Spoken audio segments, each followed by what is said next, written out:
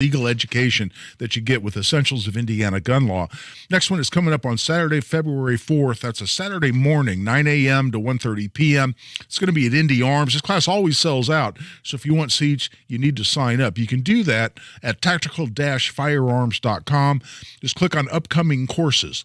It's $50 for an individual, $95 for couples, covers 4.5 hours of the most important information you need as an Indiana gun owner. Again, you can sign up right online at tactical-firearms.com. Just click on upcoming courses at tactical-firearms.com.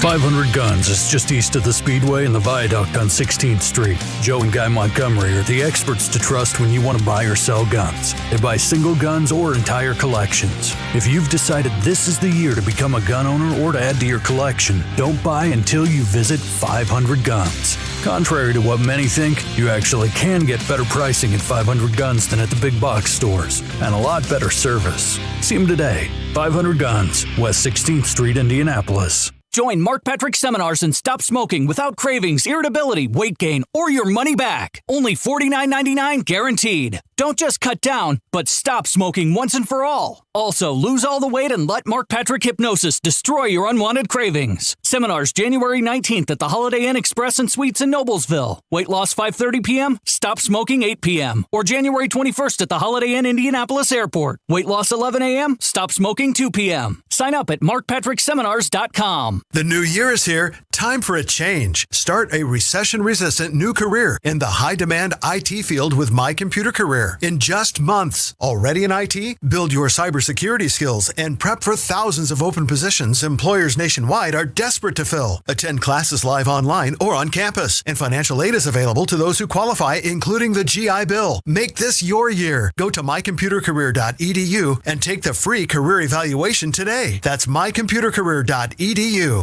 Progressive presents Adjusting to the Suburbs.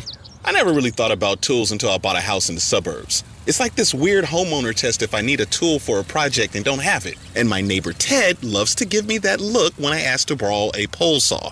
A year ago, I didn't even know pole saws existed. And now I gotta borrow one from Ted? What is happening?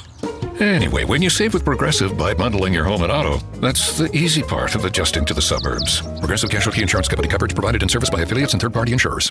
Hey, Pat Sullivan here, sharing an amazing New Year offer with you from my friends at Hope Plumbing. For a limited time, Hope Plumbing will buy back your old water heater for $1,000 with the installation of a new tankless water heater. So if having endless hot showers and saving money on your gas bill is on your New Year's resolution list, call my friends at Hope Plumbing today and get your tankless water heater installed. Hope Plumbing is your neighborhood local honest plumbers. Visit them at hopeplumbing.com.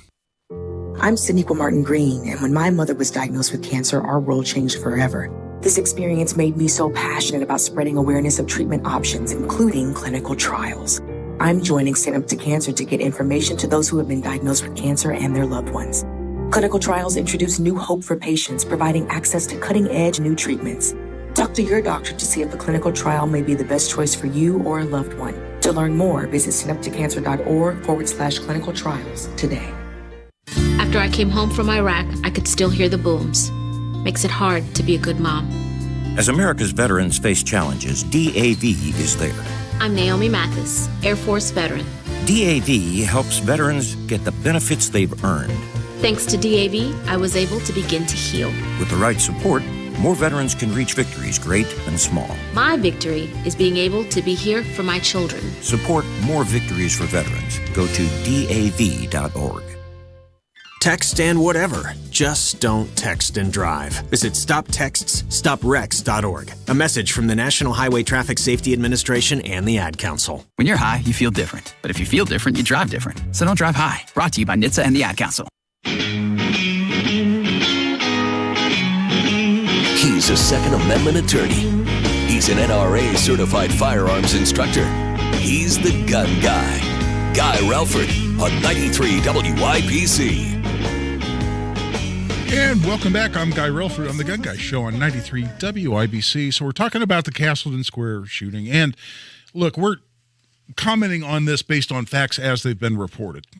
And I'm relying primarily on Fox 59 reporting, which says the two teenagers simply walked up to the wrong car in the parking lot. And the person in the car started shooting. If there's more to that, if different facts come out, I will stand corrected. But I'm basing this discussion on the stories that have come out primarily, again, from Fox 59. As I mentioned before the break, I was going through the provisions of what we call the General Self-Defense Statute, which is the subsection of Indiana Code Section 35-41-3-2 that deals with being able to defend yourself basically wherever you are, whether it's in public or in home or wherever. It would also apply in your car. But there's another subsection, what a lot of people call the Castle Doctrine. And you may be listening right now thinking, what the hell is this guy talking about the Castle Doctrine for? When we're talking about somebody being in their car. Well, if you've taken my essentials class, you know the answer to that question. It's because Indiana extends the Castle Doctrine. And by Castle Doctrine, let me talk about what we're talking about. Let me explain what we're talking about.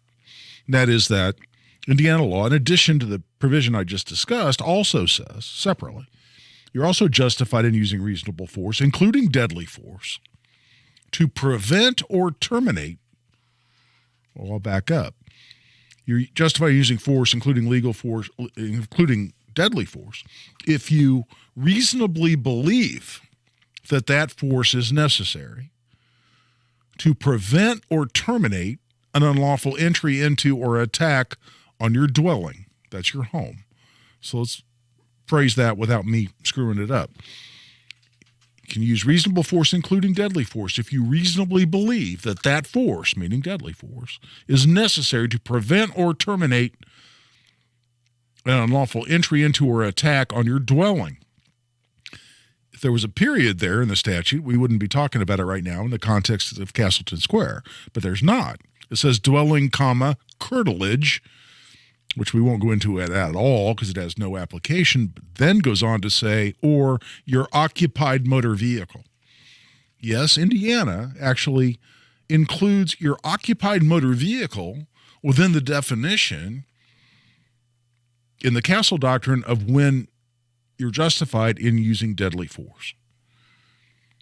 So the question not only is, was this person justified in using deadly force to prevent serious bodily injury or the commission of a forcible felony? And I think that is tenuous at best. It is implausible at best based on the facts we know now, or the facts as they've been reported. But what about a reasonable belief he was preventing an unlawful entry into his occupied motor vehicle? Dramatically different. When is entry into your motor vehicle unlawful? When it's without your consent. So you're sitting in your car, someone walks up to your car, tries the door handle. Do you in that moment have a reasonable belief that deadly force is necessary? Again, the word necessary is very important. To prevent an unlawful entry into your home. That's a hell of a lot more tenable. That's a hell of a lot more plausible. That's a hell of a lot more winnable in court, I will tell you right now, than the idea that, well, I was preventing a forcible felony or preventing serious bodily injury. Why? Because they saw no weapon, presumably. Again, if it's just an innocent mistake, walking up to the wrong car, so scary. It's scary to me as a parent. It's scary to me as someone who carries a gun. But that's where that reasonable belief comes in. You can be wrong if your belief is reasonable. The example I use in my gun law class, and I'll guarantee you there are hundreds or thousands of people out there right now that have taken that class. If you're listening right now, you know exactly what I'm going to talk about. The example I always give in my class is that I'm walking past an alley in downtown Indy. It's a dark alley. There's some lighting at the end of the alley, so anything in the alley is just backlit. And I hear someone say, "I'm going to kill you." And I look up and I see three figures running toward me. Again, they're just silhouettes because there's just some backlighting.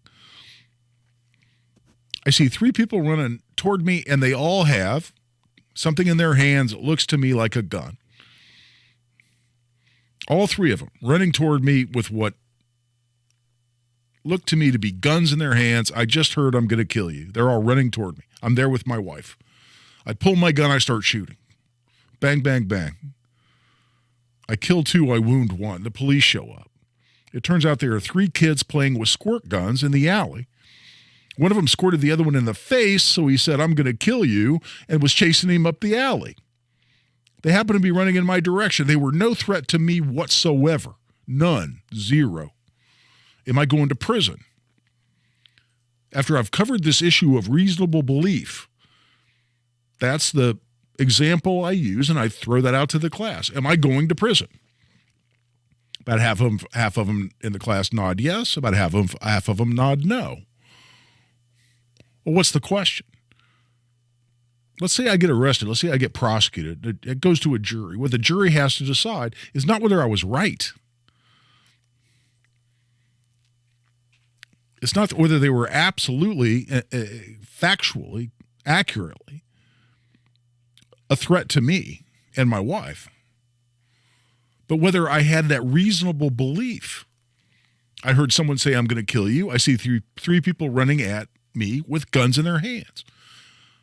I can't see colors because of the lighting. All I can see is guns. I shoot them because I believe they were running toward me to kill me and my wife. The question isn't whether I was right. The question is whether I had that reasonable belief. I could see a jury going either way. That's where litigating that case, as the lawyers and the defense lawyer or the prosecutor, would be fascinating. Because they'd be doing all kinds of recreations with lighting and whatnot, and they'd be saying, look, any idiot would know this was a bright orange squirt gun in one kid's hand and a bright green squirt gun in another kid's hand. No one would think these were real guns. There was no way that's a reasonable belief. And defense lawyer would be saying, hey, they're backlit, they're silhouettes. You can't tell colors. There's no way to tell that from a real gun. That was absolutely a reasonable belief. I could see a jury going either way. I think in large part, depending on the credibility of the witnesses and the skills of the lawyers. But take that analysis back to Castleton Square.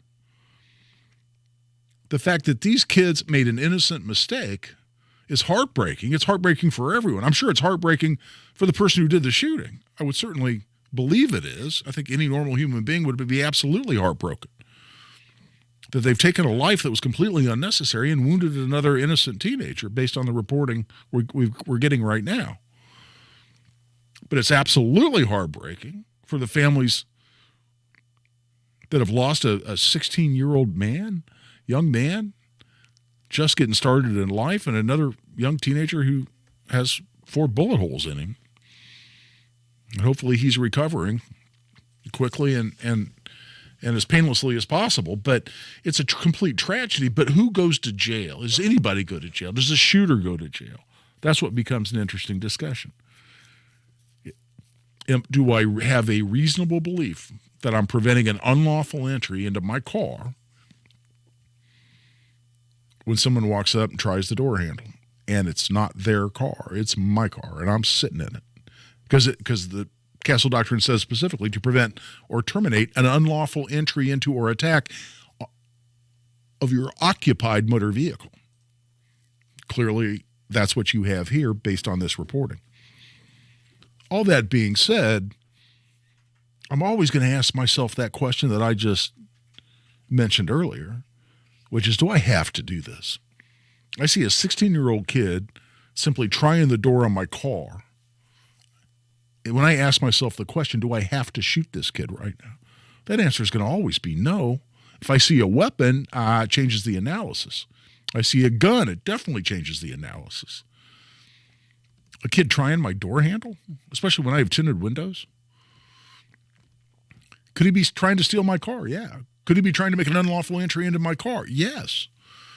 Do I need to shoot him? It's a separate question. But the legal question is what's going to drive this situation now, both, I'm sure, from the perspective of the Marion County Prosecutor's Office, as well as potentially a jury if it goes that far. That'll be really interesting to see.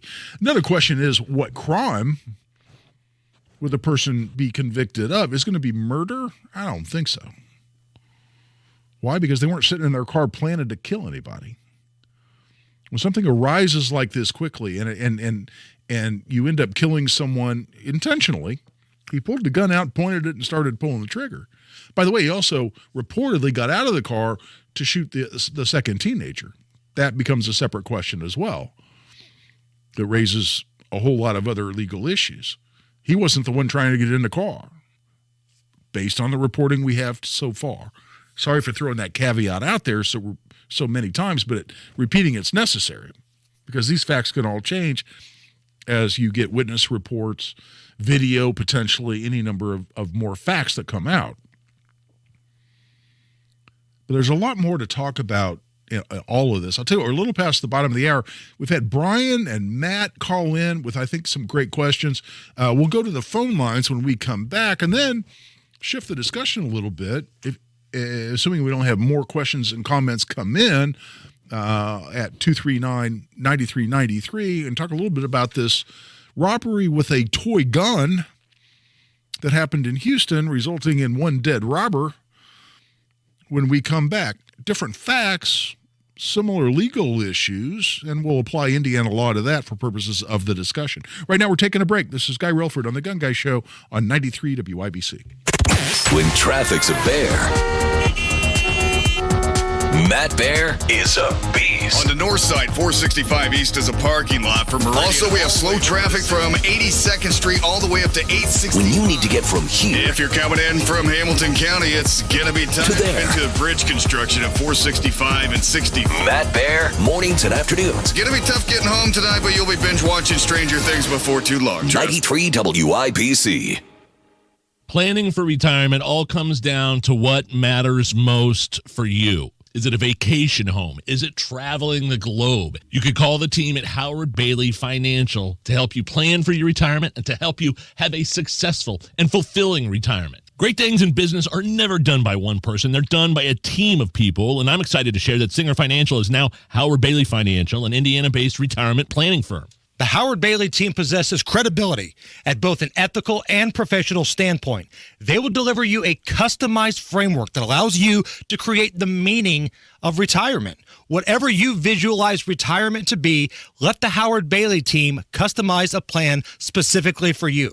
If you're ready for your best retirement, come forward and see the Howard Bailey difference. Investment advisory services may be offered through Howard Bailey Securities, LLC, a registered investment advisor. Working with Howard Bailey Securities, LLC cannot guarantee investment success or that specific financial goals will be achieved. It's Terry Stacy, and if you are really ready to take charge of your health and well-being in 2023, make Exercise Inc. a part of your life. Because the truth is, Exercise Inc. will change your life. Research shows that we gain about 5 pounds over the holidays, and then we work really hard for about 6 months to lose it. It's hard to lose extra weight on your own, but with an Exercise Inc. coach by your side, 20 minutes once a week, you'll lose the extra holiday weight much quicker, and you'll get stronger. And not to brag, but I can carry 2 20-pound kitty litter containers all around the store now, no problem. I think you're going to feel better than you ever have in years, and the change begins with that first 20-minute strength training session at Exercise Inc. I think most clients would say Exercise Inc. becomes a really good habit, and they stick with it for years. Try Exercise Inc.'s slow movement strength training method.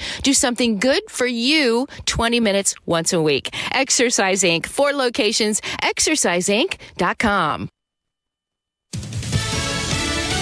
News, I'm Mary Corsetti. California Republican Kevin McCarthy is elected House Speaker, ending a standoff with Republican holdouts. I think everyone finally got on the same page, whether they voted present or for Kevin McCarthy. But at the end of the night, what was best actually came through and happened. Texas Republican Congressman Lance Gooden. Meanwhile, evidence is being compiled and legal arguments are in preparation as Brian Kohberger is in custody for the fatal stabbings of 4 University of Idaho students. Investigators continue to build their case, which they say is very strong. They believe they have their man, the vehicle surveillance footage, the cell phone records, placing him outside or in the vicinity of the victim's home some 12 times in the weeks and months running up, indicating that he may have been stalking those victims. Fox's Jonathan Hunt. America is listening to Fox News.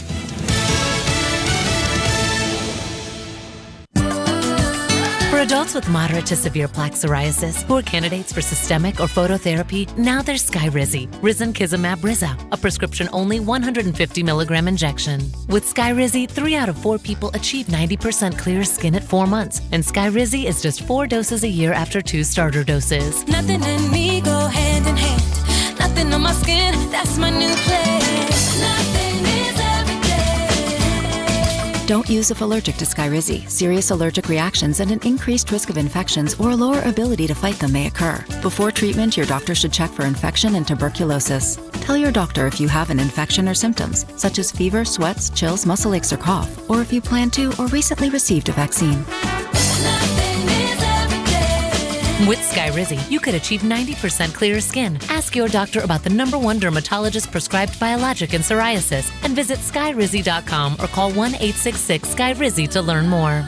Guy Relford here. Time again for the Indy 1500 Gun and Knife Show this coming weekend at the State Fairgrounds, Friday, Saturday, and Sunday. There's never been a more important time to exercise our rights as true Americans. It's the Indy 1500 Gun and Knife Show. See the best in sporting, hunting, and personal protection gear, plus great displays of Americana. Come see us this weekend at the Indy 1500 Gun and Knife Show, Friday 2 to 7, Saturday 9 to 6, and Sunday 9 to 4. It's the Indy 1500 Gun and Knife Show. See you there. My muscles ached. I was tired all the time. My son had a full-blown asthma attack. It came out of nowhere. The unsettling thing about some symptoms is I had a fever and these terrible headaches. you don't always know what's causing them. It was Lyme disease from a tick bite. I had West Nile virus from a mosquito. He had a reaction to cockroach allergens. Threats to your health can come from unexpected places. Get the facts. Visit pestworld.org. A public service message from the National Pest Management Association. Now you've got a gun guy. Guy Relford on 93 WIBC. And welcome back. We're talking about self-defense, how that may or may not apply to the shooting we just had this week in Castleton, and just an incredibly tragic one, especially if the facts bear out, as they're being reported, that this was just a couple of kids, innocent kids, who walked up to the wrong car in a parking lot. And one of them shot and killed, the other one wounded. Heartbreaking. But in the meantime, Matt has called in, and I think I know this Matt. Matt, welcome to the Gun Guy Show. How's it going? Good, man. You doing all right? Oh, live the dream. Actually, at the hospital. You got to look at the knee. Oh, there lovely you go. Winter day. Yeah, lovely winter. Yeah. Bipolar, like my ex-girlfriend. So we're talking about the use of force and stuff like that. We're talking about the Castleton shooting. Yeah. I've seen like people go to the wrong car a lot. Like you see it more than often. Like, but using force just because someone hit the door and using force, I don't find it. In my opinion, that I don't see it justifiable because the way I've been told or trained from my security experiences, if you're supposed to use force with force. If there's no force, you can't use force, or that situation. So I would be surprised if they charged him with some type of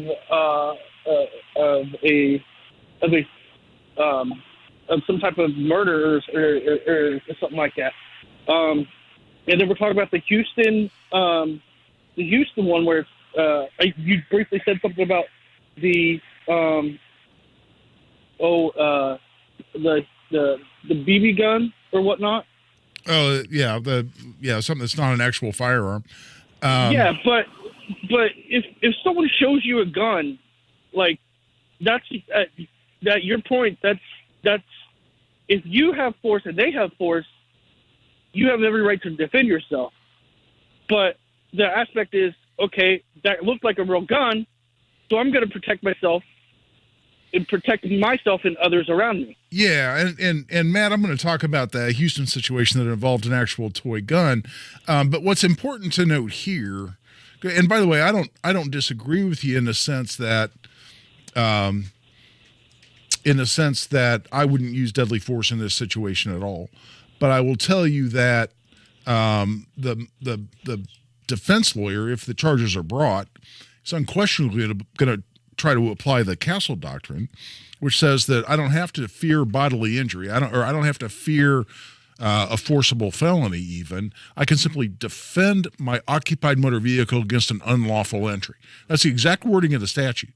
If I reasonably believe that I'm preventing an unlawful entry into my occupied motor vehicle, that's covered under the Castle Doctrine. Now, again, would I use deadly force in that situation? Never in a million years. Would I roll a window down and say, hey, get the hell out of my car? Probably. Would I even flash a gun? Absolutely not. I haven't seen a weapon from the other person. There's no reason to do that. There are a whole lot of ways without using deadly force to deal with this situation. Even if you assume it's an unlawful entry that someone's attempting into your car, it's just not necessary to shoot somebody. But that's different than the legal test, and the Castle Doctrine does apply, and that's why that becomes an interesting legal discussion, realizing, of course, the number one thing we ought to be talking about here is that a young man lost his life, and that's tragic in every single way it could possibly be. Let's go back to the phone lines. Brian's been on hold for a while. Brian, welcome to the Gun Guy Show. Hello, how you doing tonight? Good, man. What you got? Okay, so as a part-time gig, I do the little Uber driving on the side. About 3 weeks ago, I was driving, and there was a car driving erratic, and it was a young girl. Pat drove in front of me, and we get to a stoplight. The guy in front of her, I guess they've been telling each other and stuff. So the guy gets out with a gun and starts smashing on her windshield and brandishing the gun and pointing at her. Do I have the right, as carrying, that I could have ended it because I thought that he was going to shoot her and kill her? Do I have the right to end that situation? Well, yeah. I mean, Brian, let me tell you what the law says, and then you can answer your own question, or we can talk about it some more. But what the law says is that you can use reasonable force, including deadly force, to protect you or a third person from serious bodily injury. Goes on to say, or to prevent the commission of a forcible felony. That's a felony committed through the use of or threat of force. It doesn't say the commission of a forcible felony only against you. I can prevent the commission of a forcible felony against a third person. So if you got out of your car and shot this person, would you have a reasonable belief? Would you have the ability to demonstrate that you had a reasonable belief that you were either preventing her from incurring serious bodily injury, or you were preventing the person from committing a forcible felony against her? If the answer to that is yes, that's justifiable. Now, whenever I teach this point in my law class, and people are getting about 30 minutes of a 4.5-hour discussion, so it's abbreviated. But whenever I teach this point in my law class, I always want to emphasize this point because I've seen this unfold too many times. And that is that if you're not involved in a situation, before you involve yourself in that situation, particularly with a gun and particularly with deadly force, be very, very, very sure that what you think you're seeing is what you're really seeing. For instance, when you walk into a convenience store and there's a guy with a gun out standing at the counter. This actually happened in a situation that I got involved in as an attorney. Person walks in, there's a person with a gun out standing at the counter in the convenience store. Okay. The person who sees this situation pulls their own gun and starts shooting. It turns out, well, by the way, back up, thinking obviously that this is an armed robbery of the convenience store. Do you know what it actually was? It was a guy walked in open carrying. This is the person with the gun out. He walked in open carrying. The clerk, knowing something about guns, said, "Hey, is that the new Springfield XD 45? I've been thinking about buying one of those." The guy says, "Yeah, it sure is," pulls the gun out of his holster and is showing it to the clerk, albeit gripping it in a more or less shooting grip. He's showing it to the clerk because the clerk asked about it. And by the way, I always say, no show and tell with loaded guns. Never a good idea, ever, ever, ever. You know, save that stuff for when it's unloaded and cleared in a safe environment. Save it for being on the firing line at the shooting range. Waving guns around, loaded guns, playing show and tell, never a good idea. But that's what's going on. And whether it's a bad idea or not, are you committing a crime or do you deserve to get shot because you're playing show and tell? No. I mean, it didn't involve deadly force, but a good example was a situation I read about years ago where there's a guy right on in Daly Plaza, downtown Chicago. And there's a well-dressed guy in a three-piece suit, and he's running across the grounds there at Daly Plaza. And it's a big open plaza right out there outside the municipal government building. And a guy in a three-piece suit and a briefcase is running, going, "Help me, help me, help me." And there's this disheveled, homeless-looking dude chasing him across Daly Plaza. He's going, "Help me, help me. He's trying to kill me." One guy trips the homeless-looking guy. Another couple of people jump on him and start punching him. It's good Samaritans.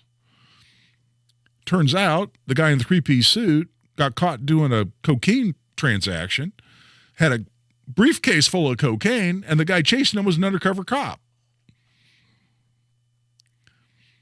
So what does that, again, establish for us? What does that demonstrate? What I just said. If you're not involved in a situation, be very, very, very sure that what you think you're seeing is what you're seeing. Having said that, the law of self-defense in Indiana absolutely allows you to defend yourself or a third person from serious bodily injury or from being the victim of a forcible felony, a felony committed through the use or threat of force, or in which there's a substantial likelihood of injury to a human being. That's the definition of forcible felony. So, Brian, I'm not going to bring you back online because we need to take a break, and producer Carl is giving me his shut the hell up signal. But I think you can answer that question now based on that discussion. We come back. Annie has called in. She's from Houston. You know what? I'm going to have to touch on quickly this toy gun situation since I've teased it the whole damn show. But we won't have much time to discuss that, but we'll talk about that and take Annie's call when we come back. This is Guy Relford on The Gun Guy Show on 93 WIBC. Tony Katz. They don't stop. They don't rest. They don't quit. They don't care how much they lie to you. In the city of Indianapolis, you've got a statement from Joe Hogsett saying, hey, doing great on the violence, guys. Good year on the violence. You want to make the claim that the city is safer? You're ridiculous. Tony Katz, mornings 6 to 9 on 93 WIBC and WIBC.com. Guy Relford for Tactical Firearms Training. Our next Essentials of Indiana Gun Law class is Saturday, February 4th. Sign up online, $50 for an individual, $95 for couples at tactical-firearms.com. Just click on upcoming courses at tactical-firearms.com. Creative Planning presents Rethink Your Money with John Hagenson, Saturday morning at 8. Learn the answers to frequently asked financial questions and get the latest investment news to help you get the most of your money. Visit creativeplanning.com/radio. Colts fans, now is the perfect time to download FanDuel, America's #1 sportsbook, because right now new customers get a no-sweat first bet up to $1,000. That's free bets back if your first bet doesn't win. Just sign up with promo code WIBC. Some of the things I love about FanDuel include how they get you your winnings paid fast. I love the live betting. You'll get updated odds on games that have already started if you see a trend you like. It's on an app that's safe. It's on an app that's secure and super easy to use. So sign up today with promo code WIBC for your first no-sweat first bet. And make every moment more this season with FanDuel, official sportsbook partner of the Indianapolis Colts. 21 plus and present in Indiana. First online real money wager only. Refund issued as non-withdrawable free bets that expire in 14 days. Restrictions apply. See terms at sportsbook.fanduel.com. Gambling problem? Call 1-800-9-WITH-IT. Texting enrolls you into recurring automated text messages. Consent not required to purchase. Message and data rates may apply. Hey, Dan, how you doing? Haven't seen you around the gym. Yeah, I've really fallen off. Since I turned 40, I just don't get the results I used to get. Could be lower testosterone. I went through it a while back. I got Nugenix Total T, and it's made a huge difference for me. I've seen that on TV. Is it for real? Oh, yeah. The patented key ingredient is something called Testofen, which helps boost free and total testosterone levels to help you trim up and stay lean. And it's made a difference for you? Man, I feel like I'm in my 20s again. At work, in the gym, and in the bedroom. Are they still giving giving out complimentary bottles for people to try it for themselves? Yeah, you just need to send them a text. Text FLASH to 321-321 right now for your complimentary bottle of Nugenix Total T. Plus, text now and we'll include a bottle of Nugenix Thermo, our most powerful fat incinerator ever, to help you get back into shape fast. Absolutely free. Text SLASH to 321-321. That's slash to 321-321. Products and statements have not been evaluated by the FDA. These products are not intended to diagnose, treat, cure, or prevent any disease or illness. Home shows provide homeowners the deepest discounts of the year on remodeling projects. And right now, Window Nation is bringing the home show savings right into your house. 2 free windows with every 2 you buy, no limit. Plus, pay no interest for 60 months. Use their free virtual visualizer at windownation.com/homeshow. Upload a picture of your house and try out hundreds of options online. Get design tips from the experts and learn how Window Nation's trained installation specialists have helped over 150,000 homes with over 96% customer satisfaction rates. But remember, these once-a-year home show savings are for a very limited time. Call Window Nation today, 866-90-NATION, or go to windownation.com/homeshow. Get 2 windows free with every 2 that you buy. Pay no interest for 60 months. That's 5 full years. 866-90-NATION, or go to windownation.com/homeshow. The latest local news, commentary from Tony Katz, Kendall and Casey, Hammer and Nigel, podcasts. Listen to the station live whenever, wherever, online at WIBC.com. He's a Second Amendment attorney. He's an NRA certified firearms instructor. He's the gun guy, Guy Relford, on 93 WIBC. And welcome back for the final segment, which is going to be a little short, but final segment of the Gun Guy Show here tonight. We're glad you're with us. I mentioned right at the top of the show there was a shooting in a Mexican restaurant in Houston. And it turns out the armed robber was in fact armed with a toy gun. The people obviously did not know that. Why? Because they all gave him their wallets. They gave him their wallets. They gave him other valuables. As he's walking past one particular customer, that customer draws a gun, fires, kills the robber. Again, does it matter that it was a toy gun? That's where that reasonable belief business comes directly into play. Again, if the person in the Castleton Square Mall shooting is charged, they're going to say they had a reasonable belief they were preventing an unlawful entry into their car. And if it goes to trial, a jury's going to have to decide. By the way, will they be charged and convicted of murder? I think I addressed this point. But no, when something happens suddenly and through sudden emotion, for instance, such as fear or anger, and you intentionally kill someone, that's manslaughter. That's not murder. This person wasn't sitting in their car planning to kill someone. But in the Houston situation, whereas the robber walks by, a person draws a gun, points it, and shoots it. Does it matter that the robber wasn't looking at him, that his more or less back was turned? No. If he's preventing a forcible felony. Does it matter that it was a toy gun? Not if he had a reasonable belief that it was a real gun. Clearly, a whole bunch of people thought it was a real gun because they gave up their stuff. Do I think this person will be charged? Not with murder, not with manslaughter. Now, the shooter, the victim who shot the robber, fled the scene. He got everybody their stuff back and then bolted. Why would he bolt? He could potentially just not want to get caught up in the red tape involved in the shooting. He could be someone who cannot legally possess a gun. And simply didn't want to get arrested, not for the shooting itself, but for having, I should say, a gun. Quickly, and we've only got about 45 seconds, but let's go to Annie. Annie's been on hold for a while, and Annie, I guess you're from Houston. I am. I was born and bred there. And I just want to say very quickly, I am praying for that young man. For whatever reason he fled, I am praying he will go back and get exonerated. And I want to say to him, you're the reason why they say Texas, a whole other country. Sam Houston has long been my hero. I toured his home in Huntsville, Alabama, where he retired. He was not only the hero of the Battle of San Jacinto, which is the reason why today Texas is in the Union and not a Mexican province. And he fought long and hard to get Texas into the Union. When the Civil War broke out, He was governor of Texas, and Sam Houston was and Annie, I only got a couple of seconds. I hate to cut you off. Okay, he was asked 3 times to declare the oath of allegiance to the Confederacy, and 3 times he refused. He kept Texas in the Union. We'll devote some more time, Annie, to Sam Houston.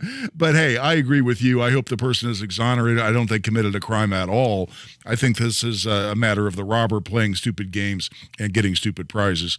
But in the meantime, we are at the top of the hour, and it's time to take a break. Interesting discussion on the law of self-defense. Hope you learned something. Hope you enjoyed it. Hope you come back next week. This is Guy Relford on The Gun Guy Show on 93 WIBC. 500 Guns is just east of the Speedway and the Viaduct on 16th Street. Joe and Guy Montgomery are the experts to trust when you want to buy or sell guns. They buy single guns or entire collections. If you've decided this is the year to become a gun owner or to add to your collection, don't buy until you visit 500 Guns. Contrary to what many think, you actually can get better pricing at 500 Guns than at the big box stores, and a lot better service. See them today. 500 Guns, West 16th Street, Indianapolis. Do you need furnace or heat pump service and need to find a local, well-trained expert you can trust like Family Heating and Air Conditioning? We'll find that American Standard Air Dealer at IndyHomeComfort.com. Puccini's Pizza, Pasta, Puccini's. Puccini's Pizza, Pasta, Puccini's. Puccini's Pizza, Pasta, Puccini's. Puccini's Pizza, Pasta, Puccini's. Puccini's Pizza, Pasta, Puccini's. Puccini's Pizza, Pasta, Puccini's. Puccini's Pizza, Pasta, Puccini's. Puccini's Pizza, Pasta, Puccini's. The new year is here. Time for a change. Start a recession-resistant new career in the high-demand IT field with My Computer Career. In just months, already in IT? Build your cybersecurity skills and prep for thousands of open positions employers nationwide are desperate to fill. Attend classes live online or on campus, and financial aid is available to those who qualify, including the GI Bill. Make this your year. Go to mycomputercareer.edu and take the free career evaluation today. That's mycomputercareer.edu. Guy Relford here. Time again for the Indy 1500 Gun and Knife Show this coming weekend at the State Fairgrounds, Friday, Saturday, and Sunday. There's never been a more important time to exercise our rights as true Americans. It's the Indy 1500 Gun and Knife Show. See the best in sporting, hunting, and personal protection gear, plus great displays of Americana. Come see us this weekend at the Indy 1500 Gun and Knife Show, Friday 2 to 7, Saturday 9 to 6, and Sunday 9 to 4. It's the Indy 1500 Gun and Knife Show. See you there. My name is Corporal Bradley Joseph Seitz. Jerry Reed. Kate Weber. These are real veterans facing a real challenge. I have PTSD. And I have PTSD. I have PTSD. Post-traumatic stress disorder can happen to anyone. I was still in a war zone in my mind. But treatment can turn your life around. Treatment has really saved my life. To learn about PTSD and how treatment can help you, call your local VA medical center or visit ptsd.va.gov. 1 in 6 seniors faces the threat of hunger, and millions more live in isolation. Drop off a hot meal and say a quick hello. Volunteer for Meals on Wheels by donating your lunch break at americaletsdolunch.org. This message brought to you by Meals on Wheels America and the Ad Council. Indy Humane. Find your new best friend today. Visit indyhumane.org. Broadcasting from the Peterman Brothers Heating, Plumbing, and Electrical Studios. This is Indy's Mobile News, 93 WIBC. WIBC HD1 Indianapolis. The news starts now. To win over GOP holdouts. First matter of business for him, swearing in the 118th Congress. That was, of course, delayed by the stalemate that started on Tuesday that was led by members of the House Freedom Caucus. That resistance did break down yesterday as McCarthy agreed to some key concessions.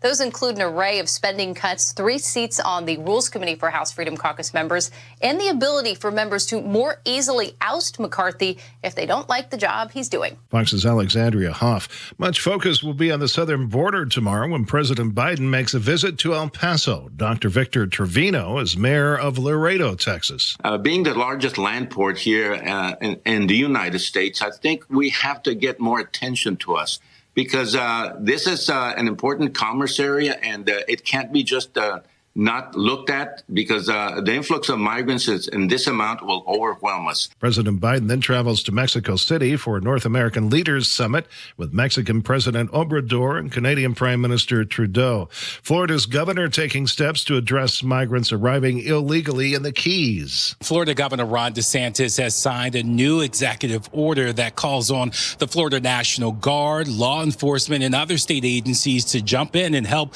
with the stream of migrants who continue to show up along Florida's coast. The state says it will now use air assets, including planes and helicopters from the Florida National Guard, and increase marine patrols. Fox's Charles Watson. In Tel Aviv, thousands of people protested plans by Prime Minister Benjamin Netanyahu they say will hinder the judicial system and widen societal gaps.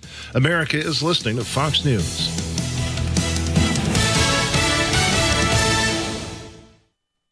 It all started with the brutal murder of a young married couple. Now, more than 40 years after the couple was found, investigators and forensic genealogists are cracking the case wide open to uncover a stunning second mystery.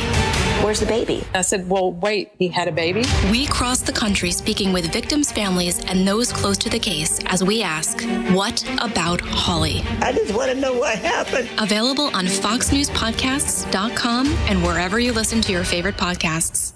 Get all of your favorite Fox News podcasts commercial-free on Apple Podcasts with Fox News Podcasts Plus. From Dana Perino, Kennedy, Ben Domenech, The Duffys, and many more. Subscribe now by going to foxnewspodcasts.com. The Fox News Rundown, a contrast of perspectives you won't hear anywhere else. Your daily dose of news twice a day, featuring insight from top newsmakers, reporters, and Fox News contributors. Listen and subscribe now by going to foxnewspodcasts.com. The U.S. 93 WIBC Mobile News. On the level, on the go. These fireworks weren't anything to celebrate. Cloudy overnight, headed into a possibly rainy or snowy Sunday. I'm Sasha Nixon. Here's what's trending this hour. A Friday afternoon explosion in Lafayette has left one man dead. First responders did not immediately know what caused the blast, which broke some of the windows and caused other damages at a home on South 28th Street. The Lafayette Journal and Courier reports that Michael Bannon might have been making fireworks in the basement when something went wrong. He was first taken to a Lafayette hospital and then moved to a hospital in Indy, where he eventually died. Police apparently found hazardous material at another home during their investigation. The article did not say what exactly had caused the incident or how the two homes are connected. American icon Elvis Presley was born 88 years ago Sunday. In honor of his birthday, tribute artists will be performing at the Old National Center. The so-called king of rock and roll is known for many reasons, including hits like Jailhouse Rock and Hound Dog. In the Egyptian Room at the Old National Center, tribute artists will be taking the stage starting at 7 p.m. to celebrate the late legend on the day of his birth. Learn more at WIBC.com. Friday was National Cuddle Up Day. In honor of the occasion, the Indianapolis Zoo tweeted a fun fact about meerkats, along with a picture of one of the animals piled on top of another. The zoo wrote, meerkats actually sleep piled on top of each other for warmth. In the summer, when it's hotter, they may spread out a little more and may even sleep above ground. On the level, on the go, and on WIBC.com. Now here's the forecast from the American Standard Heating Weather Center.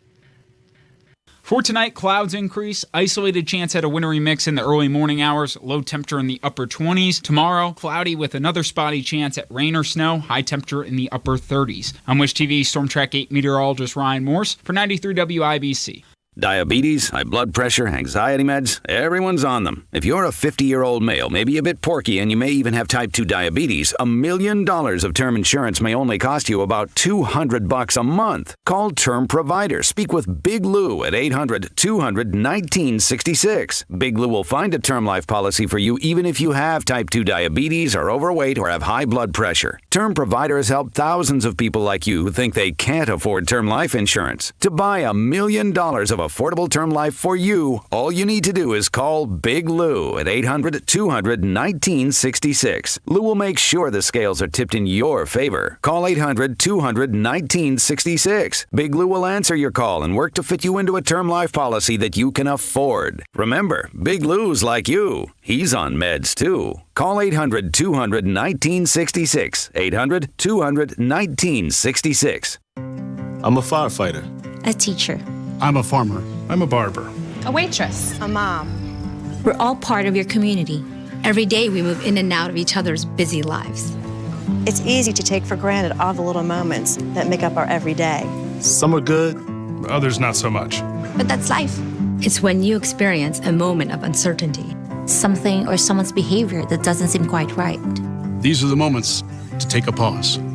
Because if something doesn't feel right, it's probably not. It's not about paranoia Or being afraid. It's about standing up and protecting our communities. One detail at a time. because a lot of little details can become a pattern. We trust our instincts. Just like you should. Because only you know what's not supposed to be in your everyday. So protect your everyday. If you see something suspicious, say something to local authorities. If you can plan barbecues and weddings, you can plan to protect yourself from a natural disaster. Sign up for local alerts, prepare an emergency kit, and make a family communications plan. Get started at ready.gov/plan. Brought to you by FEMA and the Ad Council.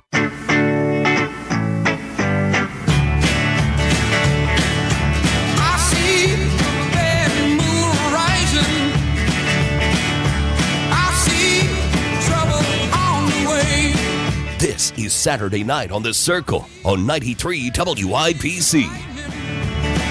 Welcome back, Indianapolis. We're rocking and rolling and getting things started hot and heavy to the new year. It's great to be back. Producer Carl on the board, beep, beep, beep, beep, beep, pushing those buttons and doing the things to make the show function. We're already off to a wild and wacky start to the new year as the Never Kevers go down in defeat.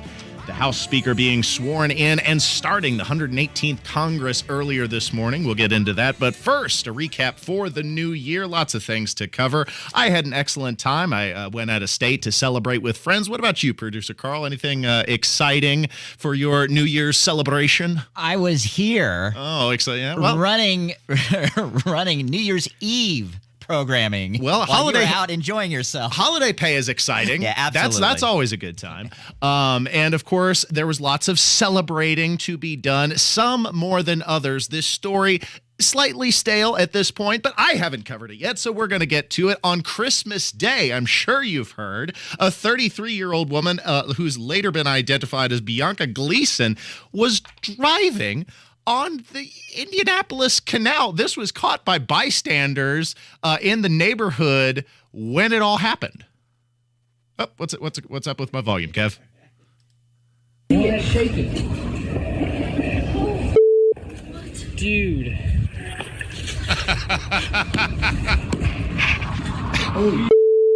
She's going like 30 miles an hour. She's booking it, you know.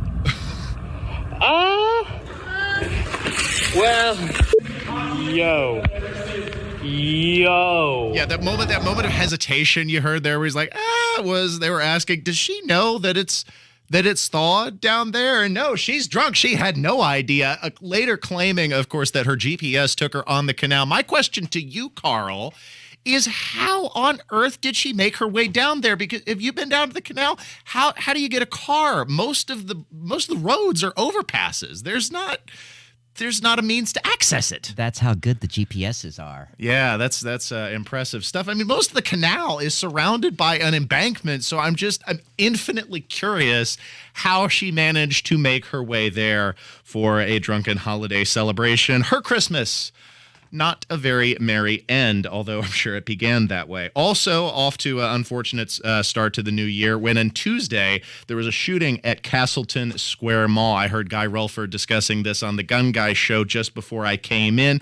Kind of interesting circumstances that surround the tragedy, a senseless killing of a 16-year-old in what is being purported to be a case of mistaken identity. This according to the father, saying that when his son and the associate were shot, they were attempting to get in a car which looked identical to their own. This was on Wish TV 8. There was absolutely no altercation.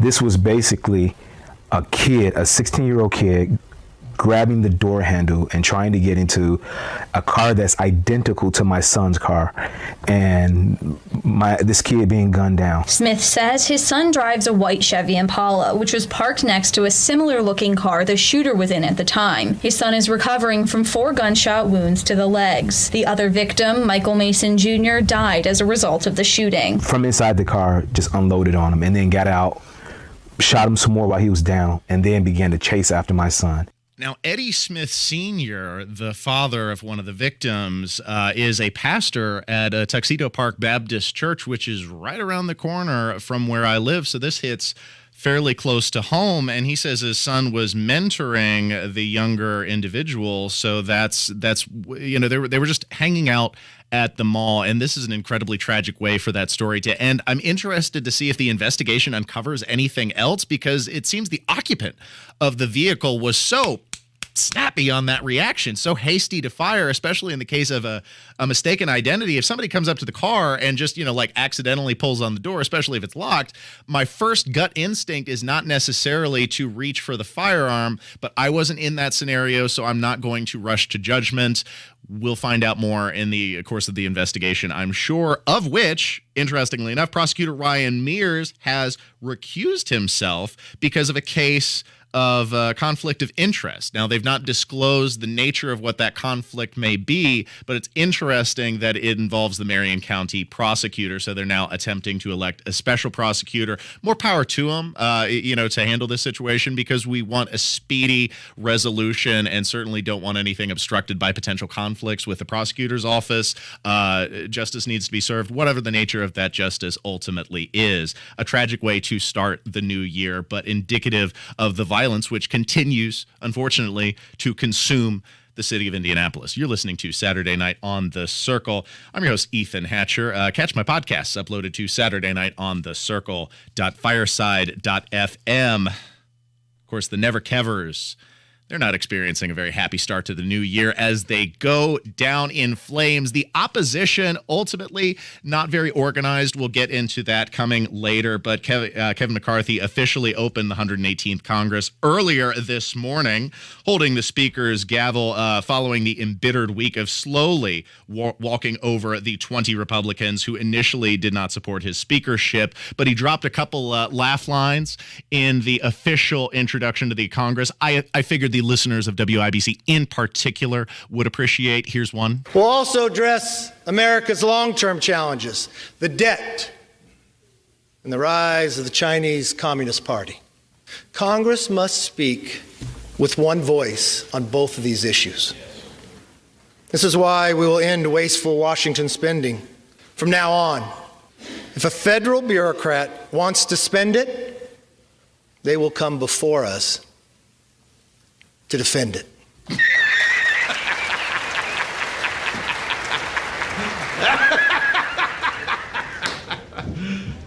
You serious? Beautiful words, but does anybody for a moment believe it? Of course, Lauren Boebert was arguing with Sean Hannity in the days leading up to the vote about the trustworthiness of Kevin McCarthy's promises. All of this is outlined, and sounds like standard Republican fare, especially in the wake of the rather lackluster midterm election. It is kind of realigning the Congress to more Republican goals. It all sounds good in theory. But hey, I've seen this one. This is a classic. What do you mean you've seen this?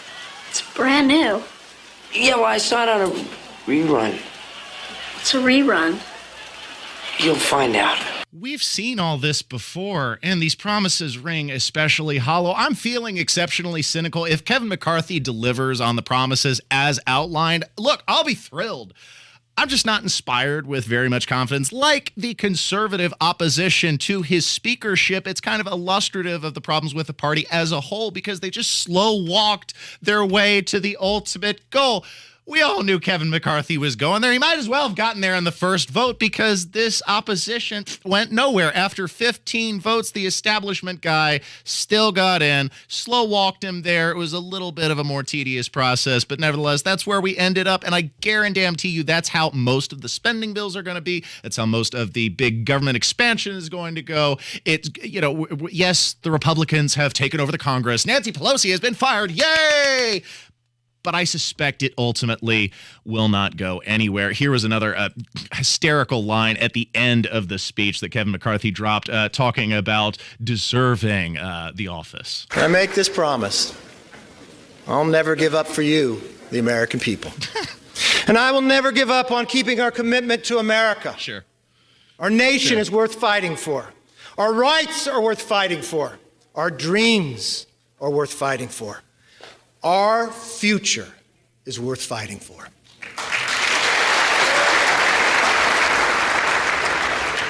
Therefore, with love for this country and charity for each other, let us now take our oath and be worthy of the office on which we are about to enter. God bless everybody in this chamber, and God bless America. Worthy of the office, he says. Worthy of the office. Okay. This was a flustercuck. I haven't dropped that one in a while. It was a clown show. I'm surprised that Matt Gaetz was able to waltz his way up to the podium in the Congress, because it must be difficult to walk around those stairs wearing clown shoes. He had no game plan going in, couldn't even figure out who they wanted to nominate. These conservatives, so-called, couldn't coalesce around a single leader. And when you lack direction, of course you're going to lose. So the opposition ultimately meant nothing. The establishment candidate won. And I somewhat suspect the Congress will proceed rather predictably.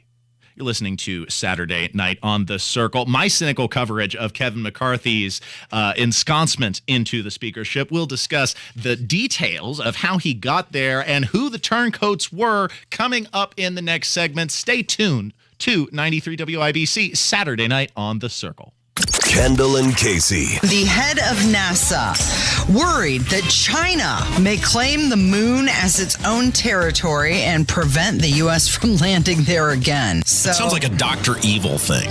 Like somebody's going to claim the moon. How would you even claim the moon? And if you're there, what are they going to do? Fire the laser! Kendall and Casey, weekdays 9 till noon on 93 WIBC and WIBC.com. Hi, this is Denny Smith. Over 17 years ago, I was aging in a way that was starting to scare me. I was eating too much and exercising too little, and I just didn't have time to commit to 3 hours a week in the gym. I'd heard about Exercise Inc. and their 20-minute-a-week workouts, but I just didn't believe it was possible to do any good. I was wrong, and I'm living proof. I used to be flabby and out of shape, but I'm not anymore because this regimen works. It's individualized and it's direct, and by golly, it feels great not to be aging the way I see others aging. I really am in the best shape of my life. My weight is under control. I feel strong and I feel healthy. And listen, this is no kidding. It is hard work, but it's only 20 minutes a week. 17 years and counting, and you can do this too. And more importantly, you should do this. Pick up the phone and make the call for the free evaluation. 317-750-2219. 4 locations: Avon, Brownsburg, Greenwood, Zionsville, and coming soon in May to Fishers too. 317-750-2219 or go to exerciseinc.com. Hey, Pat Sullivan here, letting you know that when you need plumbing help, call who I call, my friends at Hope Plumbing. They're locally owned and proud of their trustworthy, experienced plumbers who are ready to work for you. Hope Plumbing values the importance of keeping you safe. So if you notice a water leak, a clogged drain, or any other plumbing needs, big or small, Hope Plumbing can fix them all. The next time you need a plumber, call Hope Plumbing, 641-HOPE, or visit them online at hopeplumbing.com. Do you have 3 ex-wives and your current trophy wife wants a life insurance policy 3 times the size of the policies you had to purchase for your previous mistakes? If so, you need to call Big Lou at Term Provider, 800-200-1966. Big Lou is intimately familiar with your problems, and if you're 50 or 60 years old and in reasonably good health, a $1 million policy should only cost about $100 to $200 per month. Big Lou may have a solution for your previous policies as well. You may even save enough money to lighten the load on your new $1 million policy. Remember, call Big Lou. He's like you, except he's only on number 2. Call Term Provider at 800-200-1966. That's 800-200-1966 for $1 million in term life insurance that you can live with. Call Big Lou at 800-200-1966. 800-200-1966. Hey, son, how are you feeling? I'm fine, Pops. What's on your mind? I can't explain it. Navigating without a compass, eyes waiting, started to wonder. Metamorphosis, the loss of who you thought you was. When your kid can't find the language, help them find the lyrics. Listen to the Sound It Out album and get tips and tools to start a conversation at sounditouttogether.org. Brought to you by Ad Council and Pivotal Ventures. Paralyzed Veterans of America believes the veterans who've served and sacrificed deserve access to the best our country has to offer. Access to homes, communities, meaningful employment, and the veterans' benefits they've earned. With PVA staff working inside VA hospitals, no other veterans organization has provided more real-time ongoing support for paralyzed veterans and their families. Our nation's heroes fought for your independence. Join PVA in fighting for theirs at pva.org. Housing discrimination because of race, color, or national origin is against the law. If you believe you've experienced housing discrimination, contact HUD at hud.gov/fairhousing. The Indianapolis Public Library. More than just books. Visit your local branch today.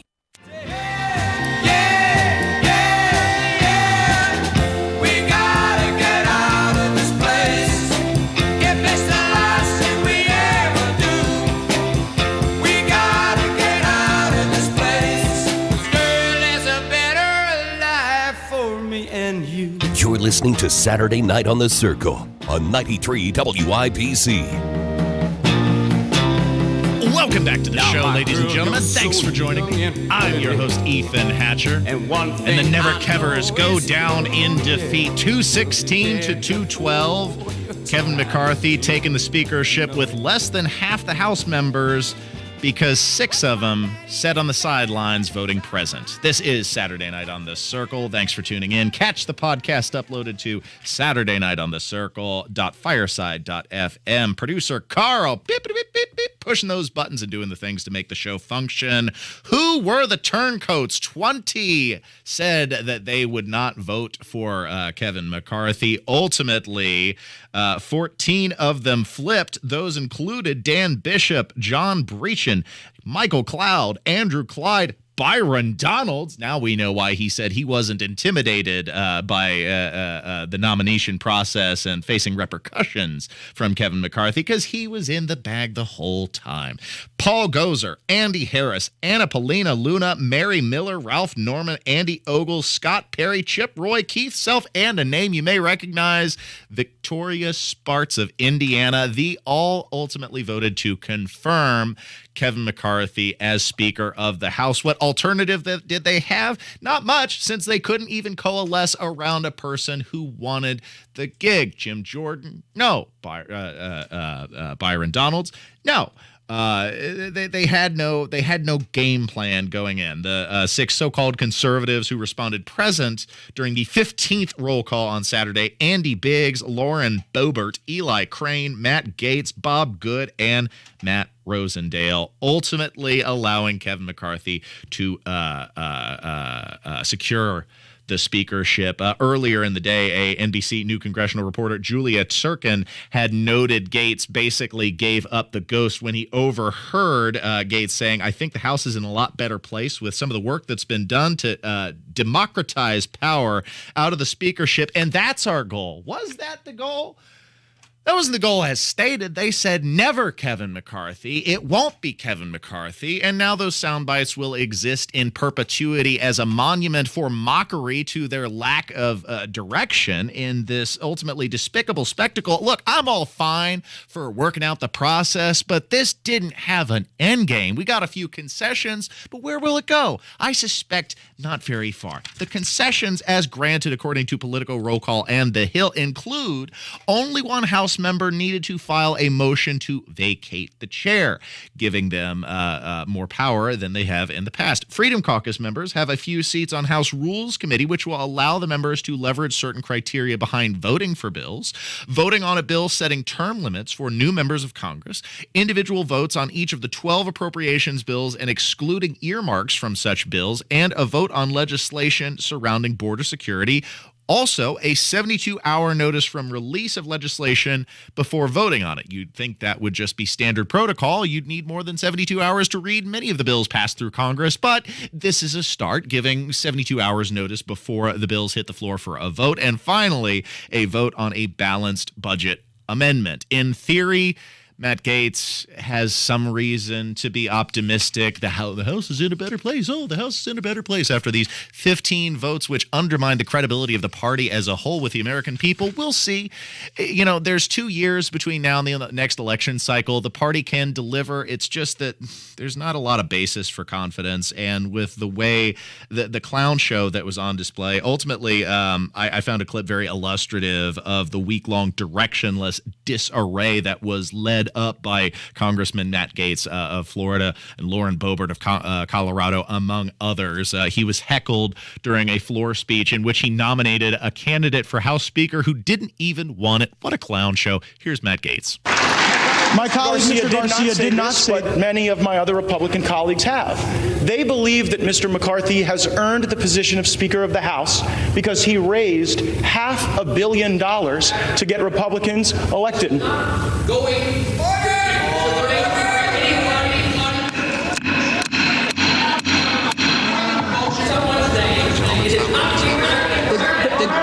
The gentleman is not recognized. Members are reminded not to engage in personalities against other members of the House. Members are reminded not to engage in personalities against other members of the House. Several believe that one earns the position of Speaker by raising enormous sums of money, and there is no doubt that the individual that was nominated by Mr. Garcia is the LeBron James of special interest fundraising in this town. There is nobody better, but I would suggest that there are qualifications for Speaker that are far more important. There are attributes that are far more important. Jim Jordan has those, and I am submitting his name for nomination at this time. Now, that's an interesting turn of phrase I'm not familiar with there, Carl. Engaging in personalities against the House members. What does that mean? Don't argue with people while they're speaking in the House. I'm not familiar with the term. It's interesting. Lawyer speak. Okay. Don't engage in personalities against the House. But okay. So it's not Matt Gaetz's fault that he was heckled in the middle of a presentation, but it is Matt Gaetz's fault that on Friday, during I think that was the 13th round, he nominated somebody for Speaker who had at that point declared he didn't want it and was voting for Speaker McCarthy. The same thing when he nominated Donald Trump, who also expressed his support for Speaker McCarthy. You don't have a game plan going in there, guy. And when you do stuff like that, it just makes it look like a stunt and not that you're serious. So maybe the House is in a stronger position. Maybe these concessions gets conservative somewhere, but I'm not instilled with a overwhelming amount of confidence, let's say, especially given the directionless disarray that was on full display, led by the malcontented so-called conservative members of the Congress. You're listening to Saturday Night on The Circle. We got a lot more to cover, including an endless array of gaffes from the Biden administration, trotting himself in front of cameras for humiliation once again. Stay tuned for the next segment in Hat Tricks with Hatcher as we go down the line with this week's montage of failure from Joe Biden himself. You don't want to miss it on 93 WIBC. When traffic's a bear, Matt Bear is a beast. On the north side, 465 East is a parking lot for Meridian. Also, we have slow traffic from 82nd Street all the way up to 860. When you need to get from here. If you're coming in from Hamilton County, it's going to be tough to there. Into bridge construction at 465 and 60. Matt Bear, mornings and afternoons. It's going to be tough getting home tonight, but you'll be binge watching Stranger Things before too long. 93 WIBC. Cashback is not available on gas in New Jersey and Wisconsin. John, what are you doing? Get in my car. Why are you walking to work? Thanks, man. It's these insanely high gas prices. They are draining my bank account. I can't afford to drive anymore. Dude, don't walk. Just do what I do, because I never pay full price for gas anymore. I use the free Upside app that pays you cash back for every gallon of gas you buy. Wait, you're telling me you get paid cash when you buy gas with the Upside app? Yes, I get real cash back every time I buy gas. Does that actually add up to anything? I'll make around $200. Wow, that's serious extra cash. I'm downloading the free Upside app now. Download the free Upside app now to earn real cash back every time you buy gas. Use promo code SMART for an extra 25 cents a gallon bonus on your first tank. That's promo code SMART. You can cash out anytime right to your bank account, to PayPal, or an e-gift card for Amazon and other brands. Just download the free Upside app and use promo code SMART for a 25 cents a gallon bonus on your first tank. That's code SMART. Hi, it's Steve Mann. Have you heard the commercials for the Mark Patrick Stop Smoking seminars? And they said only $49.99 and it could work for you. So I thought, that's not even a week's worth of smoking. So I went. And guess what? It did work for me. You know, my friends and family are still amazed. I quit smoking. I didn't have cravings, anxiety, or weight gain. Listen, I don't know how it works, but I know it works because I'm living proof, and it's 100% guaranteed. So what do you got to lose? I'll tell you what you got to lose. A very bad habit. Join Mark Patrick seminars and stop smoking without cravings, irritability, or weight gain. Only $49.99 guaranteed. Don't just cut down, but stop smoking once and for all, or your money back. Seminars are 8 p.m. on Thursday, January 19th at the Holiday Inn Express and Suites in Noblesville, or 2 p.m. on Saturday, January 21st at the Holiday Inn Indianapolis Airport. Registration is 30 minutes before the seminar. Sign up at markpatrickseminars.com. That's markpatrickseminars.com. News, I'm Mary Corsetti. President Biden heads to El Paso, Texas Sunday in his first presidential visit to the southern border. At the same time, Florida Governor Ron DeSantis is taking matters into his own hands, activating the National Guard to handle the influx of migrants in his state. DeSantis blasted President Biden for what he calls lawless immigration policies. The governor saying, I am activating the National Guard to help alleviate the strain on local resources. Fox's Charles Watson. And Russia's invasion of Ukraine continues to rage on. Fighting continued on the front lines despite Russia's claimed ceasefire for today, this holiday. And in Moscow, Russian President Vladimir Putin attended a church service all alone. Meanwhile, here in Kyiv, in another means of severing ties from Russia, crowds gathered for a historic first ever Christmas service in Ukrainian, not Russian. Fox's Alex Hogan. America is listening to Fox News. Home shows provide homeowners the deepest discounts of the year on remodeling projects. And right now, Window Nation is bringing the home show savings right into your house. 2 free windows with every 2 you buy, no limit. Plus, pay no interest for 60 months. Use their free virtual visualizer at windownation.com/home show. Upload a picture of your house and try out hundreds of options online. Get design tips from the experts and learn how Window Nation's trained installation specialists have helped over 150,000 homes with over 96% customer satisfaction rates.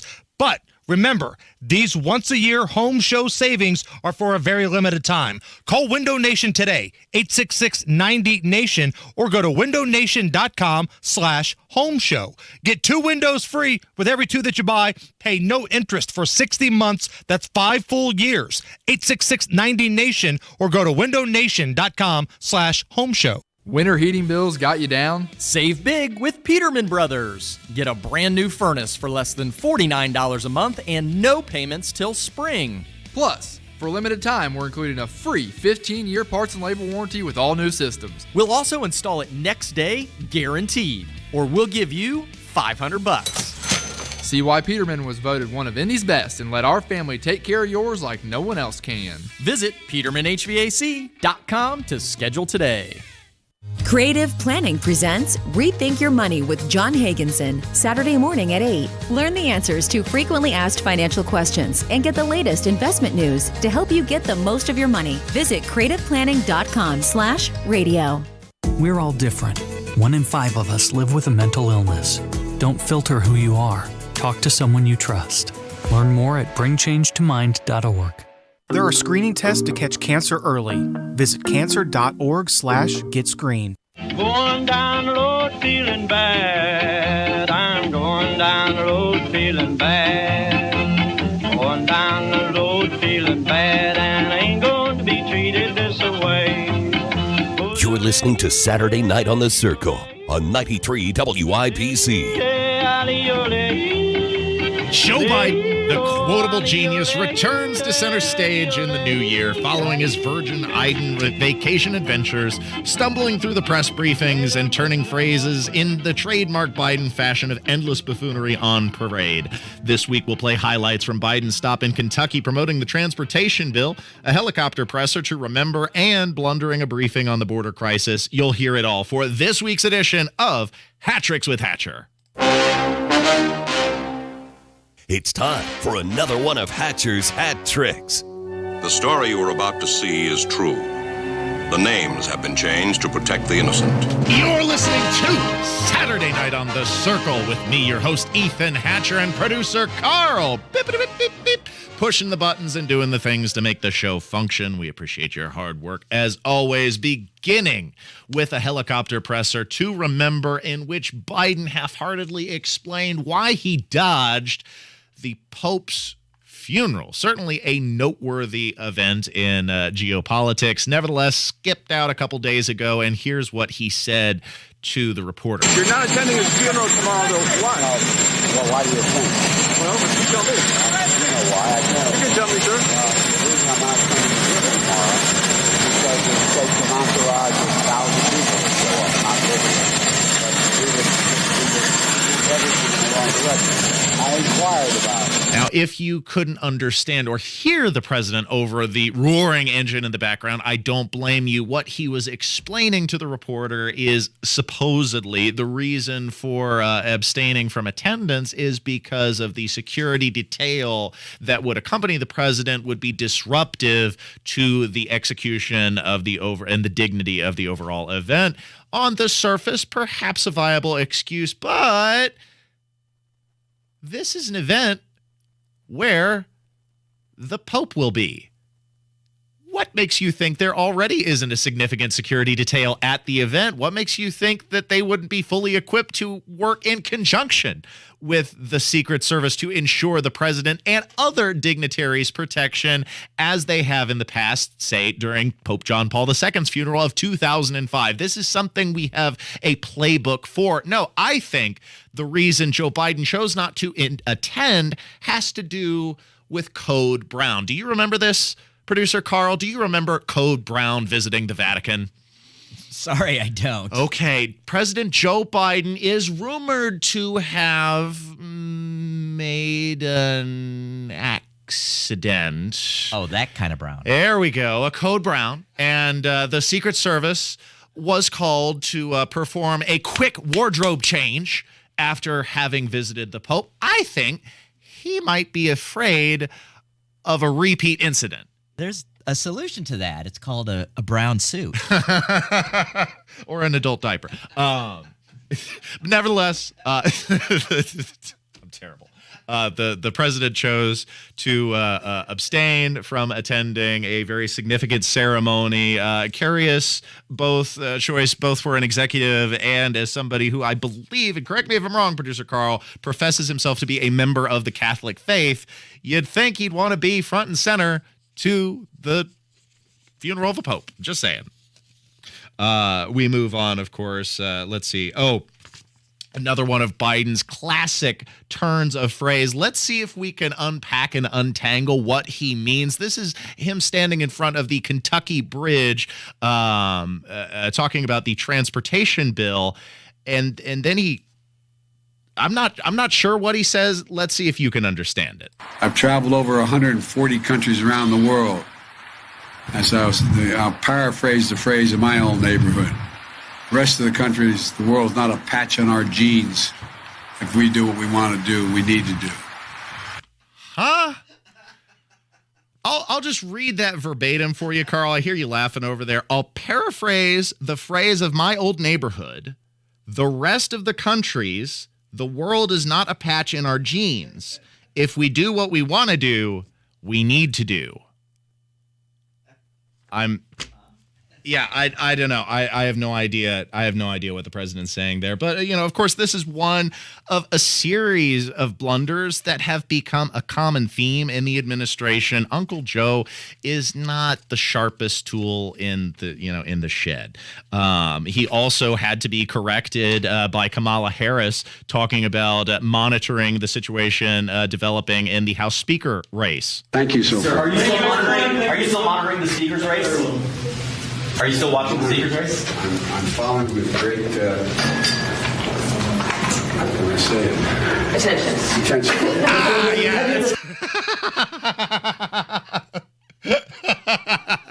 Isn't that great? Monitoring with great attention, President. Attention. That's right. Doesn't instill a lot of confidence there. I'm following with great, how can I say it? Attention.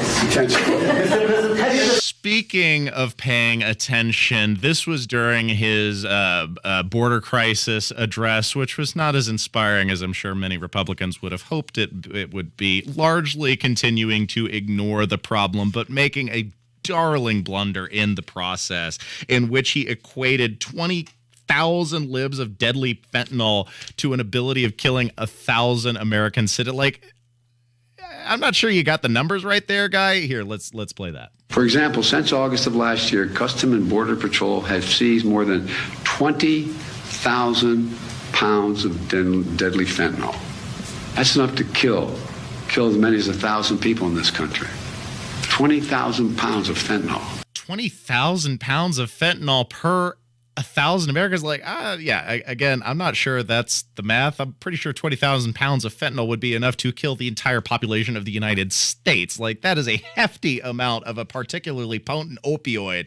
And it's just going to show that the president does not particularly pay attention to the details. Just like when he was talking about the January 6th attack and blundered the date. It's such an important event, but he doesn't even remember when it happened. What happened on July the 6th had international repercussions beyond what I think any of you can fully understand. Yeah, July the 6th. A few months off there, Mr. President. If it's such an important, monumental tragedy in the history of America, you would think it would be important enough to remember the date. It doesn't end there, however. He had a curious means of pronouncing medieval, also discussing the severity of the January 6th attack.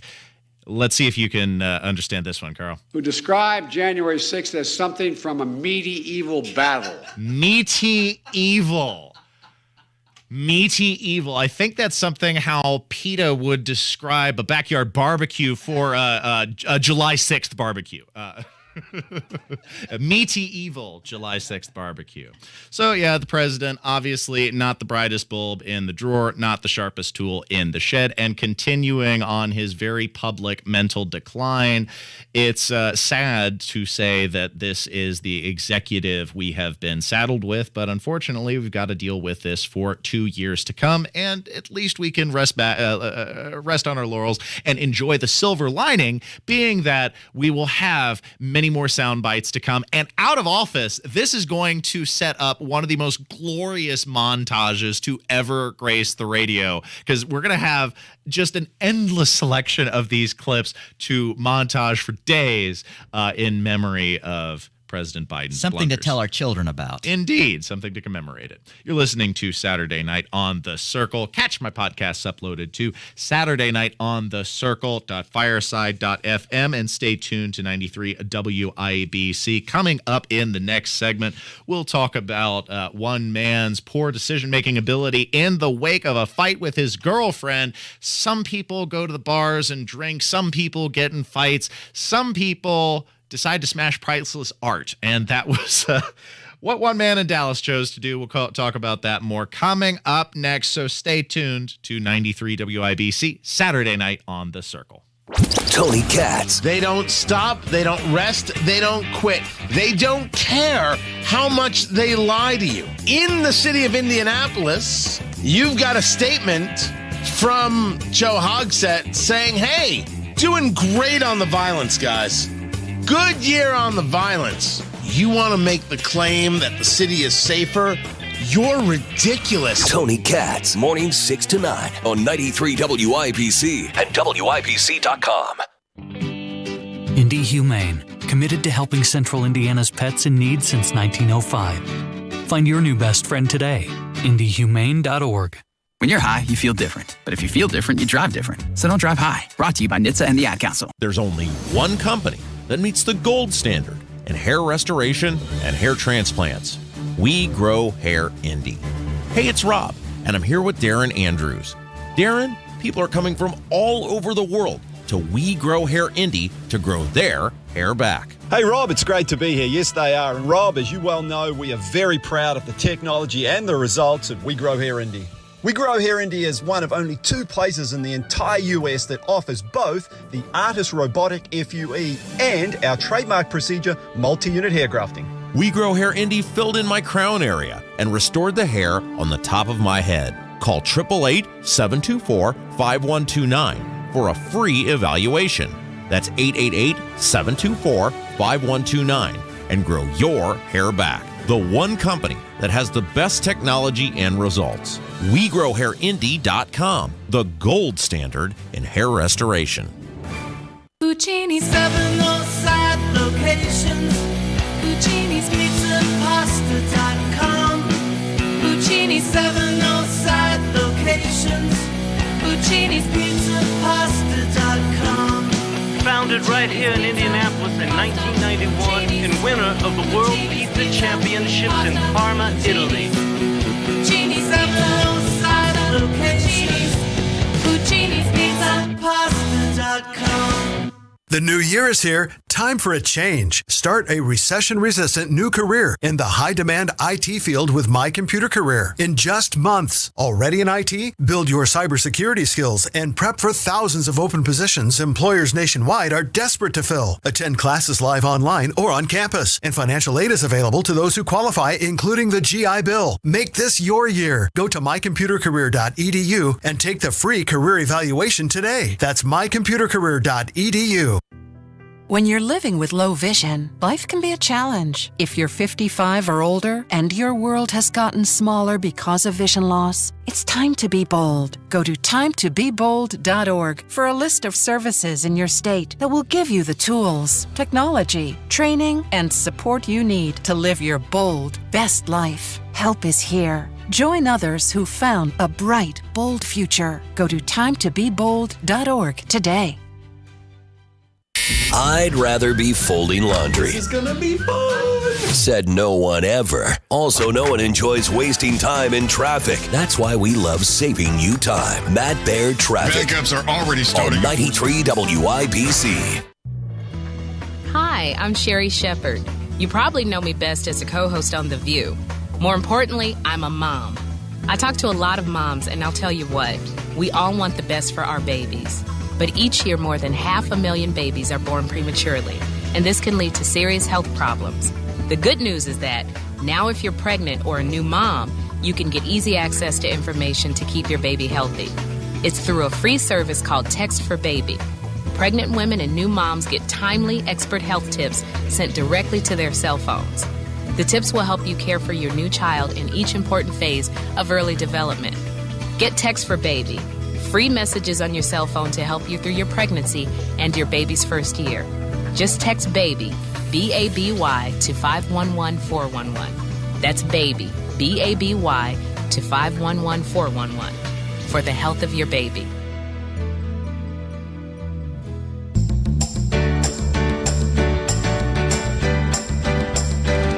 You're listening to Saturday Night on the Circle on 93 WIBC. Your love lifting me higher. Welcome back to Saturday Night on the Circle, ladies and gentlemen. It's a Nice uplifting music to round off the hour. Thanks for tuning in. Catch my podcasts uploaded to Saturday night on thecircle.fireside.fm. And thanks to the musical selection from producer Carl this evening. Pushing those buttons and doing the things. We resume, of course, with discussing the Dallas man, 21-year-old Brian Hernandez, who, in the wake of a fight with his girlfriend, broke into the art museum. Now, Carl, I understand when people are distraught. There are a variety of actions, emotions which can be expressed and explored. Some people go out drinking. Some people fall into depression. Some people are angry. Some people go out on shopping sprees to make themselves feel better. I'm not sure too many people break into the art museum to destroy Greek artifacts, but that's what Brian Hernandez did. And after the art museum alerted authorities to the break-in and potential burglary, that's not what he was after. He was just mad at his girl. Carl, this is why we can't have nice things. This is why we can't have nice things. In the museum, he broke, ancient Greek artifacts dating back to the 5th and 6th centuries BC, including a Greek bowl from the 6th century featuring vignettes of Heracles grappling with a Nemean lion, a red figure pyxis, or a cylinder container with a lid from the 5th century BCE, and a ceramic amphora from the 6th century, along with a ceramic container by a contemporary Native American artist. So now, I mean, they were insured for upwards of $1 million a piece. Some experts estimate that this was up to $5 million worth of damage. I'm just not sure what the end game was here. Authorities caught up to this guy relatively quick. I mean, I guess he just busted into the art museum, smashed the door, grabbed the nearest vase he could find, and then walked out. And then the police caught up to him shortly thereafter. Why did you do this, son? Oh, I'm just mad at my girl. You know, gonna go smash some priceless Greek artifacts. I hope the museum takes some better precaution to secure their belongings. I'm not sure they were anticipating an angry 21-year-old in the fight with his girlfriend breaking in to smash things, but I would hope that they are under a tighter lock and key than that, especially in the future. But again, this is why we can't have nice things. A range of emotions to explore, and you choose to go out and smash artifacts at the art museum. Is this girl an art major? Is she studying art history? And if I can't love you, I'm going to go destroy the thing that you love the most, which is art. I go smash up the pottery at the art museum. Like, I don't know. This is just weird. Maybe she was Greek art. Oh, there's a point. But he also smashed the Native American pot. Maybe he couldn't tell the difference. You know, she is the art major, not him. So, considering his lack of brain power, he probably doesn't know now. Yeah, there we go. Brian Hernandez of Dallas. He certainly is no art critic, or is he the worst art critic of all? That's how hostile he is. You're listening to Saturday Night on The Circle. I'm your host, Ethan Hatcher. Rounding out the hour, let's talk about, you want to talk about some nightmare parents. The people with poor decision-making ability on display here in the final segment. This is an unfortunate story coming out of Michigan following a year-long cyberbullying saga, which ultimately resulted in the arrest of the mother of the daughter who was being cyberbullied, because turns out she was the culprit the whole time. This began in early 2021, ultimately reported in December of 2021. And then in 2022, authorities discovered that it was the mother of the girl, the victim, Kendra Gale Lacari of Mount Pleasant, who was responsible for the messages. I mean, over 349 pages of text and social media correspondence which implicated her. This is something, out of this is some mommy dearest bullcrap. No wire hangers! What's wire hangers doing in this closet when I told you no wire hangers ever? Except the social media version of that, I guess. I mean, this is a mother who clearly has nothing better going on in her life than to pick on her teenage daughter, attempt to sabotage her social standing, and then also implicate other teenagers in the crime. No, that's one of the charges. Let's see if I got the charge. I'm sure I printed them off here. She's arrested with 2 counts of stalking a minor, in this case her own daughter, 2 counts of using a computer to commit a crime, and 1 count of obstruction of justice. The obstruction being because she tried to implicate using some sort of computer program to mask the signature of her computer and then frame the teenaged friends of this daughter. I mean, like, this is some serious low-life stuff. And Dad is probably not a winner either. He picked her. Well, we assume Dad is in the picture. Dad might not even be around. Like maybe Dad got out of Dodge, and rightfully so. And go to an art museum. Hide your Greek pottery. And at the time when this was all going down, when she was sending these harassing messages to her daughter, she was the girls' basketball coach at the school. Yeah, this is some weird stuff. She's been let go. She's been arrested. Ultimately, I'm sure we'll find more over the course of the trial. But just an ugly way to end your year and an ugly way to be with your daughter. It's kind of sad that so many individuals have to deal with parents that lack that element of empathy, that love, that nurturing mentality, and we kind of fear for what's going to become of the daughter in the future, because we hope that everybody is ultimately loved and nurtured, and that's what you want to be from your parents. And when you got to deal with stuff like this, it's not good. That's not cool.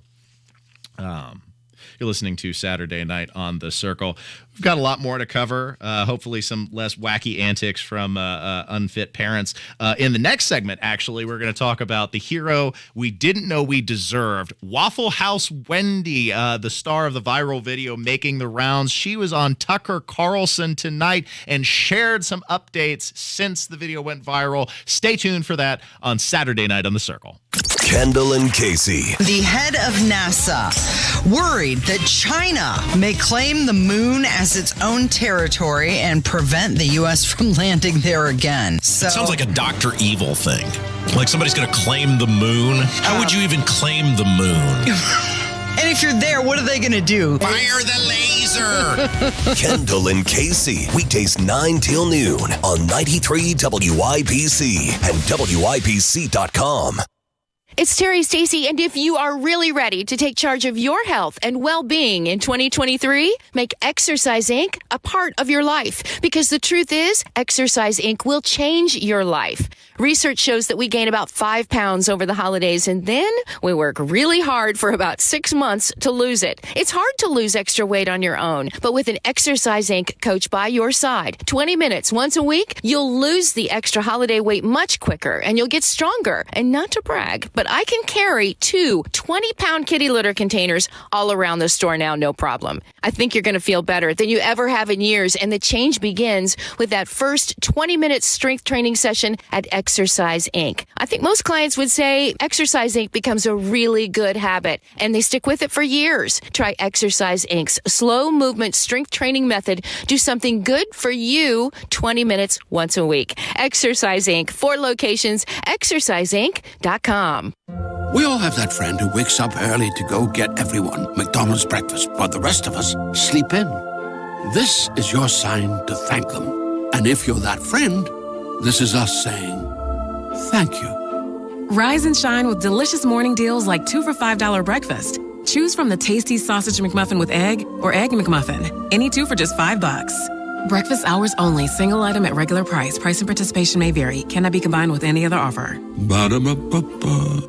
Diabetes, high blood pressure, anxiety meds, everyone's on them. If you're a 50-year-old male, maybe a bit porky, and you may even have type 2 diabetes, $1 million of term insurance may only cost you about $200 a month. Call Term Provider. Speak with Big Lou at 800-200-1966. Big Lou will find a term life policy for you even if you have type 2 diabetes, are overweight, or have high blood pressure. Term Provider has helped thousands of people like you who think they can't afford term life insurance. To buy $1 million of affordable term life for you, all you need to do is call Big Lou at 800-200-1966. Lou will make sure the scales are tipped in your favor. Call 800-200-1966. Big Lou will answer your call and work to fit you into a term life policy that you can afford. Remember, Big Lou's like you. He's on meds, too. Call 800-200-1966. 800-200-1966.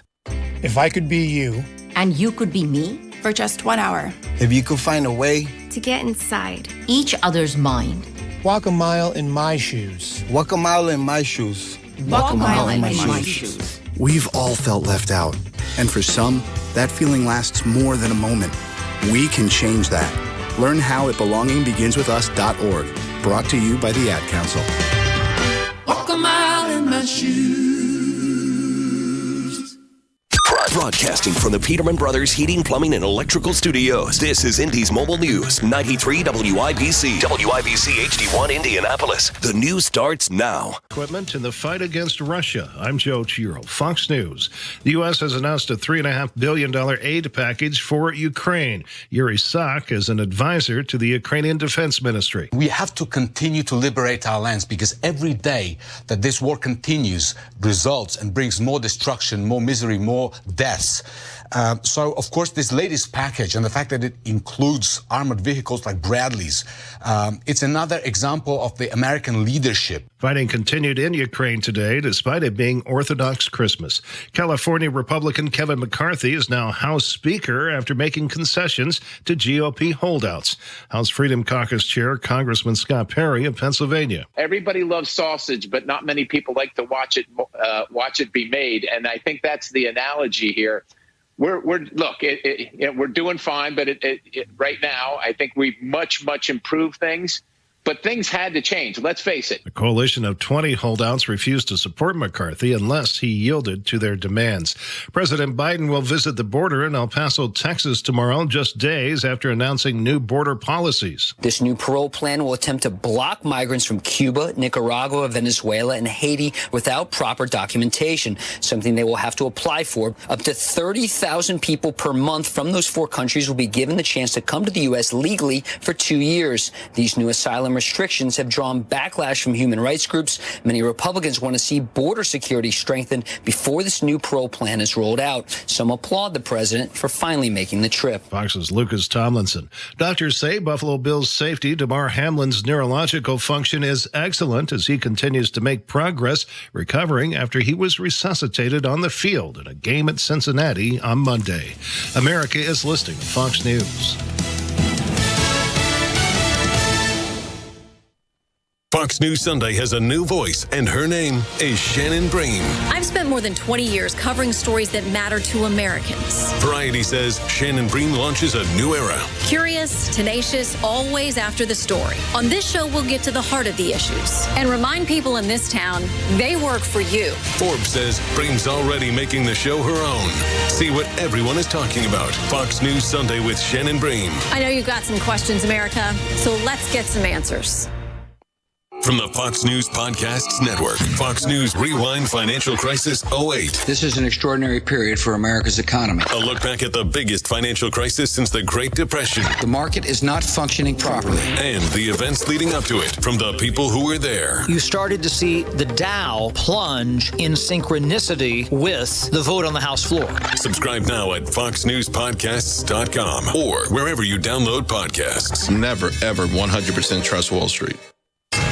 93 WIBC Mobile News. On the level, on the go. Looking into 2 deaths, cloudy overnight, headed into a possibly rainy or snowy Sunday. I'm Sasha Nixon. Here's what's trending this hour.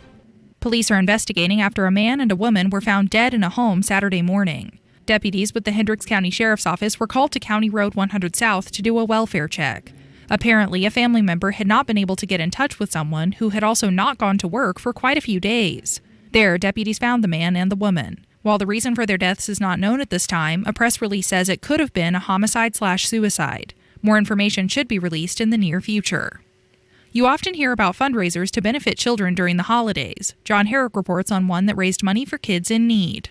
The biggest fundraiser for the Junior League of Indianapolis every year is the Holiday Mart. It happens every November at the Indiana State Fairgrounds. The league says they raised more than $140,000 through Holiday Mart. That money will support Central Indiana children who are in foster and kinship care. Stephanie Flitner is the league's president. And I anticipate that Holiday Mart will continue to grow. It's going to raise more money and even better vendors and more attendees as we come back here post-pandemic. She says lots of local sponsors and businesses took part, and more than 6,000 shoppers attended. John Herrick, 93 WIBC Mobile News.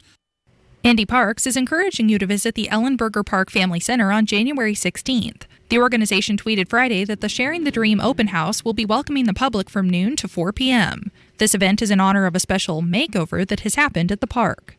On the Level, on the go, and on WIBC.com. Now here's the forecast from the American Standard Heating Weather Center. For tonight, clouds increase, isolated chance at a wintry mix in the early morning hours, low temperature in the upper 20s. Tomorrow, cloudy with another spotty chance at rain or snow, high temperature in the upper 30s. I'm Wish TV Storm Track 8 meteorologist Ryan Morse for 93 WIBC. Join Mark Patrick Seminars and lose the weight guaranteed, only $49.99. Also, stop smoking with Mark Patrick. This hypnosis is designed to destroy your desire to smoke without cravings, irritability, weight gain, or your money back. Seminars Thursday, January 19th at the Holiday Inn Express and Suites in Noblesville. Weight loss 5:30 p.m. Stop smoking 8 p.m. And Saturday, January 21st at the Holiday Inn Indianapolis Airport. Weight loss 11 a.m. Stop smoking 2 p.m. Register at markpatrickseminars.com. A stroke can be easy to detect. A loved one can't speak. Perhaps they can't move. But there's another sign of a stroke that many of us can't see. It's called spatial neglect, and it can occur during or after a stroke, causing distorted visual movements. Fortunately, there's a solution by using optical prism technology during rehabilitation. If you or a loved one have experienced a stroke, ask your doctor about spatial neglect. Spatial neglect.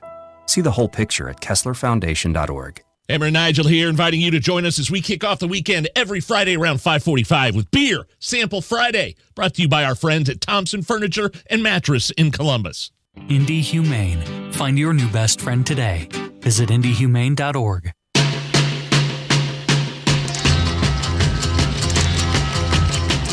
I see a red door and I want it painted black. You're listening to Saturday Night on the Circle on 93 WIBC. Welcome back to Saturday Night on the Circle, where in this segment we honor the service industry hero we didn't know we needed.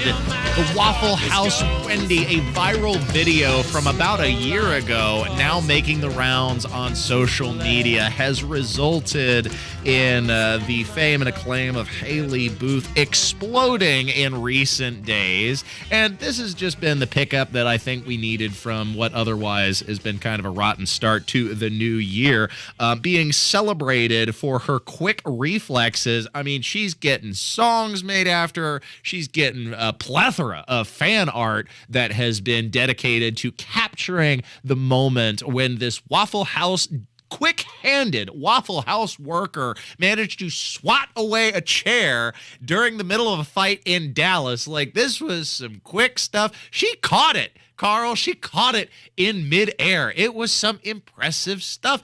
Waffle House Wendy, Haley here, is not taking any guff. And I suspect she's had to deal with it before. She was invited onto Fox News on the Tucker Carlson program, really hitting on the stories that you need to know about. I mean, heck, I appreciated this. Bringing Waffle House Wendy onto the show to tell her side of the story. And you'll kind of hear how she attempts to be modest, but she's had to handle this before. So even by the standards of Waffle House brawls, this got a little zany. At one point, someone threw a chair at a Waffle House employee, and here's the amazing thing.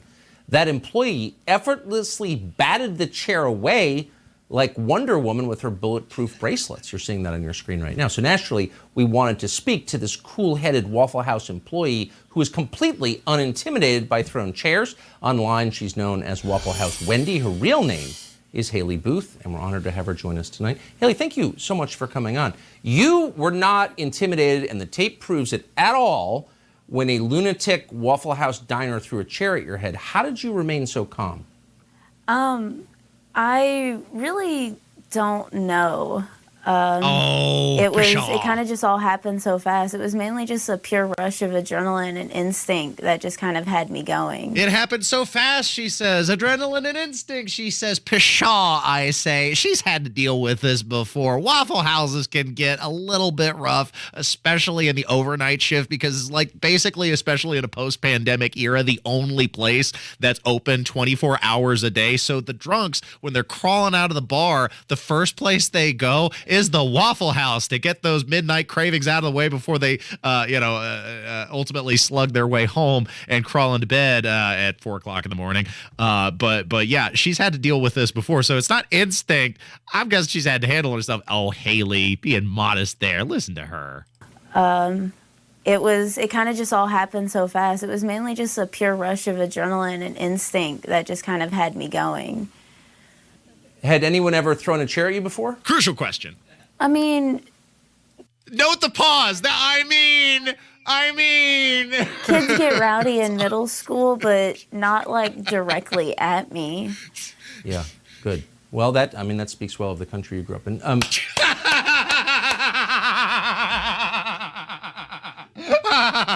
Oh, I love the drop at the end. Well, that speaks good of the country you grew up in. They threw the chair. They weren't throwing it directly at you, except the Waffle House. But yeah, she has been celebrated and celebrated by the public for her quick thinking.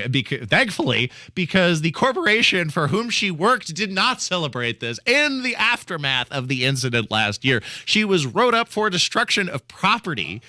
Yeah, Carl's sighing exasperatedly, as well he should, because in the kerfluffle, I guess she smashed a sugar dispenser. It's not her fault. She's getting a chair thrown at her, and they wrote her up for it. So her head should get smashed, not... Not the sugar dispenser. No. So says Waffle House corporate. Boo, boo! I say. And afterwards, I guess she moved. She was getting a little bit serious in a relationship. That's what she said during the interview. And so she left the Waffle House, later returning to another location, only to discover that she had been blacklisted by the company. Not allowed to work at the Waffle House after you have been the star of a viral video. I mean, again, it's kind of obnoxious, but I can almost sort of see where the company is coming from, because at that point, with that level of notoriety, you've almost got a target on your back. And remember what I said about the overnight shift at the Waffle House? You got a bunch of rowdy drunks who know there's an internet celebrity at the local Waffle House. They're probably going to go there to start trouble. Unfortunately, just because this is the society that we live in, the same kind of society in which angry boyfriends, angry with their girlfriend, break into art museums and smash priceless work of 5th century Greek art.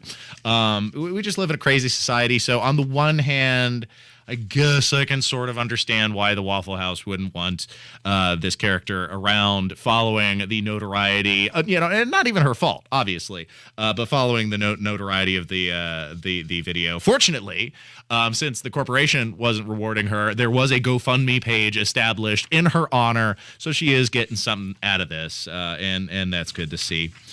Let's see what else we got going on in the news. Oh, yeah. Stock soaring on Friday after slowing wage growth and a downbeat report, nevertheless led to a bad news is good news rally because jobs expanded in the service sector. I don't know. I don't understand the Wall Street. I don't understand the way speculators interpret that sort of news, but they are betting that the Federal Reserve will raise rates by only 0.25 point next month. Also hoping that the economy could wind up having a soft landing with either a short and brief recession or no recession at all, as had been predicted in 2023. We're heading into with what most economists expect at least a shallow recession as a result of Fed policy tightening aimed at tamping down inflation, stunting economic growth. But we will see. Also, this was a story I thought was interesting. The AFC game, I'm sorry if I'm having trouble breaking this down, because sports, if you followed this show, isn't necessarily my thing. But following the football player who had the cardiac arrest on the field and that game being canceled, the NFL was going to move, I guess, this AFL game potentially to Indianapolis. I'm sorry, not AFL, AFC. Excuse me, championship game later this January, and potentially to Indianapolis as a neutral party. But Indianapolis had to decline because Lucas Oil Stadium is already booked. I guess, yeah, I know. I guess that's a good thing because they are currently hosting the National Volleyball Tournament by Capital Sports Center called the Central Zone Invitational, expected to draw as many as 30,000 people downtown. Never heard of such a volleyball exhibition making its way to Indianapolis, but evidently this is a reoccurring thing, and Indianapolis expects to book out all 7,000 rooms in the city and surrounding area. Yeah, so that's a big deal and big moneymaker for the convention center. Unfortunately, Indianapolis officials tried to make efforts to accommodate both games, but with all of the hotel rooms booked and the engagement already previously on the slate, it just seems like it wasn't meant to be, which is a shame because we could use some of that sweet NFL money, especially given the levels of taxpayer investment that went into the construction of that monumental behemoth that is Lucas Oil Stadium. I mean, let's at least get some NFL usage out of the thing, but alas, not meant to be. Finally, this is another interesting football-related story. North Carolina State football play-by-play announcer Gary Hahn suspended indefinitely last Friday after he commented on illegal aliens while updating fans on the score of the Sun Bowl. For those of you in the broadcasting industry, this is illustrative of how quick your fates can change, often flipping on a dime with a careless remark. This is what he dropped during the color commentary, score update of the game. Such a small aside with such severe repercussions. It's the Sun Bowl. And amongst all the illegal aliens down in El Paso, it's UCLA 14 and Pittsburgh 6. That's with 11:15 to go in the second quarter. Let's go to the sidelines. Tony Haynes. Well, NC State, not a lot of depth in the secondary.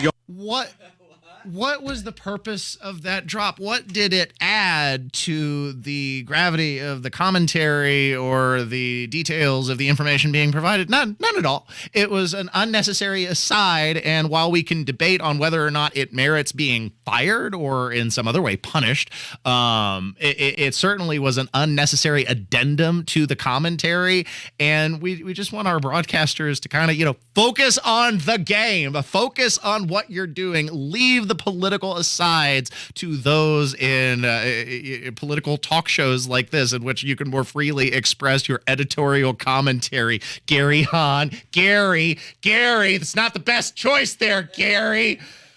And now suffering the consequences of his short-sightedness. You always got to maintain situational awareness, and it's easy to get carried away when you're in free-flowing thought. But that is such curious aside, and then now resulting in his indefinite suspension, i.e., termination from Learfield following the incident. Not good stuff. He may be able to get a job at the Waffle House, though. Oh, that's true. It's true. They are hiring, and they haven't blacklisted him.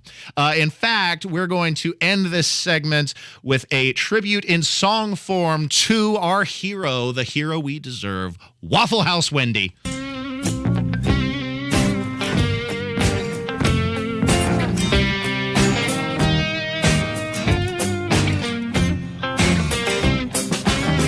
Waffle House Wendy, she fight like a Valkyrie, queen of the night shift. She won't take no shit when they're jacking their jaw.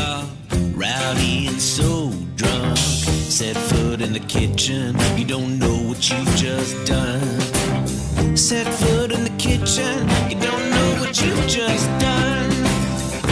Waffle House Wendy, she blocked the chair so clean, they couldn't let her be. So she said, come at me, come at me. Waffle House Wendy has a GoFundMe. When traffic's a bear,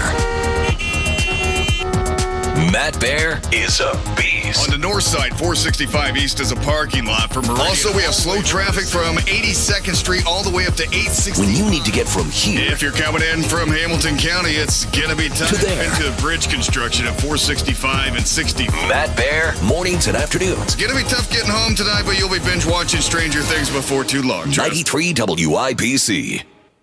Do you have 3 ex-wives and your current trophy wife wants a life insurance policy 3 times the size of the policies you had to purchase for your previous mistakes?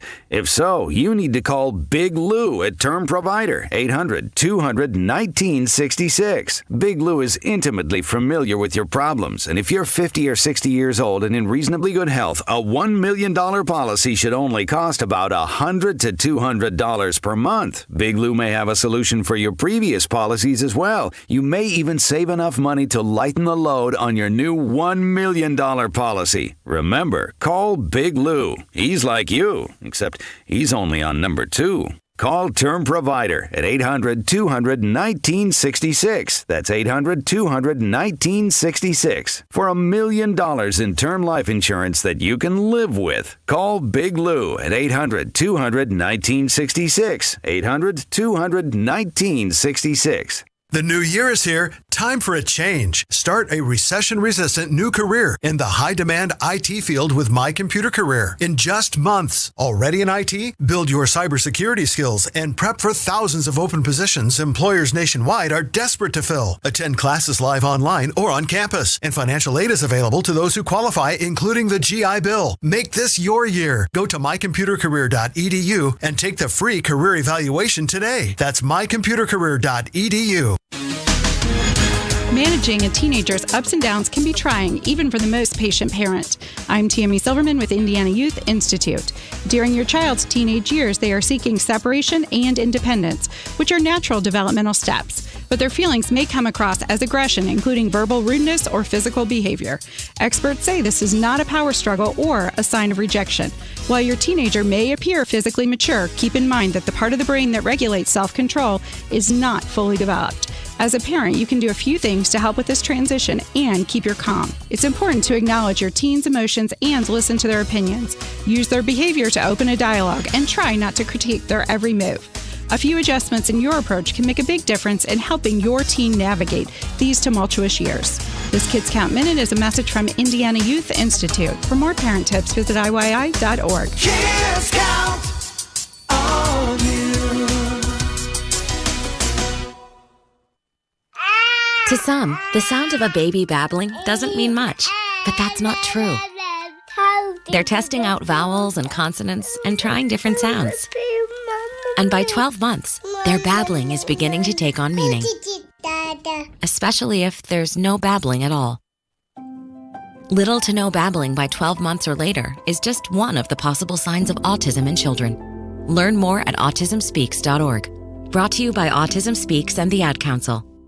You're not too cool for me. And in return, I reciprocate that sentiment. I'll never be too cool for you. I was a man with a plan, but now I'm a dad with a decree, and you can't take that from me. Please let it be noted that I told my job they can dock my pay. Right now, it's just too important to take you to school every day. I want to be legendary for you. I want you to puff out your chest when you go to school, the same way I do. I walk taller because of you, because I found everything to live for. That's dedication. Visit fatherhood.gov to hear more. Brought to you by the U.S. Department of Health and Human Services and the Ad Council. Up to 100 times more potent than morphine, the tiniest amount of illegal fentanyl is all it takes to cause an overdose. Learn more at cdc.gov/overdose. The Indianapolis Public Library.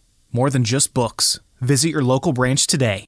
1, 2, 3, 4, 5, 6, 7, 8. The old bamboo, the old bamboo. You better never bother with the old bamboo. You can have the apple, the bamboo shoe, but you better never bother with the old bamboo. You're listening to Saturday Night on the Circle on 93 WIBC. You use a sturdy pole. Welcome back to Saturday Night on the Circle, where the administration is attempting to pull the old switcheroo in front of you, but you're not going to be fooled. Blaming Republicans for the deterioration on the border. I know, silly, but that's what KJP tried to pull on us all. Thanks for listening. I'm your host, Ethan Hatcher, producer Carl on the board, and you can catch my podcasts uploaded to SaturdayNightOnTheCircle.fireside.fm. Yes, your ears did not deceive you. The Democrats, in addressing so-called the border crisis this week, they attempted to shift blame, pulling the old switcheroo and blaming Republicans for the deteriorating conditions on the border, saying that it was the Trump administrations and Republicans in Congress who have made the situation worse, despite the fact that it's the Biden administration who's reversed many of the Trump administration policies, which led to lower numbers of illegal crossings and actively oppose such things like Title 42. Here's what KJP said. So first of all, it is a top priority. I mean, the president put forth a comprehensive immigration reform on day one. So him doing that first day of office, the first day that he walked into the administration and sat behind the Resolute desk, clearly states that this is a priority for him and will continue to be so. And look, we will continue to call on Congress to act. That will not stop. And look, I also want to just put this in a broader context here. The president inherited a mess because of what the last administration did. We inherited a mess. And, Republicans in Congress made it worse by blocking comprehensive immigration reform. And so what you're seeing from this president is he's acting. He's acting to protect, to continue to protect the border, secure the border, and also deal with irregular migration. This is the press secretary acting like a sixth grader. This is the press secretary, dare I say, acting like Pee Wee Herman, advancing the most asinine and elementary of arguments. You're crazy. I know you are, but what am I? You're a nerd. I know you are, but what am I? You're an idiot. I know you are, but what am I? I know you are, but what am I? I know you are, but what am I? I know you are, but what am I? I know you are, but what am I? I know you are, but what am I? Infinity. That's what the press secretary said when she's attempting to gaslight you into believing Republicans are responsible for the deteriorating conditions at the border, when it's the administration, which up to now has largely ignored the issue, often sidestepping it for other administration agenda items. I guess something in the polling, something in the tea leaves must have told old Biden, better get into gear and start focusing on the administration in advance of the 2024 election cycle. But nevertheless, attempting to pull the old switcheroo and blame Republicans is elementary, clownish, cartoonish, sixth grader logic at best.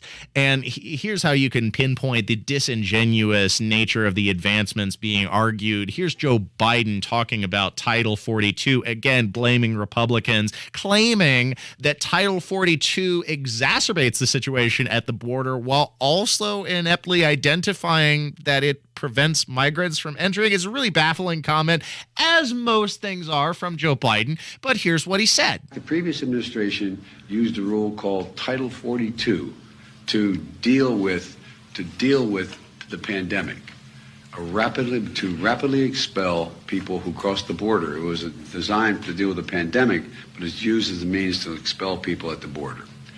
People turned away under Title 42. And they're not barred from trying to come back. They've been turned away. They go back. They try again. Well, they can and they do try to re-enter the United States again and again, which makes the problem at the border even worse. So I guess the Biden administration is just, as a solution, is just to let them in. Like, what's Joe Biden trying to point out here? He's saying Title 42 doesn't work, and yet he's identifying that illegal immigrants are being turned away at the border as a result of the policy. In fact, some of them multiple times, wouldn't that indicate that it's working? I'm not sure that the president follows his own train of thought. I'm not sure the administration even cares at this point, to be honest with you, especially given the disingenuous nature of the arguments that they're attempting to advance, blaming Republicans for the situation at the border, saying that Title 42 is exacerbating the situation, while also admitting that they're turning away illegal immigrants because of it. I mean, here's the facts. According to the U.S. Customs and Border Protection's figures, over 1 million migrants encountered at the U.S.-Mexico border during the fiscal year of 2022 were expelled under Title 42, accounting for 40% of immigrants that Border Patrol encountered during this period, as over 2.2 million people attempted to cross the border, up from 1.7 million encounters in fiscal year 2021, up as it has been since the Biden administration took office, because they're encouraging these illegal crossings, both with their policy decisions, with their enforcement decisions, and with their words, offering to expedite the amnesty or the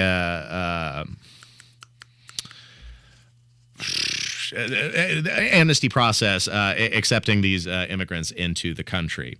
Joe Biden also poo-pooing the notion that these immigrants at all decide to seek illegal crossings, they dismissing the notion out of hand this way. You heard me say it before, it's not like people are sitting around a table and somewhere in Central America and say, I got a great idea. Let's sell everything we have. Let's give it to a coyote, a smuggler. They'll take us on a harrowing journey for thousands of miles to get to the United States. Then we're going to legally cross the border. They're going to drop us in the desert, and we're faced where we don't speak the language. Won't that be fun? I know it's presented somewhat simplistically, but yes, Mr. President, that is in fact what some of these immigrants are choosing to do based on your policy decisions. When the United States is busing these immigrants and dropping them off deep inside U.S. territory after crossing the border, handing them court papers to show up for immigration court, and then knowing that they never will, you're encouraging this mass flouting of immigration law. It's a natural progression of the policies that this administration is pursuing. Finally, again, rounding things off with Karine Jean-Pierre, gaslighting you, lying about the priorities of the administration, saying that this has been their top priority the whole darn time. I will go back to what I have said and what the president has said, I think very passionately yesterday and very precisely, which is that we are doing everything that we can to secure the border and to deal with irregular migration. That is a priority for this administration since day one.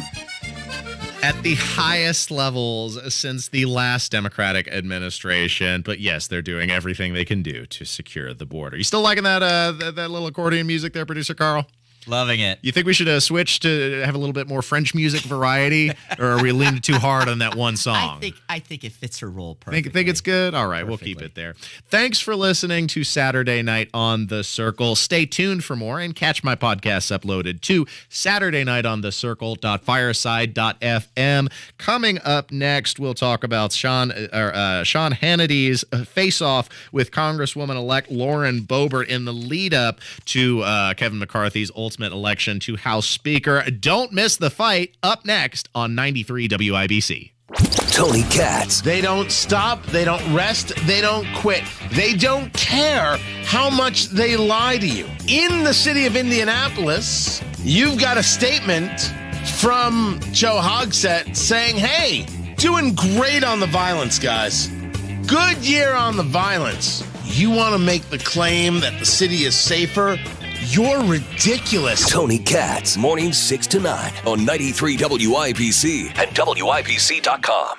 Hi, this is Denny Smith. Over 17 years ago, I was aging in a way that was starting to scare me. I was eating too much and exercising too little, and I just didn't have time to commit to 3 hours a week in the gym. I'd heard about Exercise Inc. and their 20-minute-a-week workouts, but I just didn't believe it was possible to do any good. I was wrong, and I'm living proof. I used to be flabby and out of shape, but I'm not anymore because this regimen works. It's individualized and it's direct. And by golly, it feels great not to be aging the way I see others aging. I really am in the best shape of my life. My weight is under control. I feel strong and I feel healthy. And listen, this is no kidding. It is hard work, but it's only 20 minutes a week. 17 years and counting, and you can do this too. And more importantly, you should do this. Pick up the phone and make the call for the free evaluation. 317-750-2219.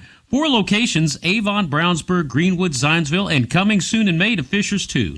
317-750-2219 or go to exerciseinc.com.